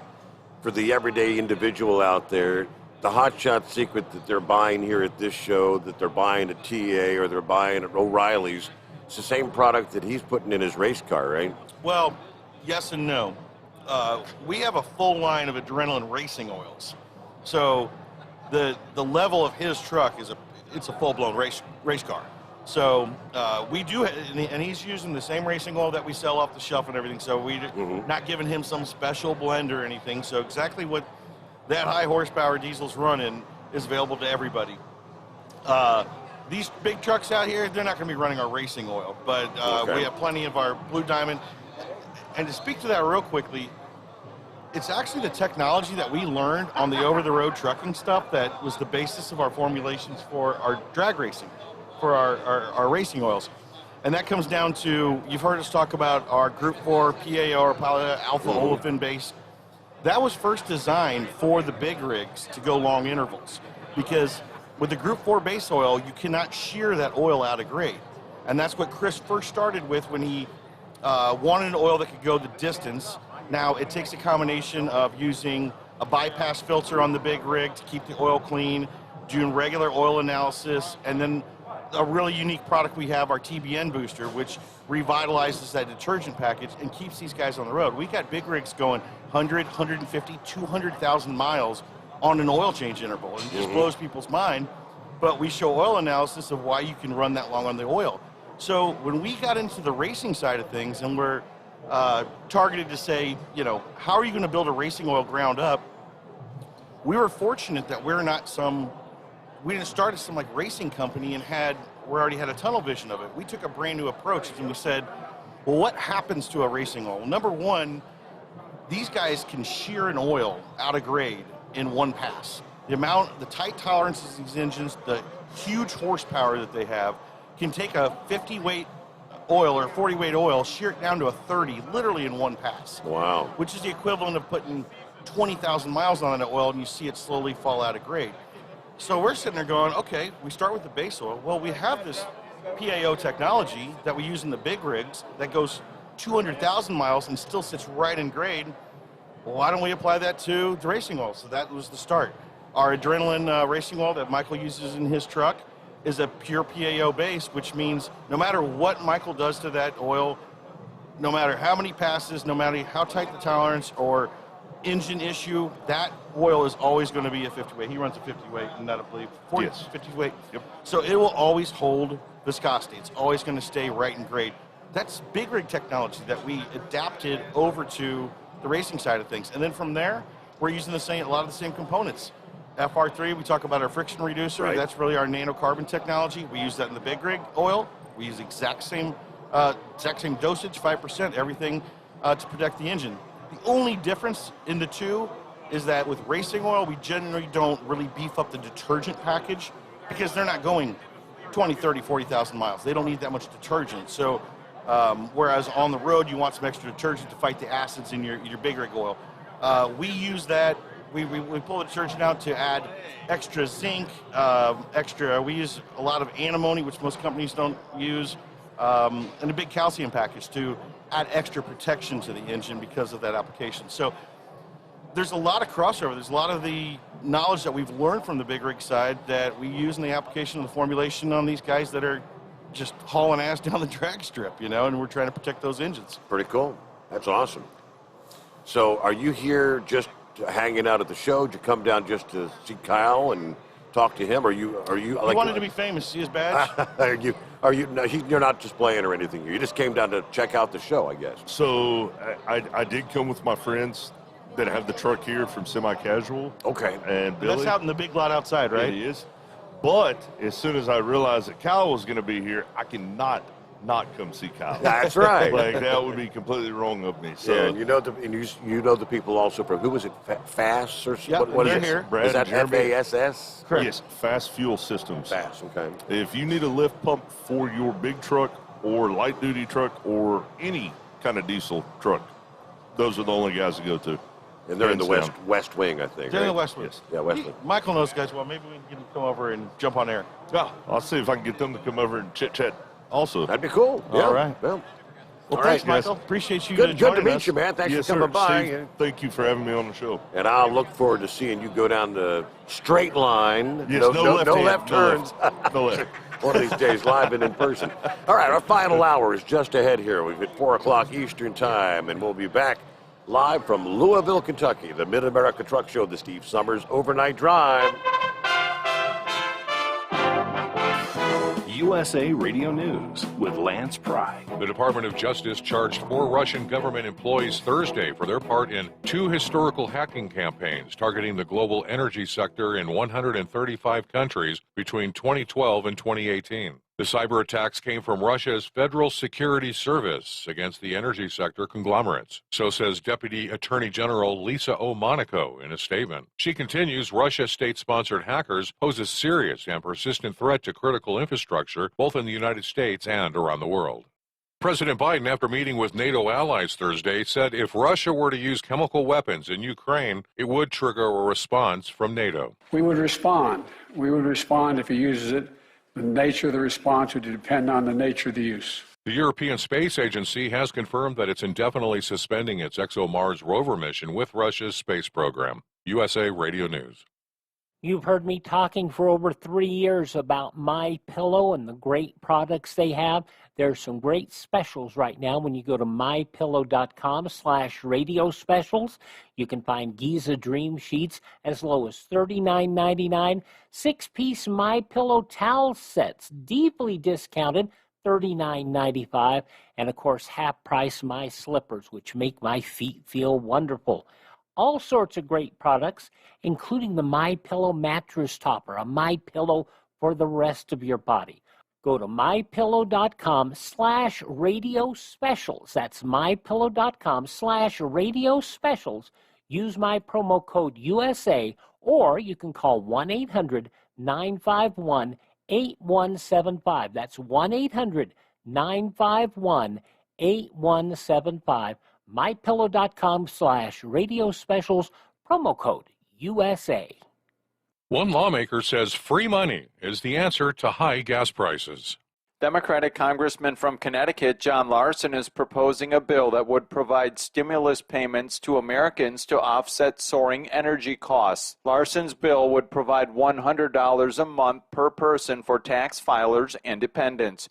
It would be issued the same way as the 2020 and 2021 stimulus checks. From the USA Radio News Phoenix Bureau, I'm Tim Berg. President Trump's people filed a lawsuit Thursday against Hillary Clinton and several Democrats, alleging they tried to rig the 2016 election by tying his campaign to Russia. The lawsuit covers a long list of grievances in a 108-page lawsuit filed in federal court in Florida. A special counsel investigation has documented Hillary Clinton's campaign did create Russiagate. NASCAR racing is in Austin, Texas this weekend. Thanks for listening, and a TGIF to you, my friend. USA Radio News. Bingo fun fact number 6. Americans spend over $90 million weekly on bingo. Why? When you can play Bingo Treasure for free. Go to bingoRadioUSA.com. Play from any device, your smartphone, tablet, or computer. The account is free. The play is free. Play one card, play more. Chat with other players. Meet new friends. All free at bingoRadioUSA.com. That's bingoRadioUSA.com. Bingo from any device. Hurry. Free accounts are limited. Florida Republican Congressman Byron Donalds was on Newsmax overnight. He's claiming Supreme Court nominee Ketanji Brown Jackson is not answering the questions during her confirmation hearings that must be addressed so that lawmakers will know what they need to know about how she'll serve if she's confirmed. And if you have somebody who sits on the Supreme Court who literally cannot tell you that a woman is somebody who has an X chromosome, how are they going to rule when it comes to these matters going in front of the highest court in the land? These are serious questions. I understand the frustrations from the Republicans. And for the Democrats, this is the same party that went into yearbooks for Judge Kavanaugh, that questioned Judge Barrett's religion relentlessly. They have no problem attacking Republican nominees. We don't need to remember Clarence Thomas's confirmation, or Robert Bork, or Miguel Estrada. They have done this time and time again, but now they want to play with kid gloves. They're disingenuous to me. I don't care what their opinions are. We need to get to the bottom, get to the truth on Judge Brown Jackson's judicial philosophy. It matters for the future of America. Russian President Vladimir Putin is trying to save his flailing ruble economy. His threat to have unfriendly countries pay for Russian natural gas exports only in rubles from now on got the cold shoulder from the European nations Thursday. Several European leaders also said during the first day of their European Union summit, making such demands would fundamentally change contracts and render them null and void. Lance Pry, USA Radio News. At Hot Shot Secret, we share the science behind common diesel problems and their solutions. For example, ultra-low sulfur fuels. The primary function of diesel fuel is combustibility. One of the little-known aspects of fuel is its role as a lubricant to metal-on-metal moving parts. The introduction of ultra-low sulfur fuels diminishes the fuel's ability to lubricate because sulfur, which has been mostly removed, has lubricating properties. Hot Shot Secret Everyday Diesel Treatment with LX4 delivers unmatched lubricity. Third-party testing confirms that it takes 3 times the amount of leading fuel treatment to match the lubrication benefit of 1 dose of Hot Shot Secret. Everyday Diesel Treatment is a fully formulated 6-in-1 premium fuel treatment for every fill-up, every time. Everyday Diesel Treatment is available at truck stops, Tractor Supply, O'Reilly's Auto Parts, and online at HotShotSecret.com. Hot Shot Secret, powered by science.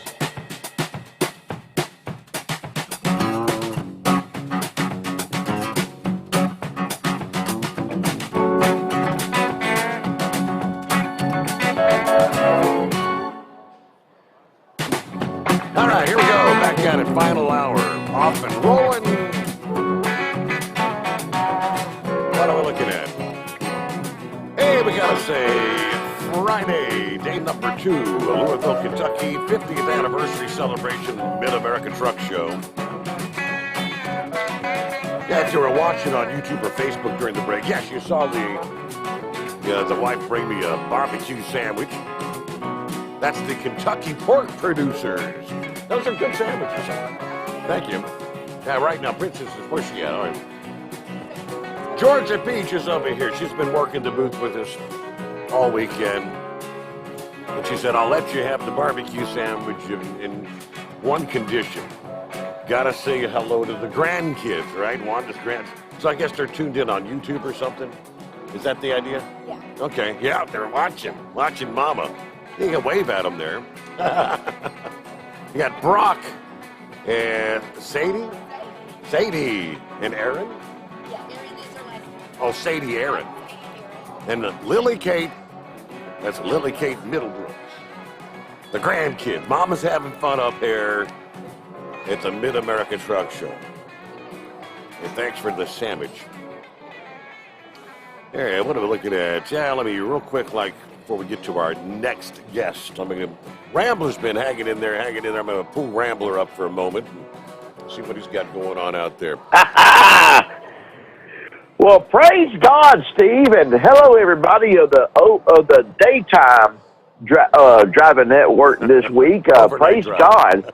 Whether you're listening to us from Kathmandu to Kalamazoo and all cities in between, broadcasting live, loud, and living color from the Louisville Truck Show in the beautiful state, the bluegrass state of Kentucky. How you doing, partner? Hey, it's been a busy couple of days. I guess, Saturday's probably going to be gangbusters based on what we've seen so far. Oh, man, I know. Praise God. I'm glad that they're selling all the Hot Shot Secret and everything like that. And I'm listening to them guys talk about fire coming out of the stacks and drag races, and I'm thinking to myself, as much as Steve would really appreciate the barbecue pulled pork sandwich, I'm pretty sure you would love to be able to drag outside to take the drag off of a Marlboro right now, huh? I got about an hour to go, and that's what I'll be doing. It could be God telling you. Yeah, I know. Time for you just to put these things down. You've been smoking 35 years, right? That's. Well, the Word of God says, "For all of sin to come short of the glory of God, there's no one righteous, no, not one." So, yeah, I know. I figured, the Bible says the spirit is willing, but the flesh is weak. And the only reason I'm up is because, with age comes older organs, and the bladder and the kidney ain't what it used to be. So you get woke up. You can't just do like a young man used to do: sleep 8 hours, wake up, take care of Mother Nature. No, Mother Nature wakes you up now to tell you, hey, you got to go take care of me. So I woke on up, looked over at me. I got a Siberian Husky in the bed with me. I'm like, well, that's just wonderful. And I figured, you know what? I'm up. I might as well just call Steve Summers and everything, give a shout out a little bit, and shout out to my son Donovan, who's listening. I think he may be on hold with you. I think he is. That'd be Little Rambler, right? Little Rambler, that's right. But listen to them guys talk about drag racing, and I saw Big Moose. He was playing music a while ago, and you could get Monkey Gouge or Big Moose. They'll tell you the same stories I'm about to tell about. The original drag racing when I got in the trucking industry was at the Ontario 76 in California before TA bought them out, and used to have these guys drag race the 18-wheelers in the parking lot all the time, and man, folks would gamble on it too. It was very unique, but that was good old days of trucking. Back when the law books were 10-8, and you could run 3 of them allegedly. I never see this. I can neither confirm nor deny that I actually done that. Even at that. Let's just say back in them days, I did pretty good for myself, because I had that. Even though I was the only one in the cab, and the Lord Jesus was with me, I had the 3rd and 4th driver also. But and they were just on paper. But anyway, I'm glad you're enjoying yourself. I'm glad everyone else is enjoying themselves, and we're missing you at night. We listen to the replays. Yeah, but, you're hearing the replay. It's not like the real thing, though, right? There during the overnight hours. Yeah. No. And then you get down there and you say, well, you're like, well, okay, that's not the real thing. And you go over there and you listen to the show that talks about Bigfoot UFOs. You realize, you know what? I'd rather have Steve Summers listen to Bigfoot UFOs and government conspiracies. Right. Fifth dimension and whatever else they talk about. But well, praise God, brother. I just want to let you know and tell everyone out there we love them. Come visit us over at Determined Ministries Church, live on Facebook every Sunday at 7 o'clock p.m. We'll be bringing a good message this Sunday. And I know everyone's out there is having a great time, and, hope you'll be able to get outside and burn you a cigarette. And before I get off here, 2 more things I want to say. I wouldn't trust any kind of vape juice brings to you, because they make the devil's lettuce in liquid form too, and you don't need to be sitting there chatting with people stoned out of your gourd eating 5 of them barbecue pulled pork sandwiches, But before I get off there, I want to let everyone know that I love them And the reason why I can love is Christ loves you first. Love just not a four-letter word. It's something you have to do. It's something you have to enact, Steve. And if you just can love you, and he does, I know I can love you, and I do. And everyone have fun at the truck show, Steve. Have a great time. I hope you are able to go to dinner tonight with a couple of the listeners and maybe your wife and everything like that. And just praise God. We love you. We'll talk to you later, my All old right, friend. Rambler. Thank you much. Good to have you. Be safe out there on the road tonight, by the way. Yeah, I think it's Clay Walker tonight. That's what the princess wants to go see Clay Walker. So got to do what she wants to do. All right, let me see. Flip the page over here next, kind of step it in. You say you go by Trucker Neme, is that correct? Let me turn your microphone on first so people can hear you. Hi there, what's going on? Oh my gosh, I'm here at Matt's, my very first show, and I am loving everything about it. All right, what do you think? You drive a truck for a living, or? I do. I'm an owner-op, so I'm here serving three different hats, if you will. I'm an owner-op, so selfishly here I'm as a truck driver, right? But I'm also on the board of directors for Real Women in Trucking, and I'm on Road Pro's Professional Driver Council. Okay. So I'm sort of serving all three of us, if you will. Well, but that's a lot of shoes to fill for one job for Friday, one job for Saturday. Or all three jobs every day, right? Yeah. So what brings you back here to chat with us? You're here to talk about the real women in trucking. Right. Is that what you're here to talk about? Absolutely. So I just wanted to get the word out further. You know, we went sort of dormant during COVID, as a lot of people did, and we're getting our momentum back, and we are a driver-led advocacy group. And we really support truckers and the issues facing truckers because we're all truckers, right? So we completely understand the issues facing our industry, and we understand the issues facing women in the industry as well. So we are having phone calls and Zoom meetings with the White House. And I was just on a Zoom meeting last week with the new FMCSA director, Robin Hutchison. We are getting a seat at the table, and they are listening to us. And will continue to support the drivers and fight for the rights of the drivers. And that's really where we want you to know the real difference, because there are other organizations out here that support women truck drivers, and they use women in their marketing, but they're not women drivers. And they lean more towards support of corporate sponsors, where we stay consistent with the drivers. And that's really about, like the t-shirt I have on right now says, know the difference. You really have to know who you're supporting. And Okay. that's why we're here. And you've been, how long's Real Women in Trucking been around? Is that a new group or, in a couple of years? Or? It's close to a decade. Really? Desiree Woods is the founder. And, it's a really sort of a grassroots effort. We're all trying to get involved and do more and see where we have passions behind the issues and address those with the appropriate parties and see what we can do to change the industry. The topic of women, and the FMCSA just announced what they're looking for, some advisory board or something along that line, and they're looking for some drivers, some owner-operators, and various groups. Are you going to try to have a seat at the table for that with the FMCSA? Or? Yes, I am applying. There's probably 25 people so far from Real Women in Trucking that have applied. I think that they're going to see a pretty big turnout for applications because there's so many women interested in having that seat at the table.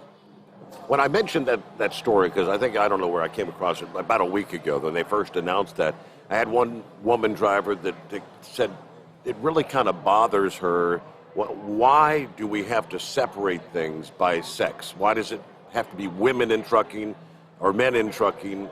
We're all doing the same business. If it's good for truckers, it's good for truckers. Whether you're a woman or a man, why do you think there needs to be a separation as far as women in trucking? Well, I think that comes from the fact that we are in a male-dominated field. There is no dispute about that. And there's different issues facing the women drivers, right? Much of that is we need to really prove ourselves more for the same job that the guy who's driving the same truck down the same road that we are, but we're not necessarily in that same group, or we're not seen as a driver, we're seen as steering holders or something like that. It's women have to do more to prove ourselves. And there's bigger safety risks for women drivers, potentially, right? And there's a lot of things that happen in training to students, sometimes women, sometimes men, majority happens to women, right? So there's bigger concerns for the women that are coming in because there's a smaller number of us right now. And we're just trying to make sure that all women know what they're getting into when they come into the industry, and we all work together to make things better. Are you looking to try to help bring more women into the trucking industry, or? Absolutely. Yeah, we partner with other some similar trucking organizations. So those that are properly training students, that's when somebody says, hey, where should I go to school? We lead them to that instead of some of the push the numbers out. You know, I'm talking about the mega carrier training schools. A lot of times it's a number-based program. And I can't fault them, that's where I went, but I'm much smarter now, so I know where there's really good schools and where they're really going to get the attention they need and where they're really going to learn. I had asked a question before to some other women. There is a lot less women, number-wise, women in trucking. Do you recommend it as an occupation that more women should be interested in? Or, I mean, there's a lot of time away from home, and it's not the kind of thing that you want to do if you've got kids at home, is it? Well, it's interesting you should ask that. So I was corporate management for 35 years, and then I decided I wanted to become a truck driver in 2017. And that's what I did, and I was completely supported by my family. And once I got out here and started doing social media, so many other women contacted me and said, oh my gosh, I didn't believe that I could do this career change. I've always wanted to be a truck driver, and you're inspiring me. And those women have taken the leap. I also know other women that are raising their very young children on the truck with them, and I think it's becoming more acceptable because we all went through the pandemic. Mm-hmm. We all realized what it's like to homeschool our own children, and that's what she said, is she wants to be around her daughter as long as she can, provide her with an education, and still drive the truck. It's amazing. So I would assume most companies probably wouldn't allow someone to have a child on the truck with them, but is it an owner-operator or just someone that's driving a truck for a small company kind of thing? Or? I think it's a discussion you have to have with the company that you're with. Some companies, the kids have to be 12 and older. Okay. But this little girl, I think she's turning 5. Wow. And she's been on the truck since day one. That's young to be out there on the road. And I know sometimes dads want to take their little boys out there. Summer, Sure. Spring break, summertime, take them out on the road for a couple weeks. Some companies will allow it, and some will not allow them to be in the truck. That is I true. guess it's a liability thing. Maybe it's the insurance companies. Yeah, I'm not sure, who's saying no if they are or who's granting permission. But, you cannot beat the experiential learning that's happening on the road. This little girl is seeing her mom. She's a flatbedder now, and she's driving oversized. Like, her daughter is seeing that day in and day out. It's amazing. So if you had to lay out your platform of what do you think some of the biggest issues that are facing women in trucking right now, what would kind of top your list? Sexual assault training. CRST?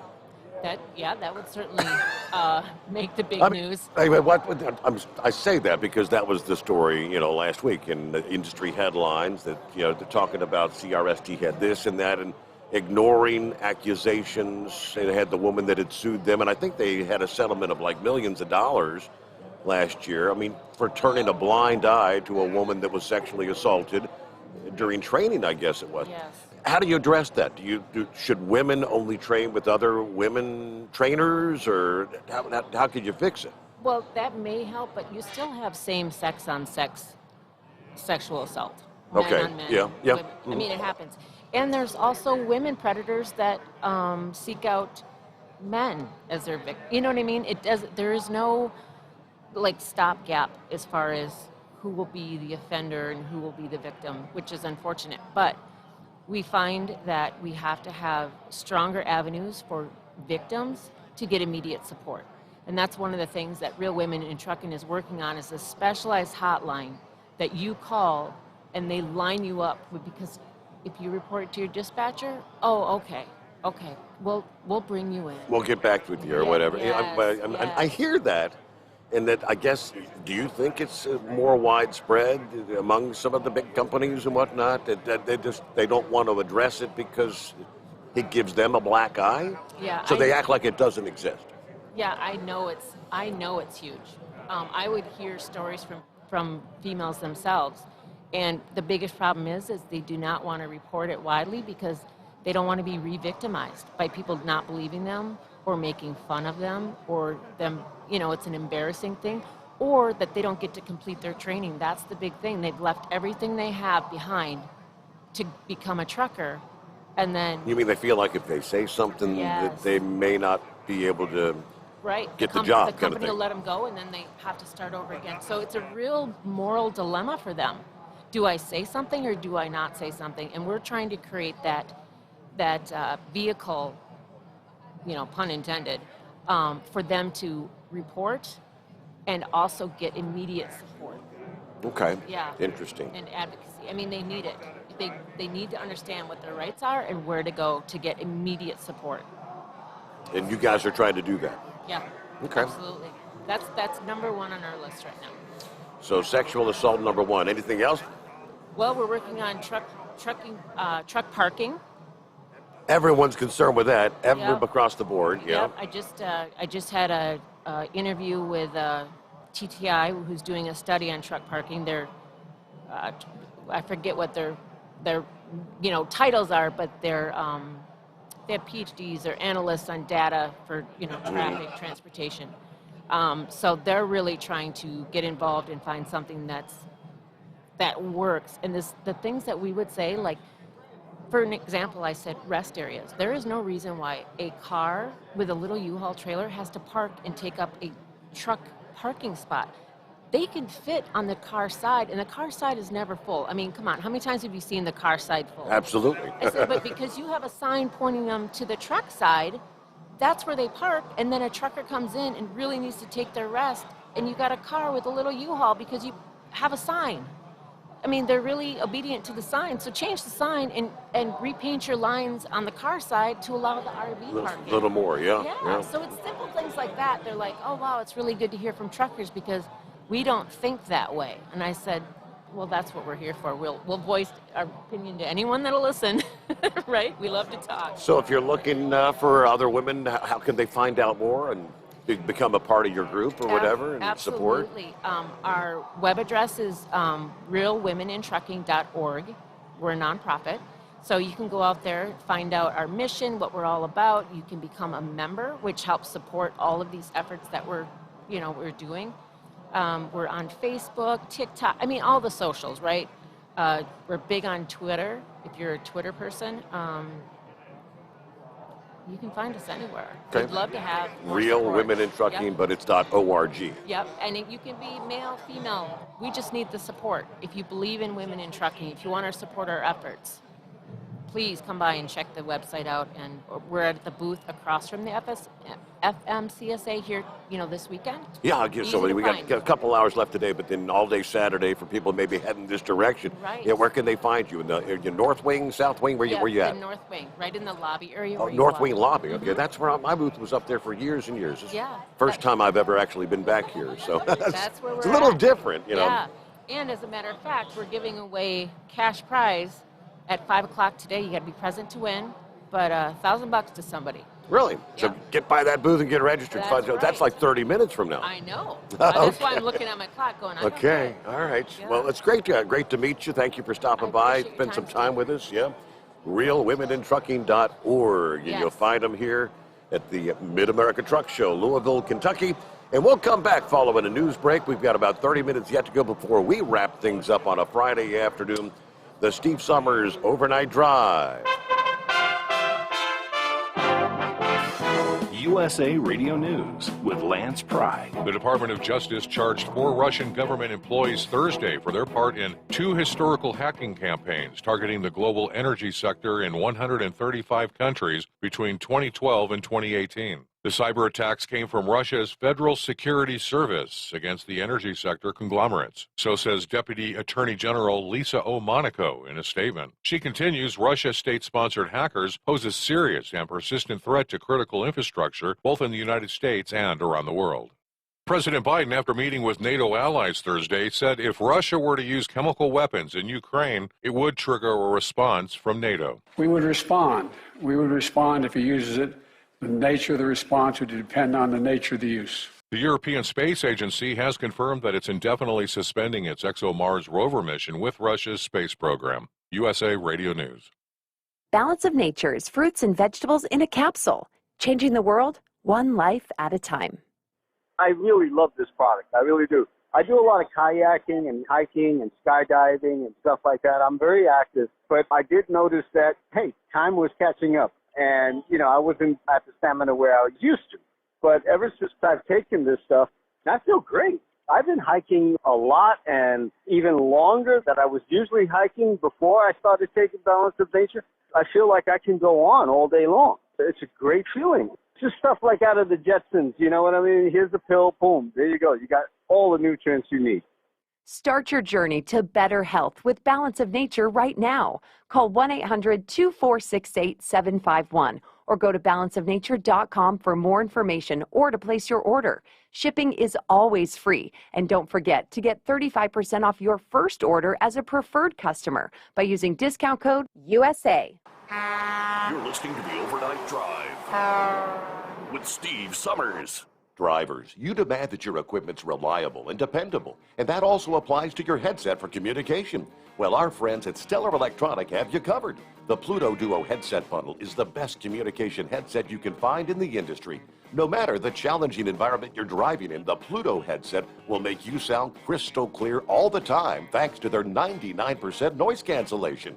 And the Duo's not only a stereo converter for the headset, but also a power bank so you can charge as you go. Learn more at StellarElectronic.com or visit them on Facebook. Do you have a Dodge pickup and hate your automatic transmission? Of course you do. LaVon Miller at Firepunk Diesel here, and we specialize in heavy-duty and performance transmissions for your 3/4 or 1-ton Cummins-powered truck. So if you're interested in turning your stock slush box into a towing monster, call us today at 614-733-3744 or visit us online at shop.firepunk.com. It's coming. Crisp fall mornings turn bitter cold. As you fire up your diesel, you can see your breath on the inside of a cab. Imagine looking deep into your engine. Freezing temperatures impact your diesel's fluids, especially fuel. On a 23-degree morning, the paraffin wax in your untreated fuel starts to morph from fluid to large crystals. These crystals clump together and form a gel. At minus 10 degrees, your fuel hits the point where it no longer pours like a liquid. It's so dense that the flow through the fuel filter will slow, causing hard starts or no starts. Get prepared now for the cold that is coming. Hot Shot Secret Diesel Winter Anti-Gel is a premium fuel additive that lowers your fuel's pour point to minus 65 degrees. If it's that cold out, you shouldn't be on the road. You ought to be at home in front of the fireplace. Hot Shot Secret Diesel Winter Anti-Gel Premium Fuel Additive. Available now online at hotshotsecret.com. Hot Shot Secret. Powered by science. Attention all truckers, Dean Michael, the tax doctor here. I want to talk to you about those dreaded tax problems. I know you want to keep on trucking and not even think about them. But let's face it, they're not going away all on their own. You need professional help. I've been helping truckers put their tax problems in the rearview mirror for years. I can help you too. Call me for a free consultation at 888-632-4506 or go to mytaxhelpmd.com. It's like I always say, keep your eyes on the road, I'll keep mine on the IRS. 888-632-4506. After a long winter road trip, there's nothing like coming home to a warm, comfortable home. Hi, I'm Steve with USA Insulation. When we put our foam in your walls, it's like putting a coat around your entire home. It keeps the cold air out and the warm air in. We're getting homes ready right now for winter, and we have $1,000 savings for everyone. But because we love our truckers, we're going to give you an additional $250 discount for mentioning the show. 1-800-USA Foam or USAinsulation.net. Hey, Dad, your prescription will be ready in just a minute. Hey, Dad, your laundry will be ready in just a minute. Dad, your lunch will be ready in just a minute. Hey, honey, Why don't you take a minute? When you help care for a loved one, you give them as much time as you can, making sure they're safe and comfortable. But it's just as important that you take some time for yourself. At AARP, we can help with information and useful tips on how you can maintain a healthy life balance, care for your own physical and mental well-being, and manage the challenges of caring for a loved one. Because the better care you take of yourself, the better care you can provide for your loved one. Thanks, Dad. Thank you. You're there for them. We're here for you. Find free care guides to support you and your loved one at aarp.org/caregiving. That's aarp.org/caregiving. A public service announcement brought to you by AARP and the Ad Council. And now, back to the Steve Summers Overnight Drive, live from the Hot Shot Secret Studios. Let's see, what are we looking at here? Our number, 844-844-3388. Gotta begin heading down the home stretch here on a Friday afternoon. Hey, Double R, are you on your way to Louisville yet? I am on my way, Steve. We gotta stop and get Mama some chicken and French fries, and we'll be there. You mean Anita? Mama needs some chicken tenders? Yes, it, buddy. So we're on our way. I guess we're going to go see Clay Walker tonight. So. Are you going to go to the show? Yep. My sister done sent me a text, wanting me to know if I wanted to go, and I said, yeah, well, if you guys are going. So apparently we're going because you said that she wants to go see him. I think Wanda wants to see him as well, yeah. Oh, okay. So that'll work. But, yeah, we're on our way. I'm just a little bit south of you there. I'm Cave City, Kentucky, so it should be up there probably within an hour, something like that. Okay. Yeah, well, we're on our, I just wanted to call and let you know we are on our way. Horse Feathers make it? Yeah, he's standing right over here. Are you in the RV, by the way? No. We're in Nita's Cadillac. Oh, okay. We didn't bring the RV. You changed your mind. Yeah, we didn't bring the RV because, you changed your mind. Do what? I thought you a couple days well, ago. Well, no, it ain't so much that. The parking for the RV was crazy. So, you had to have your camper there by the 12th of, I think that's what it was, the 12th, yeah. And, anyhow, we'll be, we're just going to drive up there, I guess. Okay. And then we're going to, I guess we're going to spend the night up with our sisters over there by Fort Cox, so that'll work. All righty. Well, we'll see you here in a couple hours, I guess that would be then. Well, yeah, probably in about an hour and a half, something like that. Okay. So, yeah, that'll work. All right. Well, so looking I'll forward find to you. it. All right. Be safe on the rest of your journey. Tell Anita we said hi. I have you on speaker, Steve. Is she being your backseat driver? Yes, she is. Yeah, she ain't as bad as my backseat driver. I guarantee you that. All right, we'll see you guys in a bit. Thank you so much. All right, what are we looking at? Little Rambler, is he still hanging in there? Let's see, up here. That's hello, Little Rambler. How the heck are you? I'm doing good, Steve. How you doing? I'm having a good time here at the big show. Yes, I wish my dad could have took a few days off so that way I could have came. Yeah. Have you ever made it up to the Mid-America Truck Show or no? No, I've never been to one. Never been? Okay. It's a lot of fun, trust me. Yeah, one of these days, Dad's going to take a few days off. I know it's a long drive from... Where are you guys based out of? Mobile. Okay, yeah, Mobile. All the way on the Gulf Mobile, Coast. Alabama. It's a long drive to Louisville from there. Yeah. But... Yeah. So am I correct that you were kind of watching this yesterday when you were what were you on lunch break at school or something? Yes, sir. I was on lunch break. Okay, that's it. Kind of figured that. Well, hey, it's good to hear from you. Obviously, you were hanging on when we were talking to your dad, so I guess you're not at the house where Dad is, huh? Yeah. I'm not at the house where he is. I just got picked up. Okay. All right. Well, hey, thanks for chiming in, little rambler. Be safe out there. And what do we got? All right, here, let me get the breakdown. Well, we got a moment here. We can look at some of our travelers' weather. Forecasters talking about another tornado outbreak. Could be in the offing. Could develop across the south here in the final day of March.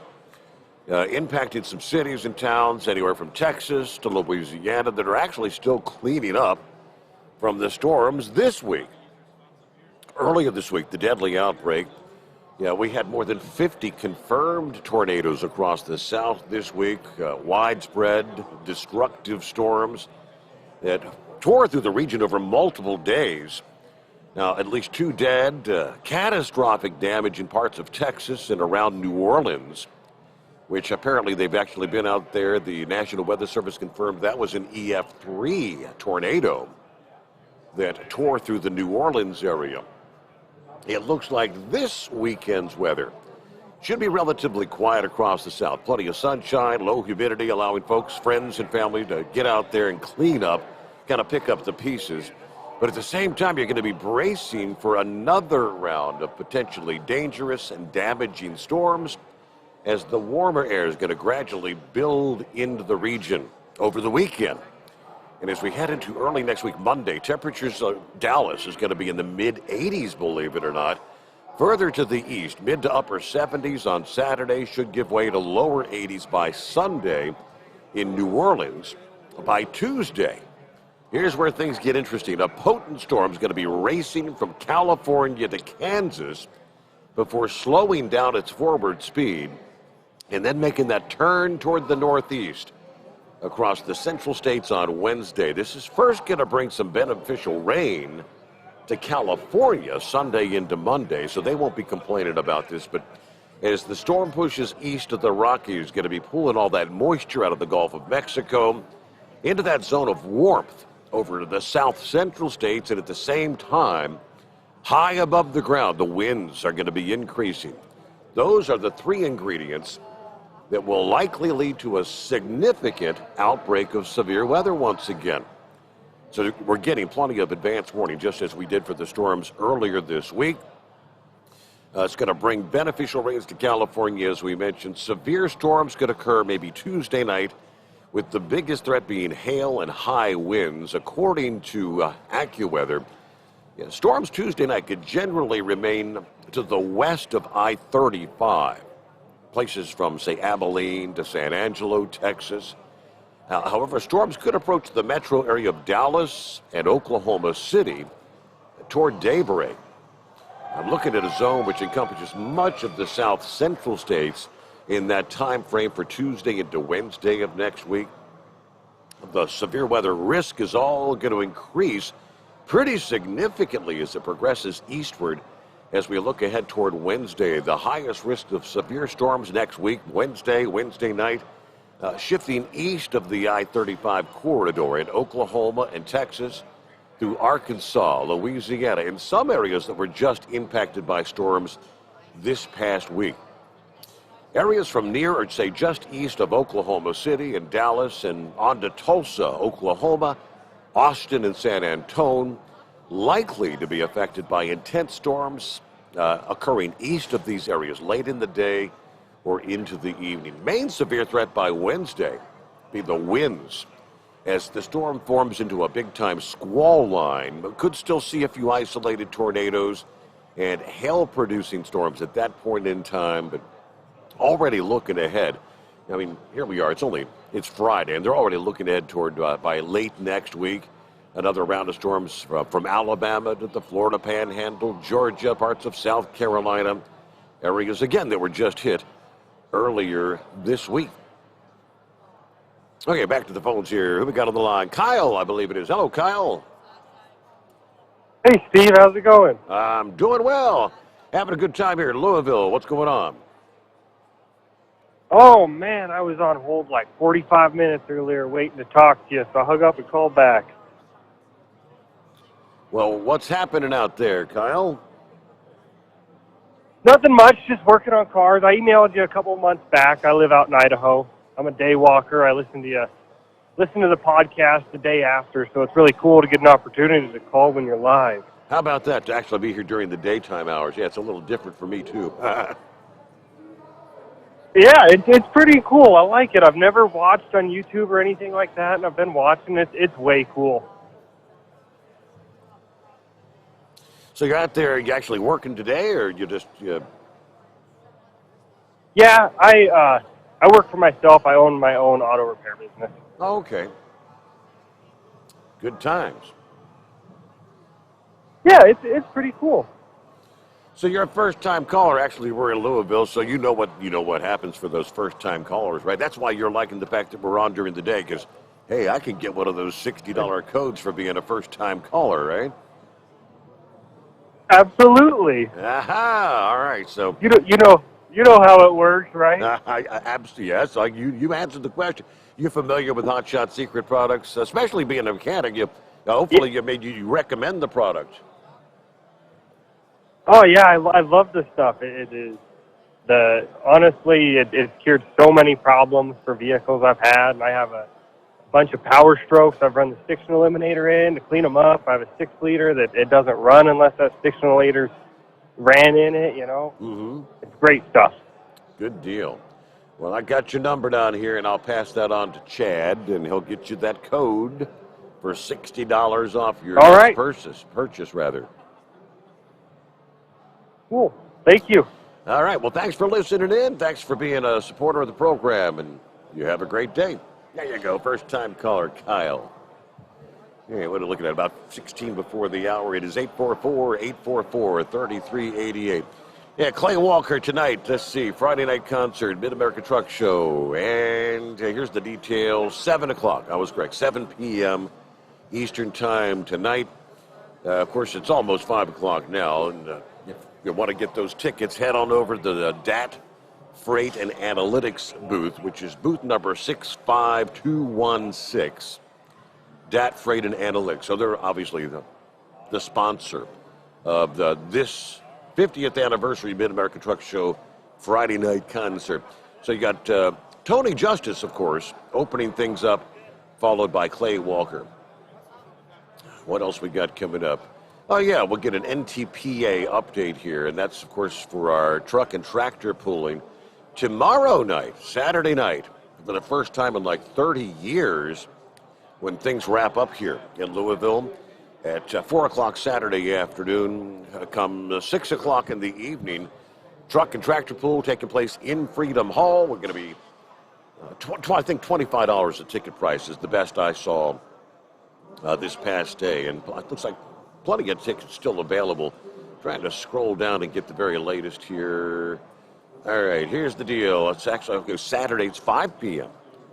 Truck and Tractor Pools gets underway 1 hour after the show ends Saturday afternoon.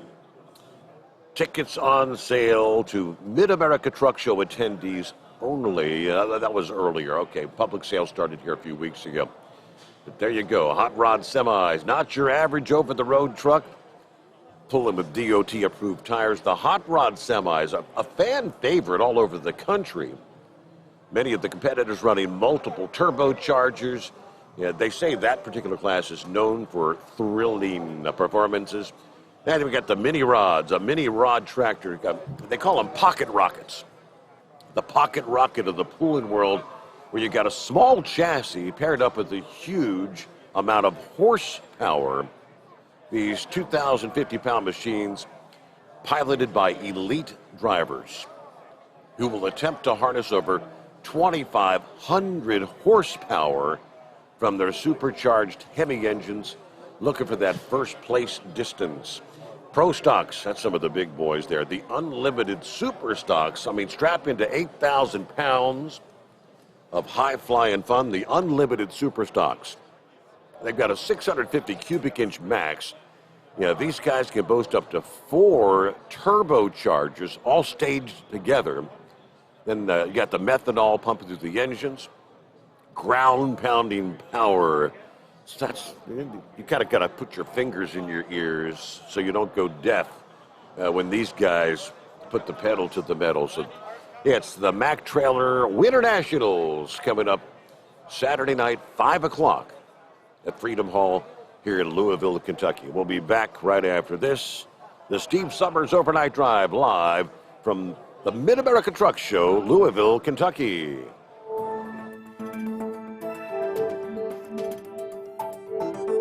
The Hot Farms got off to a hot start. A co-champion takes command of the Supers, and an experienced lawyer stands in for his client and wins the challenge. From National Tractor Pullers Association headquarters in Columbus, Ohio, this is the NTPA Overnight Radio Report. The third annual Wakarusa Ag Deutzfahr NTPA Shipshewana Spring Nationals, presented by Grog Martin Auctioneers and Realty, brought forth pullers from Indiana, Iowa, Kentucky, Michigan, New York, Ohio, and Wisconsin for a smorgasbord of 5 championship divisions over 2 nights.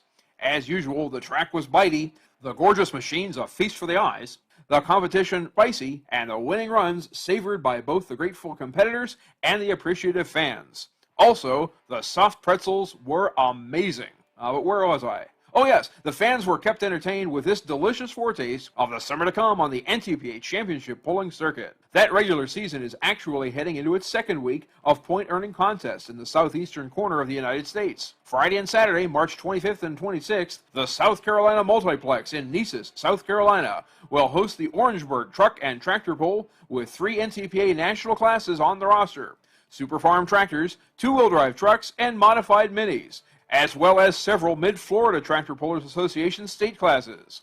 Details may be found at ntpapull.com. Back home in Indiana, it was Kevin Smith of Rochester and Mike Robbins of Greensburg winning their hot farm classes from the test hooks. Smith was victorious with his buckshot-reloaded John Deere on Friday, while Robbins' Fire in the Hole International held the lead all class long on Saturday. In light pro stock, the Harvesters dominated as Al Cook of Wilton, Wisconsin, rumbled to a W with Black Thunder in Session 1, while Travis Tilton's Always Something won everything in Session 2. Eric Huckey and John Humpy IV were the winners of the Stainless Diesel Pro Stock Diesel 4x4 3.0 truck classes. Huckey's slightly overworked Dodge got the job done on Friday, while Humpy's Causing Trouble Chevrolet gave the rest a headache on Saturday. In Grand National Light Superstock, the alcohol burners were in a blue mood as Rex Kuhn, along with Jason Hootman, the 2021 division champions, swept the event aboard the Ford 6000 Commander. Kuhn edged GN runner-up and past champ Adam Spiegelberg's Detonator Black in the first session, then put 6 feet on Spiegelberg in the second session. In the sand he goes. Felt really good. It felt fast, and when they feel fast, it's a pretty good run. And Mark Lawyer of Newcastle, Indiana, took both Pro Stock hooks to claim the $5,000 first prize in the Yoder Popcorn Mack Trailer Pro Stock Challenge Weekend Championship. One more time down the road again. Yes. He did so with a John Deere 5020 he owned for many years, but sold in the offseason to Jason Ruin of Farley, Iowa. These guys have been doing a lot of work on it. I'm just holding the stick. You don't have to worry about stuffing it back in the truck. You don't have to worry about driving it home. You don't even have to worry about it tomorrow morning, do you? No, but I'd help them if they need it. Announcer Denver Getchy with the call, and Doc Riley with the interview on ntpa.tv. Congratulations to all the Shipshewana winners and participants. You can still watch the replay at ntpa.tv, and don't forget the NTPA pulls into Neces, South Carolina for live regional and state action this Friday. Reporting for the NTPA on the Overnight Drive, I'm John Dunlap. Stay safe and pull hard. All righty, one final guest here on our Friday edition live from the Mid-America Truck Show, Louisville. Hey, I don't think we ever actually met in person, did we? We just talked on the radio back in the day. That's right. But I remember the name, and I remember the discussions, and still these days talking about sleep apnea. There was a time where we had a Phoenix Sleep Solutions was the name of the group back then. Greg McDermott, I remember Greg. He used to be here on a regular basis here in Louisville. But Greg not here this year? You'll have to get real close to the mic. Yeah. Oh, yeah, okay. So, well, no, Greg and Team CME, we're still involved, but Greg right now is going through some problems with a foot, and he was supposed to have some surgery done. Otherwise, he'd have been here. Okay. Yeah. Now, you, I mean, we used to have, Greg would be on one line, you'd be on the other. And back in those days, we were talking about is the FMCSA going to mandate sleep studies and whatnot as far as apnea? That never did really come to fruition, did it? Well, there was some changes that were made. Unfortunately, the changes were, I think, misunderstood by a lot of the medical examiners. I think they're getting better at that. But you know, there's just some really good news that's going to be coming out this year for drivers, and you know, we like helping drivers. That's what Team CME does. So you're with? Did Greg start his own group or whatever? So is it now Interstate Sleep Apnea Solutions? That's right, and you know, he is really the driver's source, or he should be the driver's source for all of the sleep apnea stuff. He cares about drivers.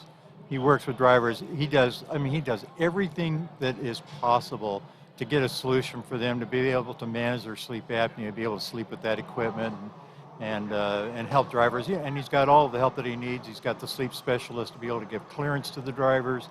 He just makes it. He knows how to make it easy for a medical examiner to get them back on the road. Is he doing kind of like they used to do? Is he doing like helping out with like home sleep studies, or is this something totally different? No, he is using the home sleep studies, but that has really advanced a lot. It's less expensive now. The home sleep study units that he's using are actually disposable. So they have very simple instructions on how to use them. Driver puts them on, and then after the test, they throw them away. So it's very cost effective. I don't think that there's a program anywhere that can be any better for drivers, you know, who are faced with, you know, needing to have a sleep apnea test. So it's a great way to go. So it's kind of the same things that they'd been doing back then. Now, Greg, then once you do the study, if they say, yep, okay, you come back, you do have some apnea issues with her.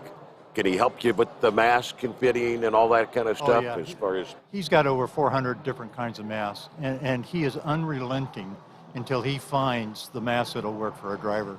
He really is a one kind of guy, you know, for sleep apnea, and we're proud to be associated with him. And he makes it easiest. We've got 1,000 clinics across the nation. He makes it easy for our medical examiners to be able to get the driver back on the road, and we love that. Is there still an issue with? I mean, some companies try to say, all right, you got to go here, you got to go there. Are you guys accepted by most or no? I don't know how many don't accept us, but yeah, we have a good reputation of providing what we call driver helpful exams. In other words, what we try to concentrate on is sometimes there's more than one way to get the driver back on the road, you know, and still maintain safety. And so we try to teach our medical examiners, you know, how to use determination pending to be able to get the driver back on the roads faster, or at least to avoid them having to have another medical exam done somewhere.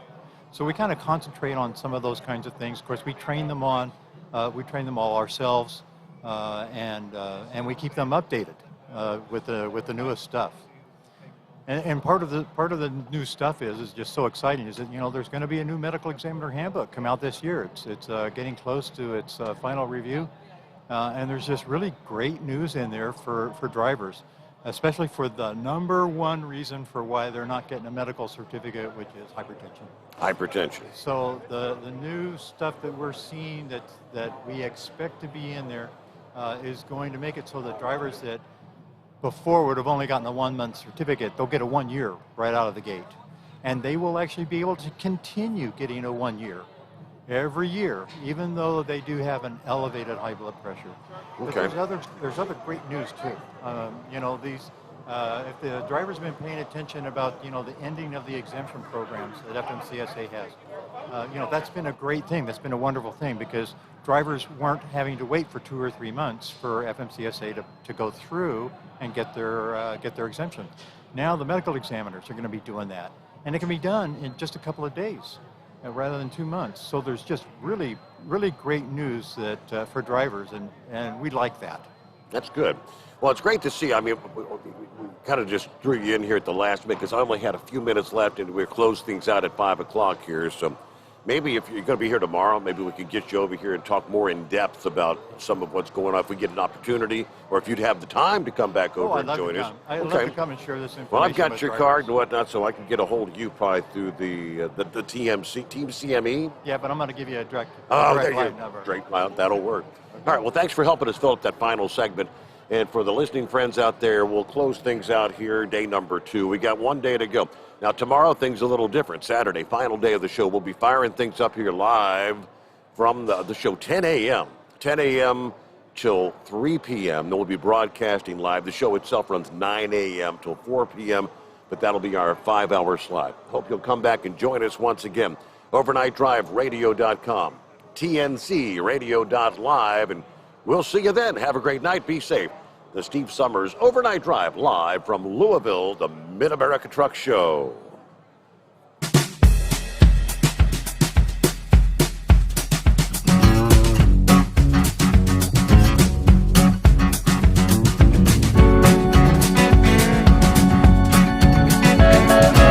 You'll never guess the places that I've been.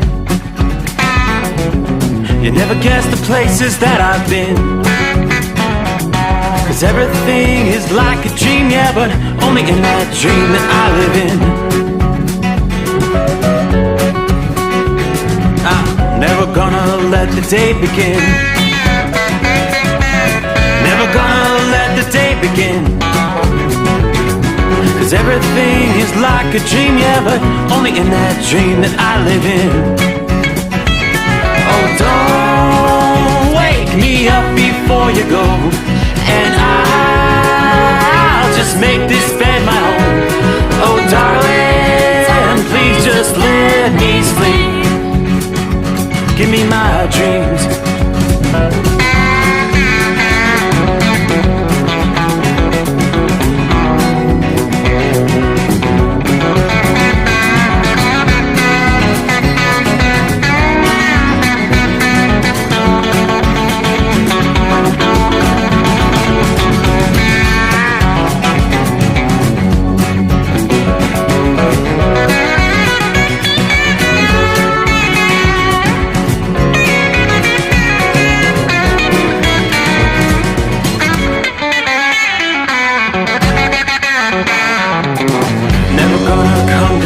Above,